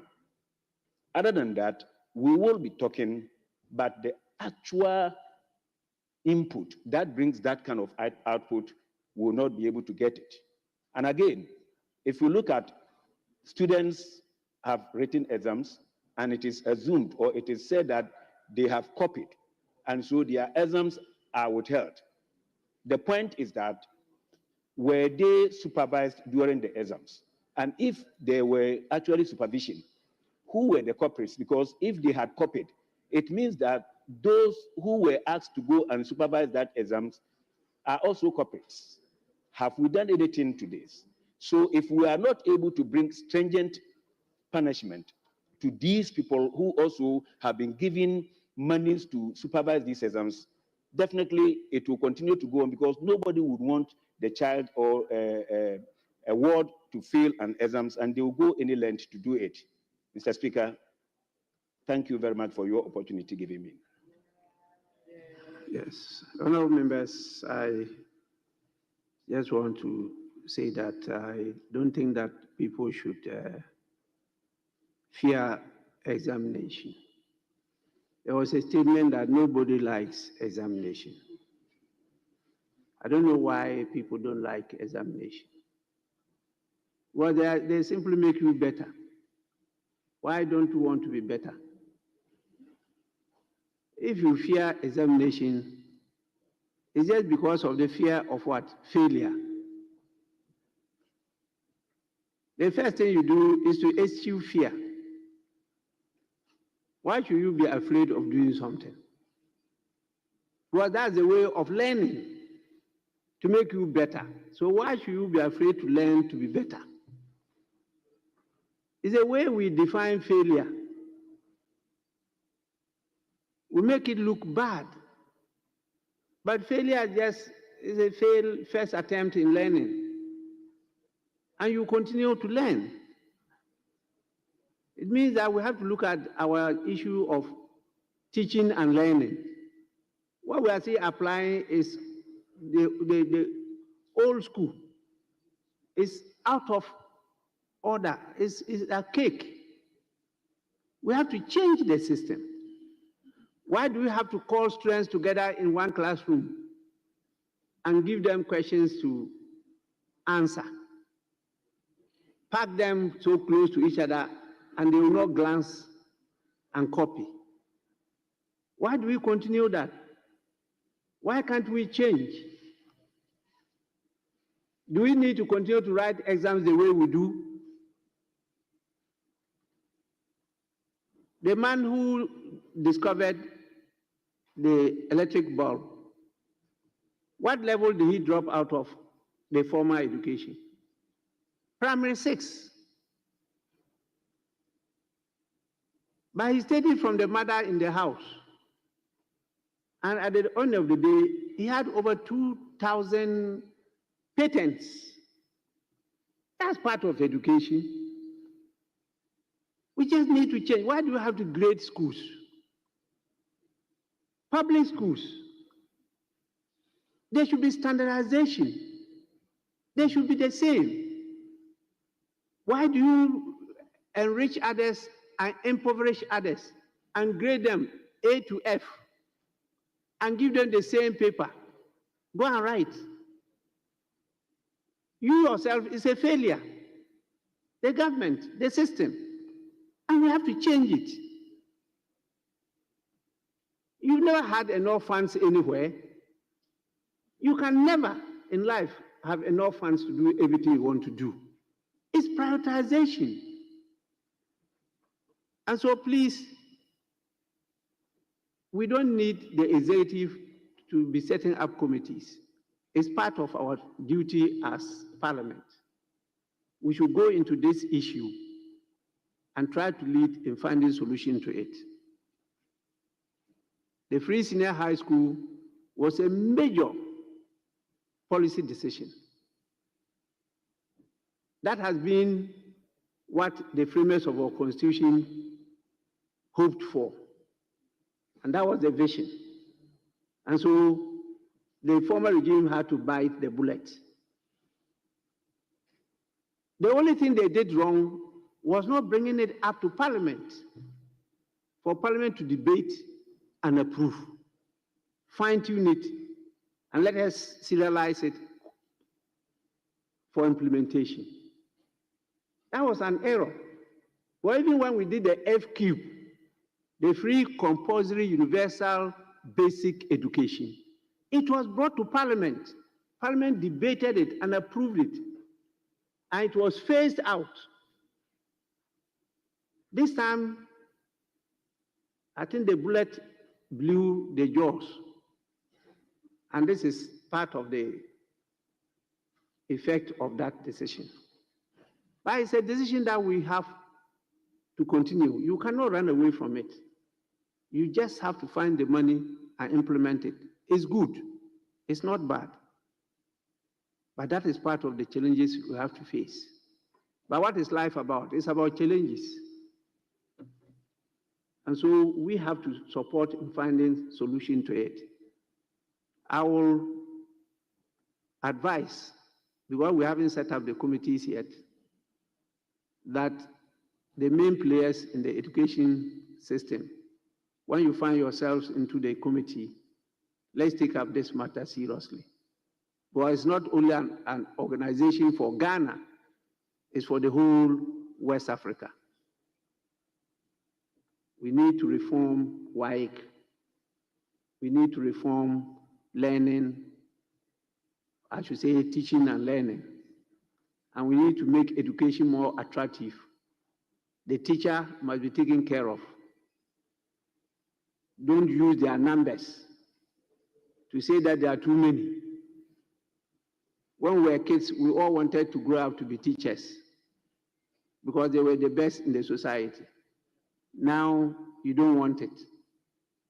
It means we have failed the people. So please, let's take up this matter seriously. And don't keep on making statements every year, every meeting. There's a statement on education, a statement on WAEC, and yet we are not moving forward. I recall just the last meeting, we had a statement on WAEC on the same issue. So please, let's move away from just talking to walking the talk. I thank all those who have made statements, and particularly the opportunity for the first-timers to break the ice. I have communication from His Excellency the President. It came whilst I was away, and they had to do with the nomination of ministers and deputy ministers. This communication is dated 9 February 2025 and is to the House through the Right Honorable Speaker. It reads, nomination of a minister and deputy ministers for parliamentary approval. In accordance with Article 78(1) and 79(1) of the Constitution of the Republic of Ghana, 1992, I submit through you to Parliament for your prior approval the names of persons attached hereto. I intend to appoint a minister and deputy ministers after consultation with their relevant ministers of state. The nominees' credentials and records of service demonstrate their competencies to support the government's agenda and serve the people of Ghana effectively. Attached are their curricula vitae and supporting documents for vetting. I trust that Parliament will expedite the approval process in accordance with constitutional requirements. Accept, Mr. Speaker, the assurances of my highest consideration. John Dramani Mahama, signed. The names: Minister, 1, Minister of State, Public Sector Reform, Lydia Lamisi Akamvarba. Deputy Ministers, Ministry, 1, Minister of Finance, Thomas Nyaku Ampem. 2, Ministry of the Interior, Ebenezer Oklete Telabi. 3, Ministry of Defense, Ernest Buja Jemfi. 4, Ministry of Education, Clement Abbas Apak. 5, Ministry of Energy and Green Transition, Richard Jan Mensa. 6, Ministry of Roads and Highways, Al-Hassan Saibu Suhuyini. 7, Minister of Justice and Attorney General, Justice Srim Sai. 8, Minister of Lands and Natural Resources, Yusuf Suleimana. 9, Minister of Local Government, Chieftaincy and Religious Affairs, Ritana Odole Sowa. 10, Minister of Works, Housing and Water Resources, Gisela Tete Agbotui. 11, Minister of Tourism, Culture and Creative Arts, Yusuf Isaka Jaja. 12, Minister of Food and Agriculture, John Kofi Seto Dumelo. 13, Minister of Trade, Agribusiness and Industry, Samson Ahi. Honorable members, this is referred to the Appointments Committee for consideration and report to the House. With this, and with your kind indulgence, I proceed to adjourn the House. But before I do that, there's one other dated 10 February 2025 to the House through me, absence from Ghana. In accordance with Article 59 of the 1992 Constitution of the Republic of Ghana, I write to formally notify you of my intention to travel outside the country on Wednesday, 12 February 2025, to attend the 61st edition of the Munich Security Conference, scheduled to be held from 14 to 16 February 2025 in Munich, Germany. Additionally, I will participate in the 38th Ordinary Session of the Assembly of the Heads of State and Government of the African Union from 16 to 17 February 2025 in Addis Ababa, Ethiopia. I'll return to Ghana on Tuesday, 18 February 2025. In my absence, the Vice President, Professor Nana Jane Opoku Ajiman, shall, in accordance with Article 68 of the Constitution, act in my stead. John Dramani Mahama, signed. Yes, Honorable Member. Mr. Speaker, earlier on, I sought your leave to. Yes. So I'm just reminding, I heard you saying that. Honorable members, it's true. Sorry for it almost eluding me. I thank you for drawing my attention. He says he has an urgent matter he wanted to draw the attention of the House to. Could we give him a listening ear? Please, you can go on. Okay, thank you, Mr. Speaker. Mr. Speaker, I have in my hands here a press release dated 7th February 2025, which was issued by the Ministry of Roads and Highways. And Mr. Speaker, the subject is suspension of the implementation of the National Roads Authority Act 2024, Act 1118. Mr. Speaker, this is an act which was passed by this House in July 2024. Mr. Speaker, Article 93(2) makes it clear, and the authority or the legislative powers is vested in the hands of this House.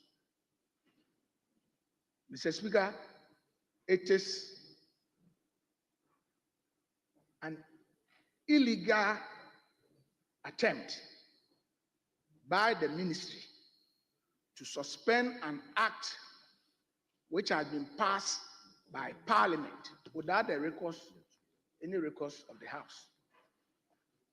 If the ministry has any issue with the act, the best remedy or the procedure they have to take is to come to the House and make sure the proper thing is done. But for them to unilaterally issue a press statement to suspend an act of Parliament, which members of this House burnt midnight oil to pass this very important act, just for the ministry to turn away. I'm surprised. The Minister for Roads and Highways is here, Honorable Governor Sagoja. He happens to be my ranking member. Now he's the minister, he's sitting there.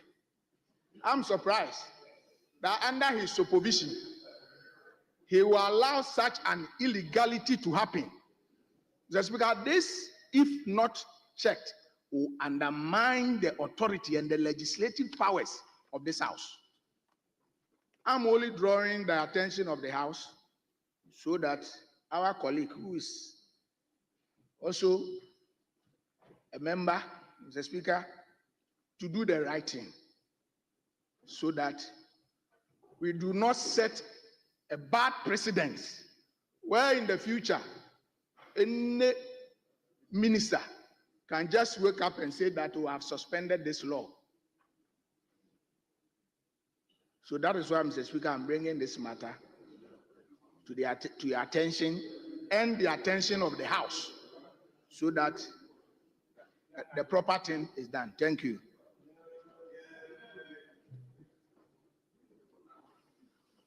Yes, Minister. Mr. Speaker, I thank you for the opportunity, and I want to thank my good friend, Honorable Kennedy Osei-Nyako, for bringing this to the attention of the House. Mr. Speaker, indeed, if I look around the room, I have worked on that bill more than anybody in this room to pass it, including himself. Mr. Speaker, this is the fact. The bill has been passed and assented to. Its implementation has generated significant unrest between the entities under the ministry, feeder roads, urban roads, and highways. I had the opportunity to meet at Deba with all the agencies. The conclusion is that we suspend the implementation and carry out further consultation with them with respect. Mr. Speaker, for instance, they raise issue about who becomes the head of NRA. Currently, as we speak, Mr. Speaker, the director of urban roads is now the acting chief director. He still holds on to the position because he hasn't handed over to anybody as the substantive director. At the same time, they are complaining that it should be clear as to whether only one entity can have the leadership of NRA, i.e., whether urban roads or feeder roads. So we are saying that we suspend the implementation for now and then carry out this. And it's a popular decision there. Mr. Speaker, I am surprised my good friend is speaking this way. Mr. Speaker, the fact that laws are passed by this House, its implementation is the responsibility of the entity that sponsored it. As we speak, road toll is still a law on our books, but its implementation has been suspended. It's just 2 weeks that you have been in a month that you have done this. I'm not saying we are replicating what you have done. Mr. Speaker, there's no ill motive with this. It's basically to make it work better for the people who the law has been made for. So I appreciate him raising the issue, but maybe he would have realized that in few weeks' time, I was going to engage the Committee of Road and Transport in Parliament, if it's properly so formed, and to brief them as to what is going on. So nobody is saying that the act is no longer in effect. We are saying that its implementation currently has been suspended to deal with the difficulties the entities have. So that is what it is. It's not, nobody is usurping the powers of Parliament for passing laws. No, that is not what is happening. But the implementation has hit a snag, and we need to, because it's about people, we need to make sure it is done in such a way that there will be peace between the agencies under the ministry. That is all it is about, Mr. Speaker. Thank you for the opportunity.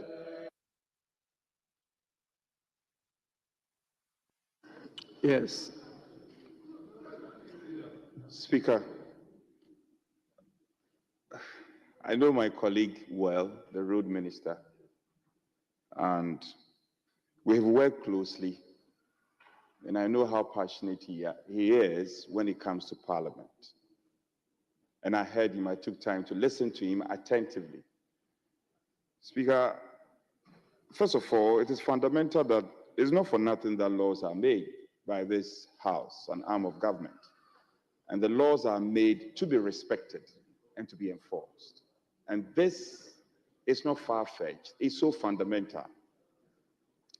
This is a case of doing the right thing with a wrong approach.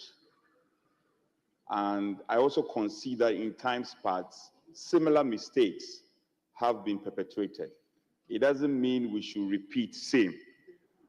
The question is, what precedents will we be setting if we allow this to pass? Speaker, it's important we appreciate the separation of powers. As an arm of government, the legislature have its powers, the executive have their power, and the judiciary. No, colleagues, listen to me. What kind of legal jurisprudence will we be establishing if we say that this House passes law and then the executive would decide whether to implement or not to implement. Kwame, you know better. In the case of coming to a genuine challenge, and you're a member of this House, that is why the framers of the Constitution said that 2/3 appointment will come from this House. So that as a member of this House, you should have come to this House, and regardless that the committees are not formed, our Speaker is somebody who is always amenable to these matters and also to help us navigate our way. So on this occasion, respectfully, I think that you erred. In the face of the law, you erred. Let's find a beautiful way to navigate and also not to set a very bad precedent so that in future anybody gets up, any member of the executive gets up and say that I have suspended a law based on his whims and caprices. Speaker, I think our colleague should admit that it was an excessive decision. He should have resorted to this House, and the leadership, and out of your wisdom, we would have guided him on the way forward. So the challenges he cited are good, they are well placed, but it's a wrong approach, and we cannot take this House for granted. We cannot pass laws, and the laws will be at your whims and caprices. That will not be accepted, and that is not acceptable.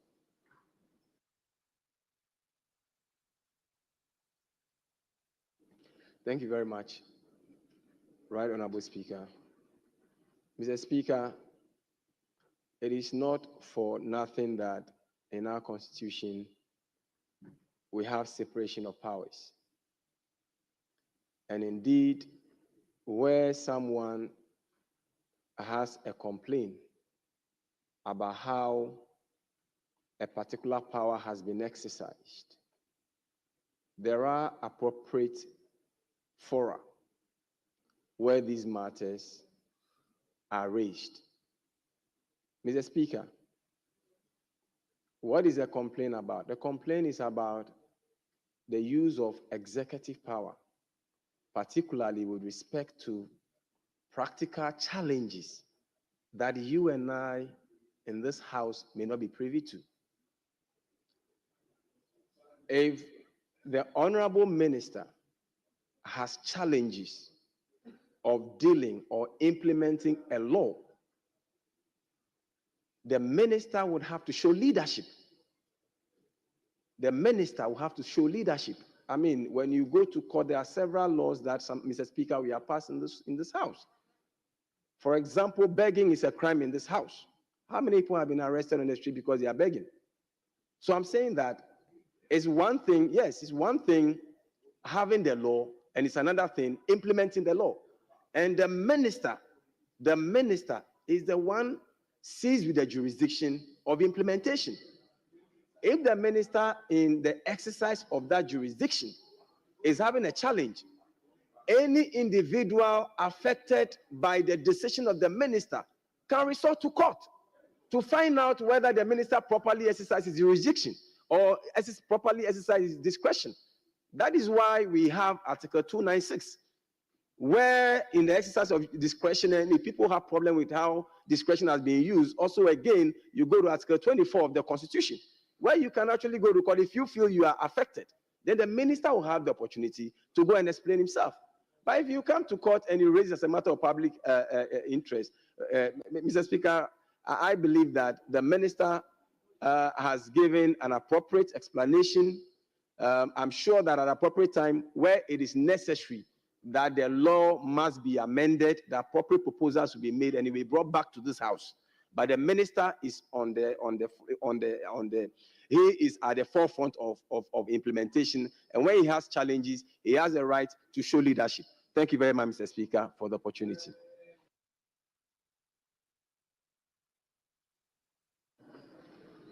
This is a statement. Are we to subject it to a debate? It's comments. And I'm surprised you are now subjecting this to a debate. It's a very simple matter. Honorable members, because I want to adjourn, I totally agree with the maker of the statement. He has drawn our attention to an urgent matter. The urgent matter is that we pass a law. The ministry is come out with a statement saying it's suspending the implementation of the law. Now, luckily for us, the minister is available. The minister has not challenged that. He is explaining why the ministry is being forced to suspend the implementation of the law.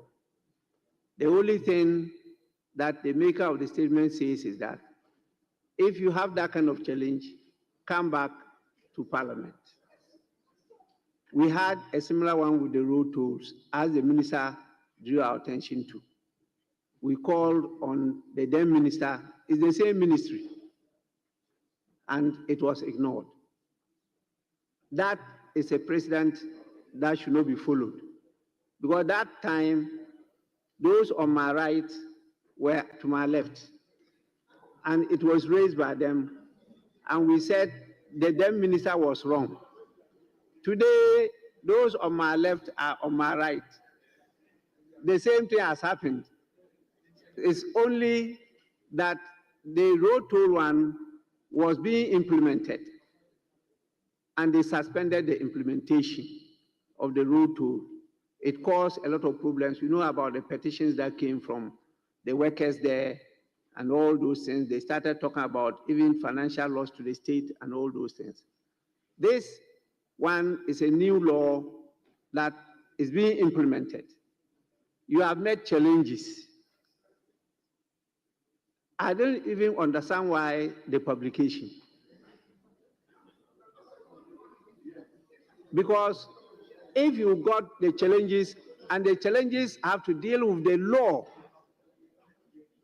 the only place that can amend the law or revise the law or upgrade it is Parliament.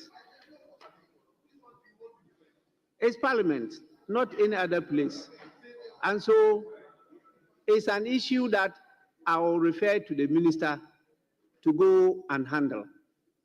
And let us know if there is any problem with the law, it has to come back to Parliament, and it's only Parliament that is clothed with the authority to revise, amend, or nullify the law and pass a different law. That is the proper thing.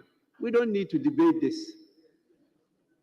So I will thank the maker of the statement, and then please urge the ministry with the minister present to go back and do the proper thing.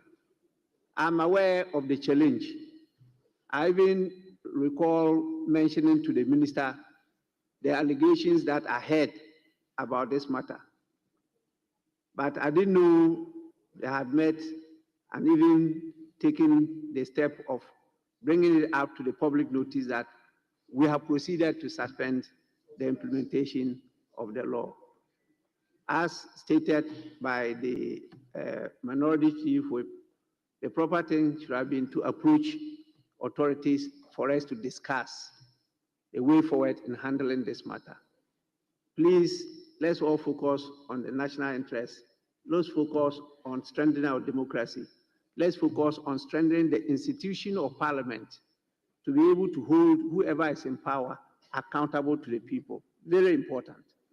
It's with this, I will proceed to adjourn the House. Please. With respect, before you adjourn the House, just to bring to the notice of my respected leader that if it pleases the House, it's because originally that has been your directive, that we sit at 2, so that we adjourn to 2 o'clock, and then the early hours of tomorrow from 10 to, say, 1 o'clock, the Committee of Selection can meet to bring finality to the composition of the committee, which is always becoming an issue. So, Speaker, I'm employing my colleagues if you accede to the application so that we adjourn to tomorrow at 2. Tomorrow at 2.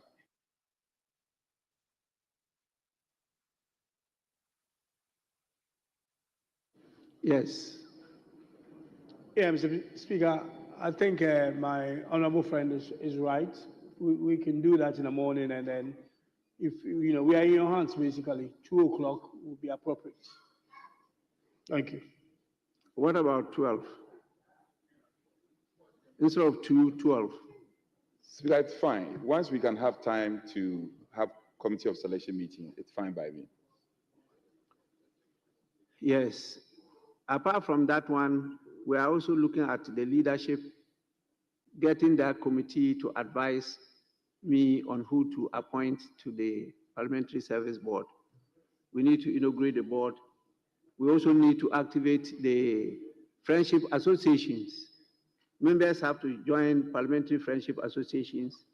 We are having invitations from many parliaments all over the world for our members to visit them or for them to receive members come from those parliaments. Yeah, we don't have those associations in place. Please kindly work on these matters as quickly as possible for them to put this in place. We have a lot of new members who want to experience this other area of our legislation. So work on them.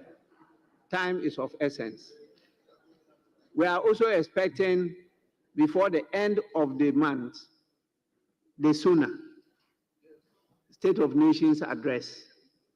And by the early weeks of March, then we have the budget. We need to have these committees in place. We need to do some orientation, particularly as we have so many new members. These are all in the hands of you leaders. I'm waiting as the chair of the Committee on Selection to do all this, integrate the structures, and then we can move on as a house. I will advise that to really get the participation of members and also public, we need public participation in whatever we do. My proposal has always been that we should start sitting from 2. Members have opposed it, but this proposal was made even from the first parliament of the 4th Republic. That has been the proposal because of good reason. But at that time, it came from the wrong person. And so the members opposed it because the person who proposed it was a very active legal practitioner. And they said he wanted that time to always go to court. And so they did not support him to do that. So it was rejected. But as we moved along, experience has shown that yes, members have a lot of things, and particularly now that you have a lot of pressure from your constituents, you have to attend to them almost every morning. You have to run to emergencies. You have to go around looking for jobs. You have to go around looking for visas. You have to do so many things. So in the morning, it's always crowded. Then you have traffic. The fuel that you are giving is not sufficient. You have to look for more money to buy more fuel. And that is a tall order for you to be present here and be doing all those things. Then you have the committee sittings. You can't sit, get tired, and go back and do committee work. So you try to sit in the morning to do committee work.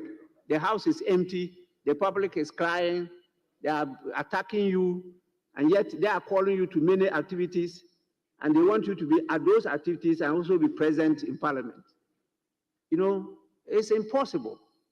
So why not agree for us to sit in the afternoon and sit even up to 8? Then we can get the public participating at the gallery. And we can see senior citizens then relaxing and watching you on their TVs. Because we are doing live broadcast. It will assist me to manage you.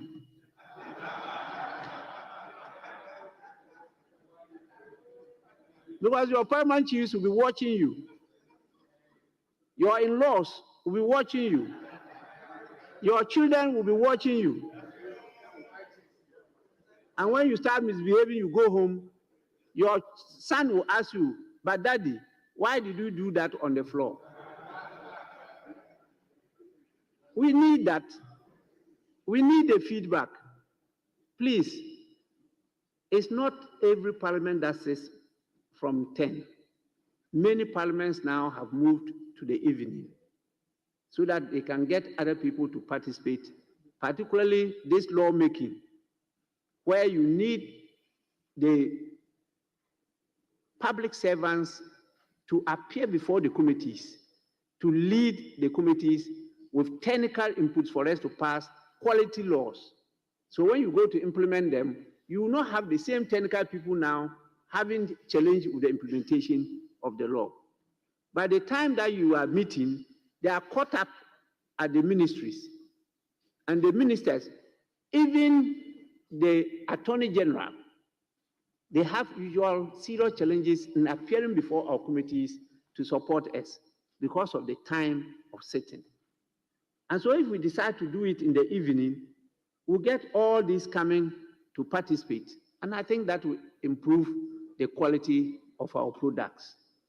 But that is left to the House. It's not for the Speaker to decide. That is a decision left to the House, and I'll always leave it to you to decide. With this, I'll proceed to adjourn the sitting to tomorrow, as agreed at 12 noon. Agreed? The House is so adjourned.